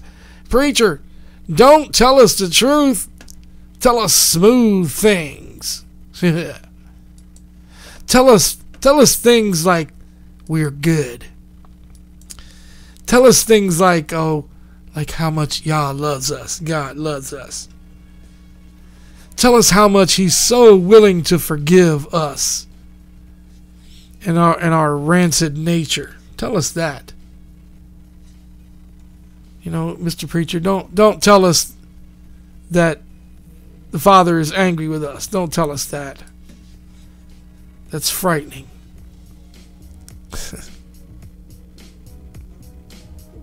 Tell us that we're so good that tomorrow or next Sunday we're going to come back in here and we're going to worship. Just like we did this Sunday. Tell us that. Tell us smooth things. Don't tell us that the Creator of all things is angry with us. Don't tell us that this has happened before. That the first time it happened, that Father was so angry with us that He flooded the world. Now, stand there and tell me how it's possible how Father does not get angry with us. Yeah. Tell us how it's not possible that Father is so angry with us that He would allow a massive deception. Tell us how it's not possible that we're all slaves. Can't do it. But anyway, check it out. If you're just joining us, this is Short Attention Span Theater, and I'm your host, Rick Lowtech, the one and only. How's it going on your Friday night? Hope it's digging.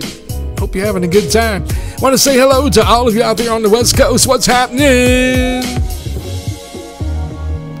And we love you out there. And I'm not on the West Coast. Where I'm at, it's snowy, cold, and freezicating.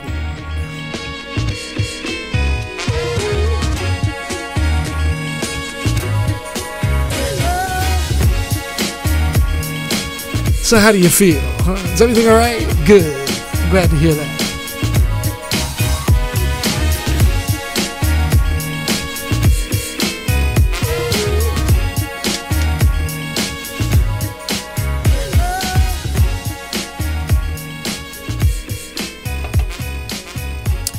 Once again, this is Low Tech at Night, riding with you, riding high on Short Attention Span Theater, only here on FERLive.com, The Ferret. Check it out.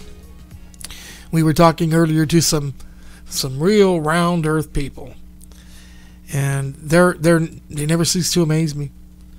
There's always a different story to every single one. Well, let's check this out. Here's a little tune called Happiness by Ben Sound on your Friday night.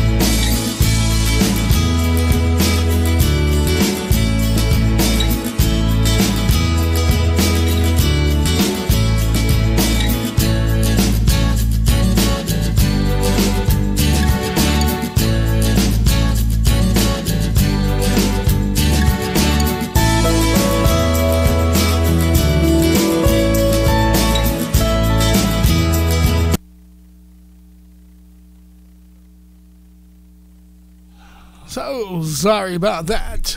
Pushed the wrong button. But that's all right. We'll get going here. I wanted to play something by the Quad City DJs. We've been listening to them quite a lot lately. And this one is entitled Come On and Ride by the Quad City DJs.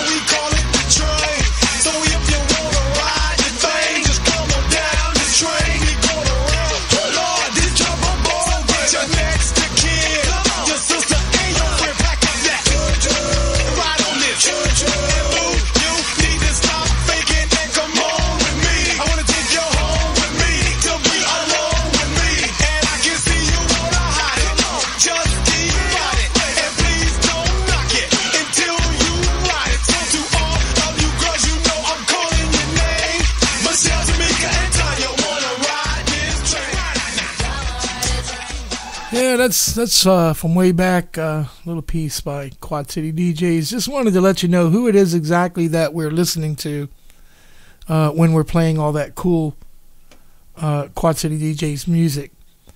What's unique about them is that we are not a very,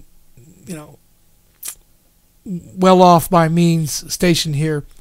We have to go with what we can get. We don't have license to play what you would call standard mainstream music. But that doesn't mean that we can't find some really cool stuff out there.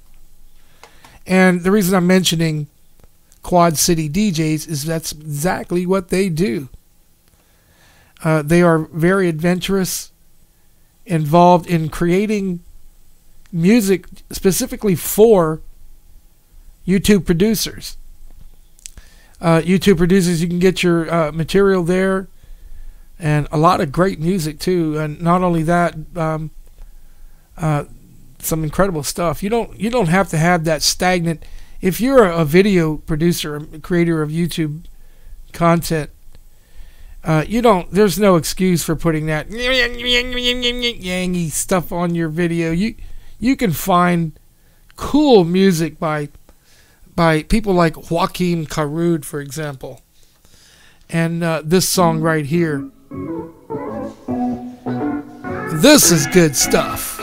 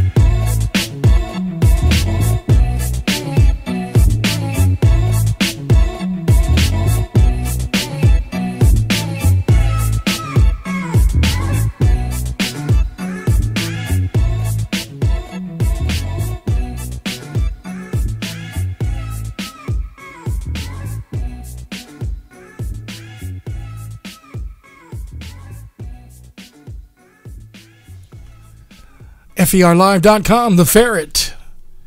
That again was Joaquin Carud in a song entitled Dizzy. I can definitely relate to that. Dizzy? Come on. This is Cosimo Fogg with Life Is. And you're only here on FERLive.com, The Ferret.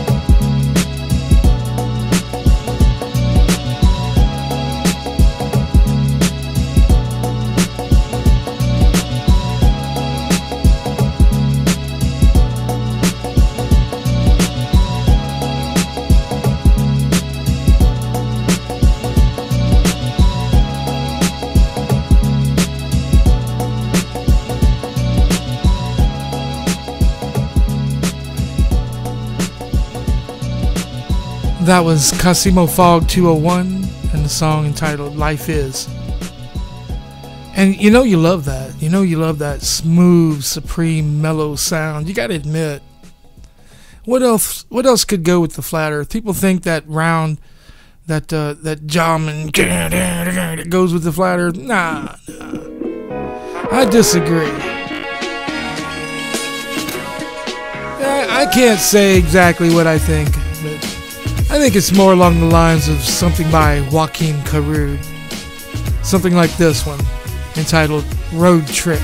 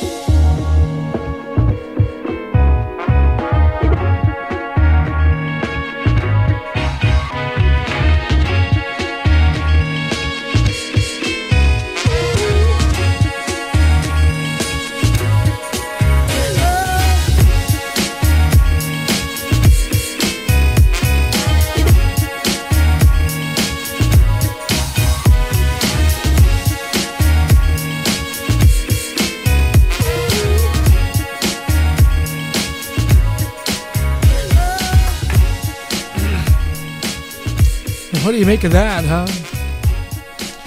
Does that make you think about walking down the beach by yourself or what? Where does that put you? I'm curious. That's where it puts me. It puts me walking on the beach, looking around at all the different things that people be doing on a Saturday afternoon on the beach. How you doing out there on the West Coast? What's up? On the left side of the flat earth, you beach folk out there, I want to send out my envy to you. You are so lucky. If you could see what was outside of my doors right now, you'd be like, ick! Snow and cold on the east, snow and cold. In the meantime, in here where it's warm at, next to your device, connected to the internet. Meanwhile, you're listening to FlatEarthRadioLive.com and your host, Rick Lowtech, with the Short Attention Span Theater. And this is a song by Voyage. Now, wait a minute, I keep getting it wrong. The song is entitled Voyage.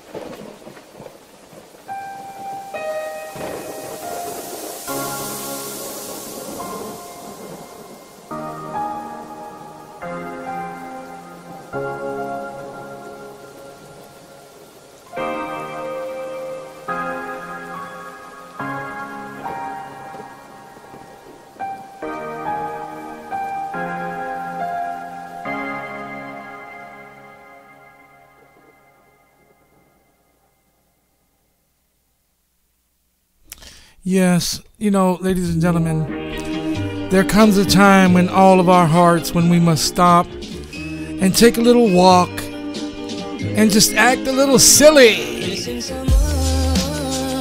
And here's a good way to do that. DJ Quads with Missing Someone.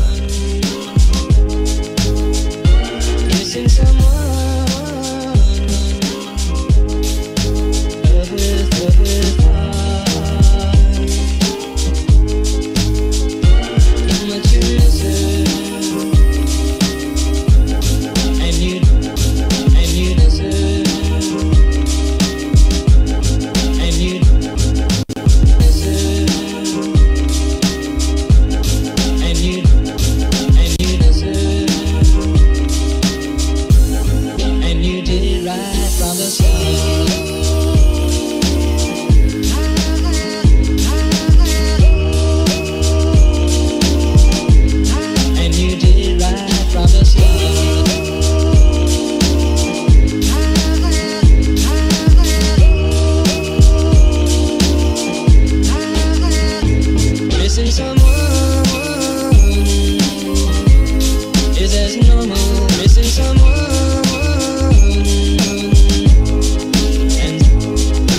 someone? Is as normal missing someone?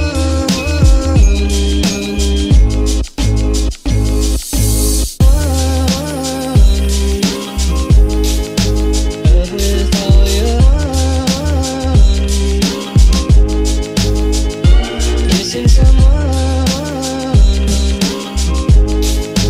Love with heart. Missing someone.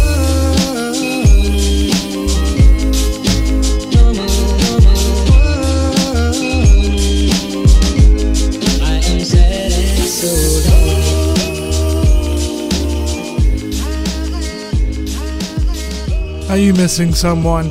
Hey, do you remember what it was like back before they ever heard of the flat earth? Remember when life was just that way? It was carefree and you didn't have to make big decisions like what is the shape of the earth and that kind of stuff. Times that we'll never forget, friends. Never forget. Hey, welcome aboard. You're listening to the SAST show with Rick Lotek. Up next, this is Joaquin Carud again. We love that Joaquin Carud. Let it roll.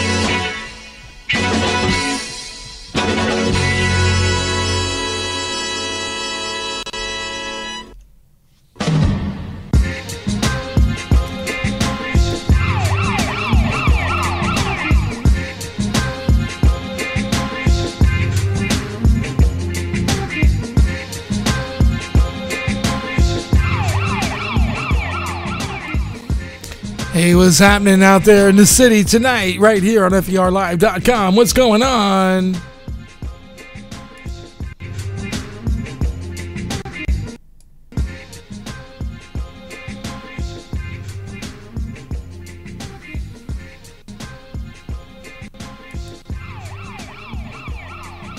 Sounds like the sounds of home right around here to me. Yeah, where I live, I hear that on a regular basis. And I kind of get tired of it, so let's get away from that. What do you say? Show me love. What? Run it up. Run it up.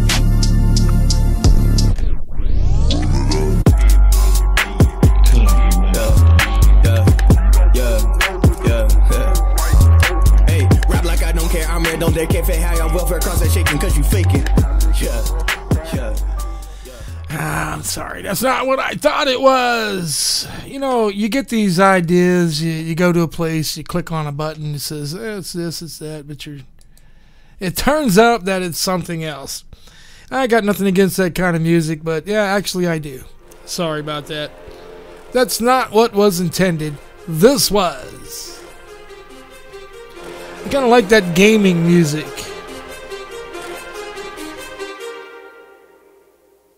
Too many thoughts on my mind, I can't sleep at night, so I just keep writing. I don't need no help, I don't need opinions, so don't waste my time then. I just been living online, my city don't show me no love and that's fine. Fuck local radio stations, I got more plays than all of these rappers combined. I'm going again, I've been going in, I'm fed up with so many things. I gotta just let it all out, I'm talking about the shit they've been talking about. Telling me I should do this, telling me I should do that. Telling me things about rap, talking the truth.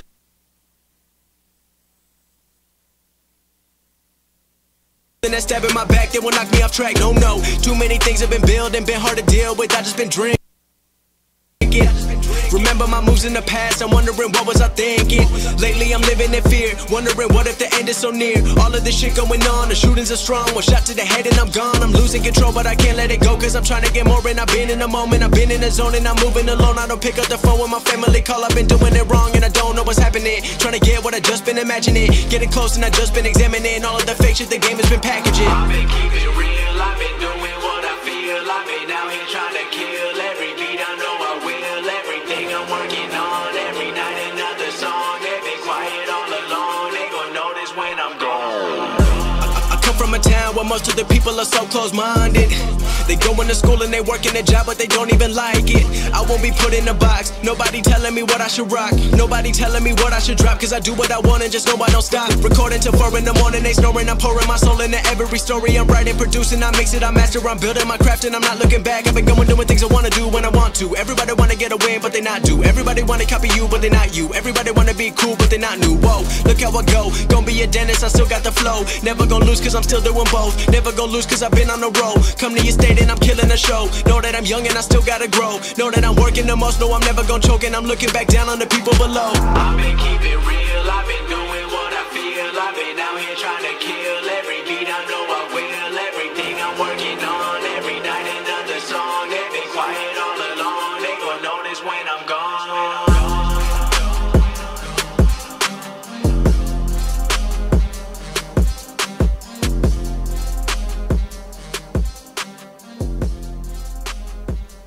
Yeah, Fed Up.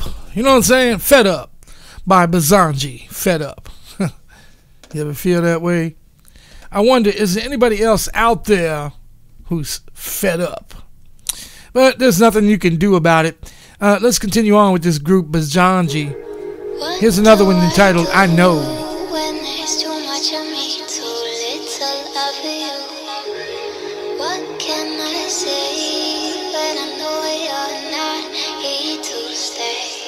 I can't explain something I don't understand. Sunny, why do I let this get out of hand? Maybe I'll get you out of my head. Maybe I'll forget all the things you said. I've been working every night and I know I've been telling lies to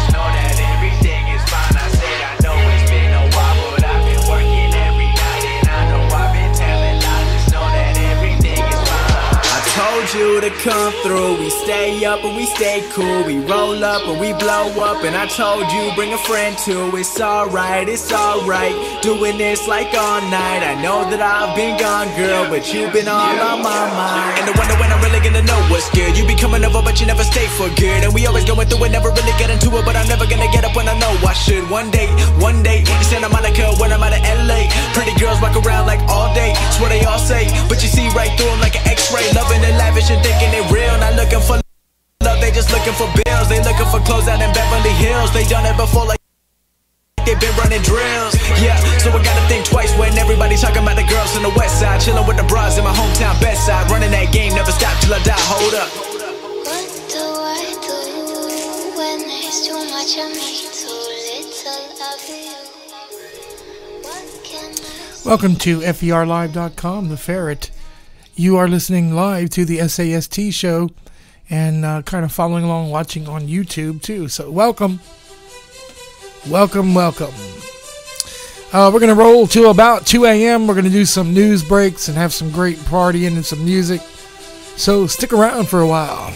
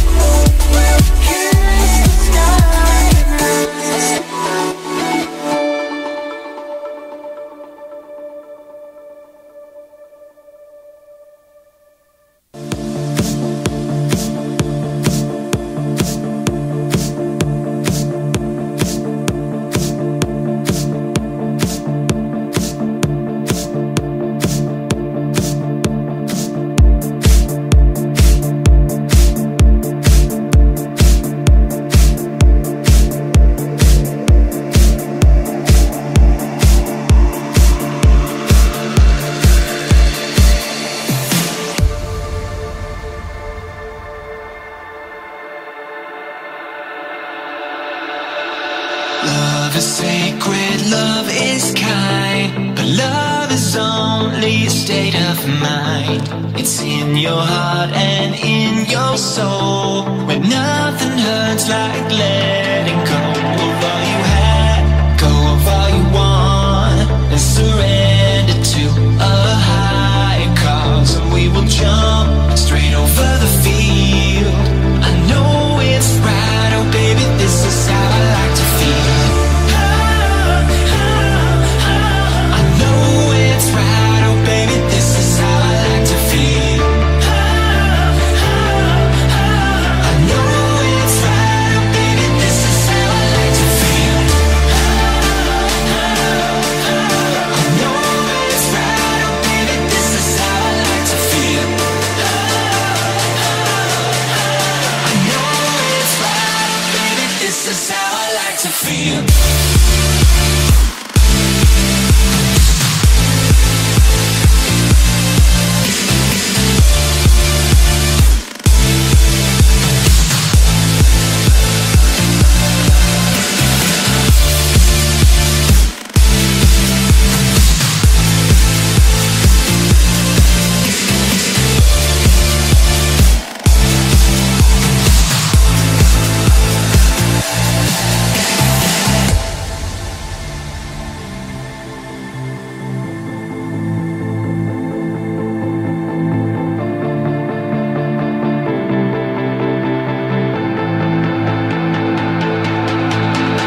Clocks are ticking all the time, but I can show you where to find all the colors of your dreams. The world is opened up to me.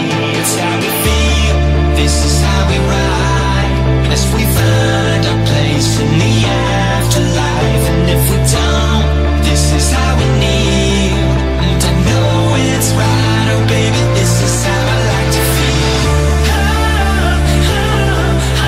I know it's right, oh baby, this is how I like to feel. I know it's right, oh baby, this is how I like to feel. I know it's right, oh baby, this is how I like to feel. I know it's right, oh baby, this is how I like to feel.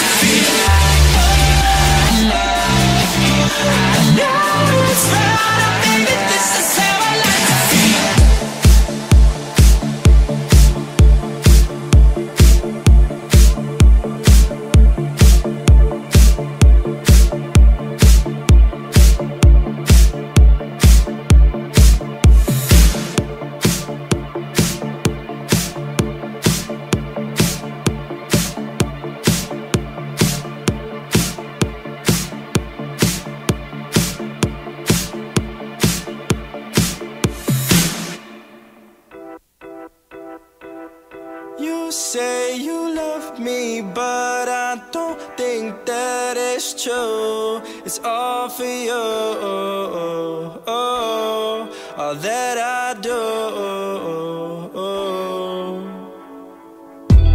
It's hard to escape all the problems in your brain, but it's okay. When things don't go your way, I said, girl, don't lose your faith, 'cause you won't always be alone. You're more than your mistakes, and me, you'll always have a home.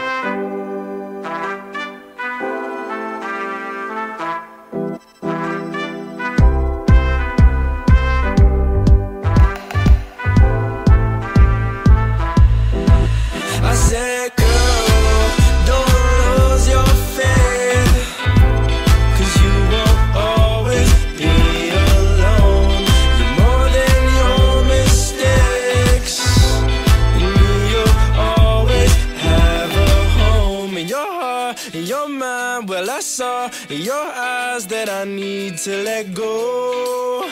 I said, girl, don't lose your faith. Don't lose your faith, faith.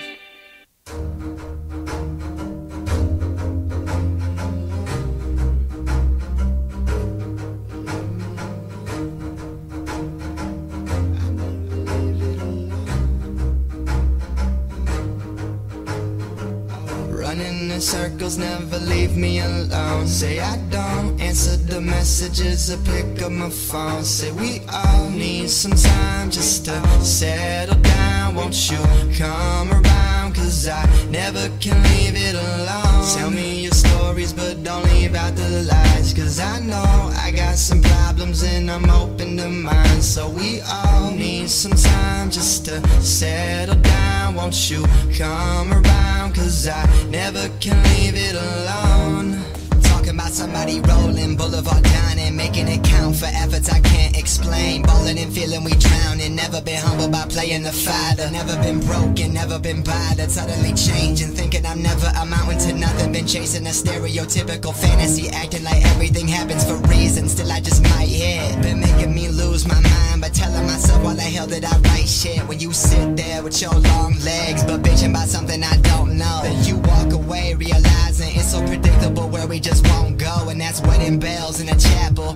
Been nibbling on the wrong apple. Living life emotions you never can manage. They picking me out of a raffle. Number one heartache coming from memories. Number two pencil style. We straight now, going opposite ways. These opposite days are making me think what to say now, and that's real. Running in circles, never leave me alone. Say I don't answer the messages or pick up my phone. Say we all need some time just to settle down. Won't you come around, cause I never can leave it alone. Tell me your stories but don't leave out the lies, cause I know I got some problems and I'm open to mine. So we all need some time just to settle down. Won't you come around, cause I never can leave it alone. Been coming in closer, been taking my time when they speeding off, writing and signing these deals they supposed to. I don't get motivation for something I wanna pursue, spitting hotter than toasters. Saturday grinding, I'm better off sitting back, mixing and chilling some fucking mimosas. Should we toast her, making $1,000 in my pocket?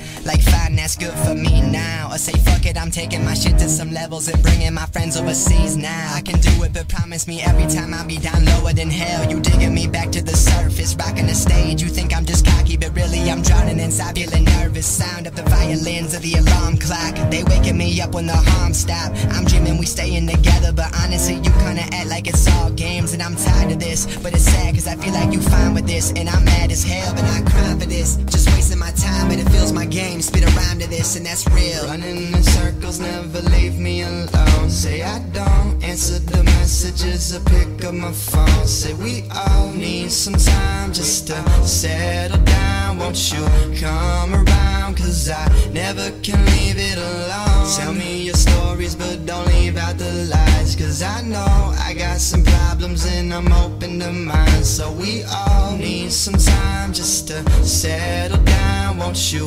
come around, cause I never can leave it alone.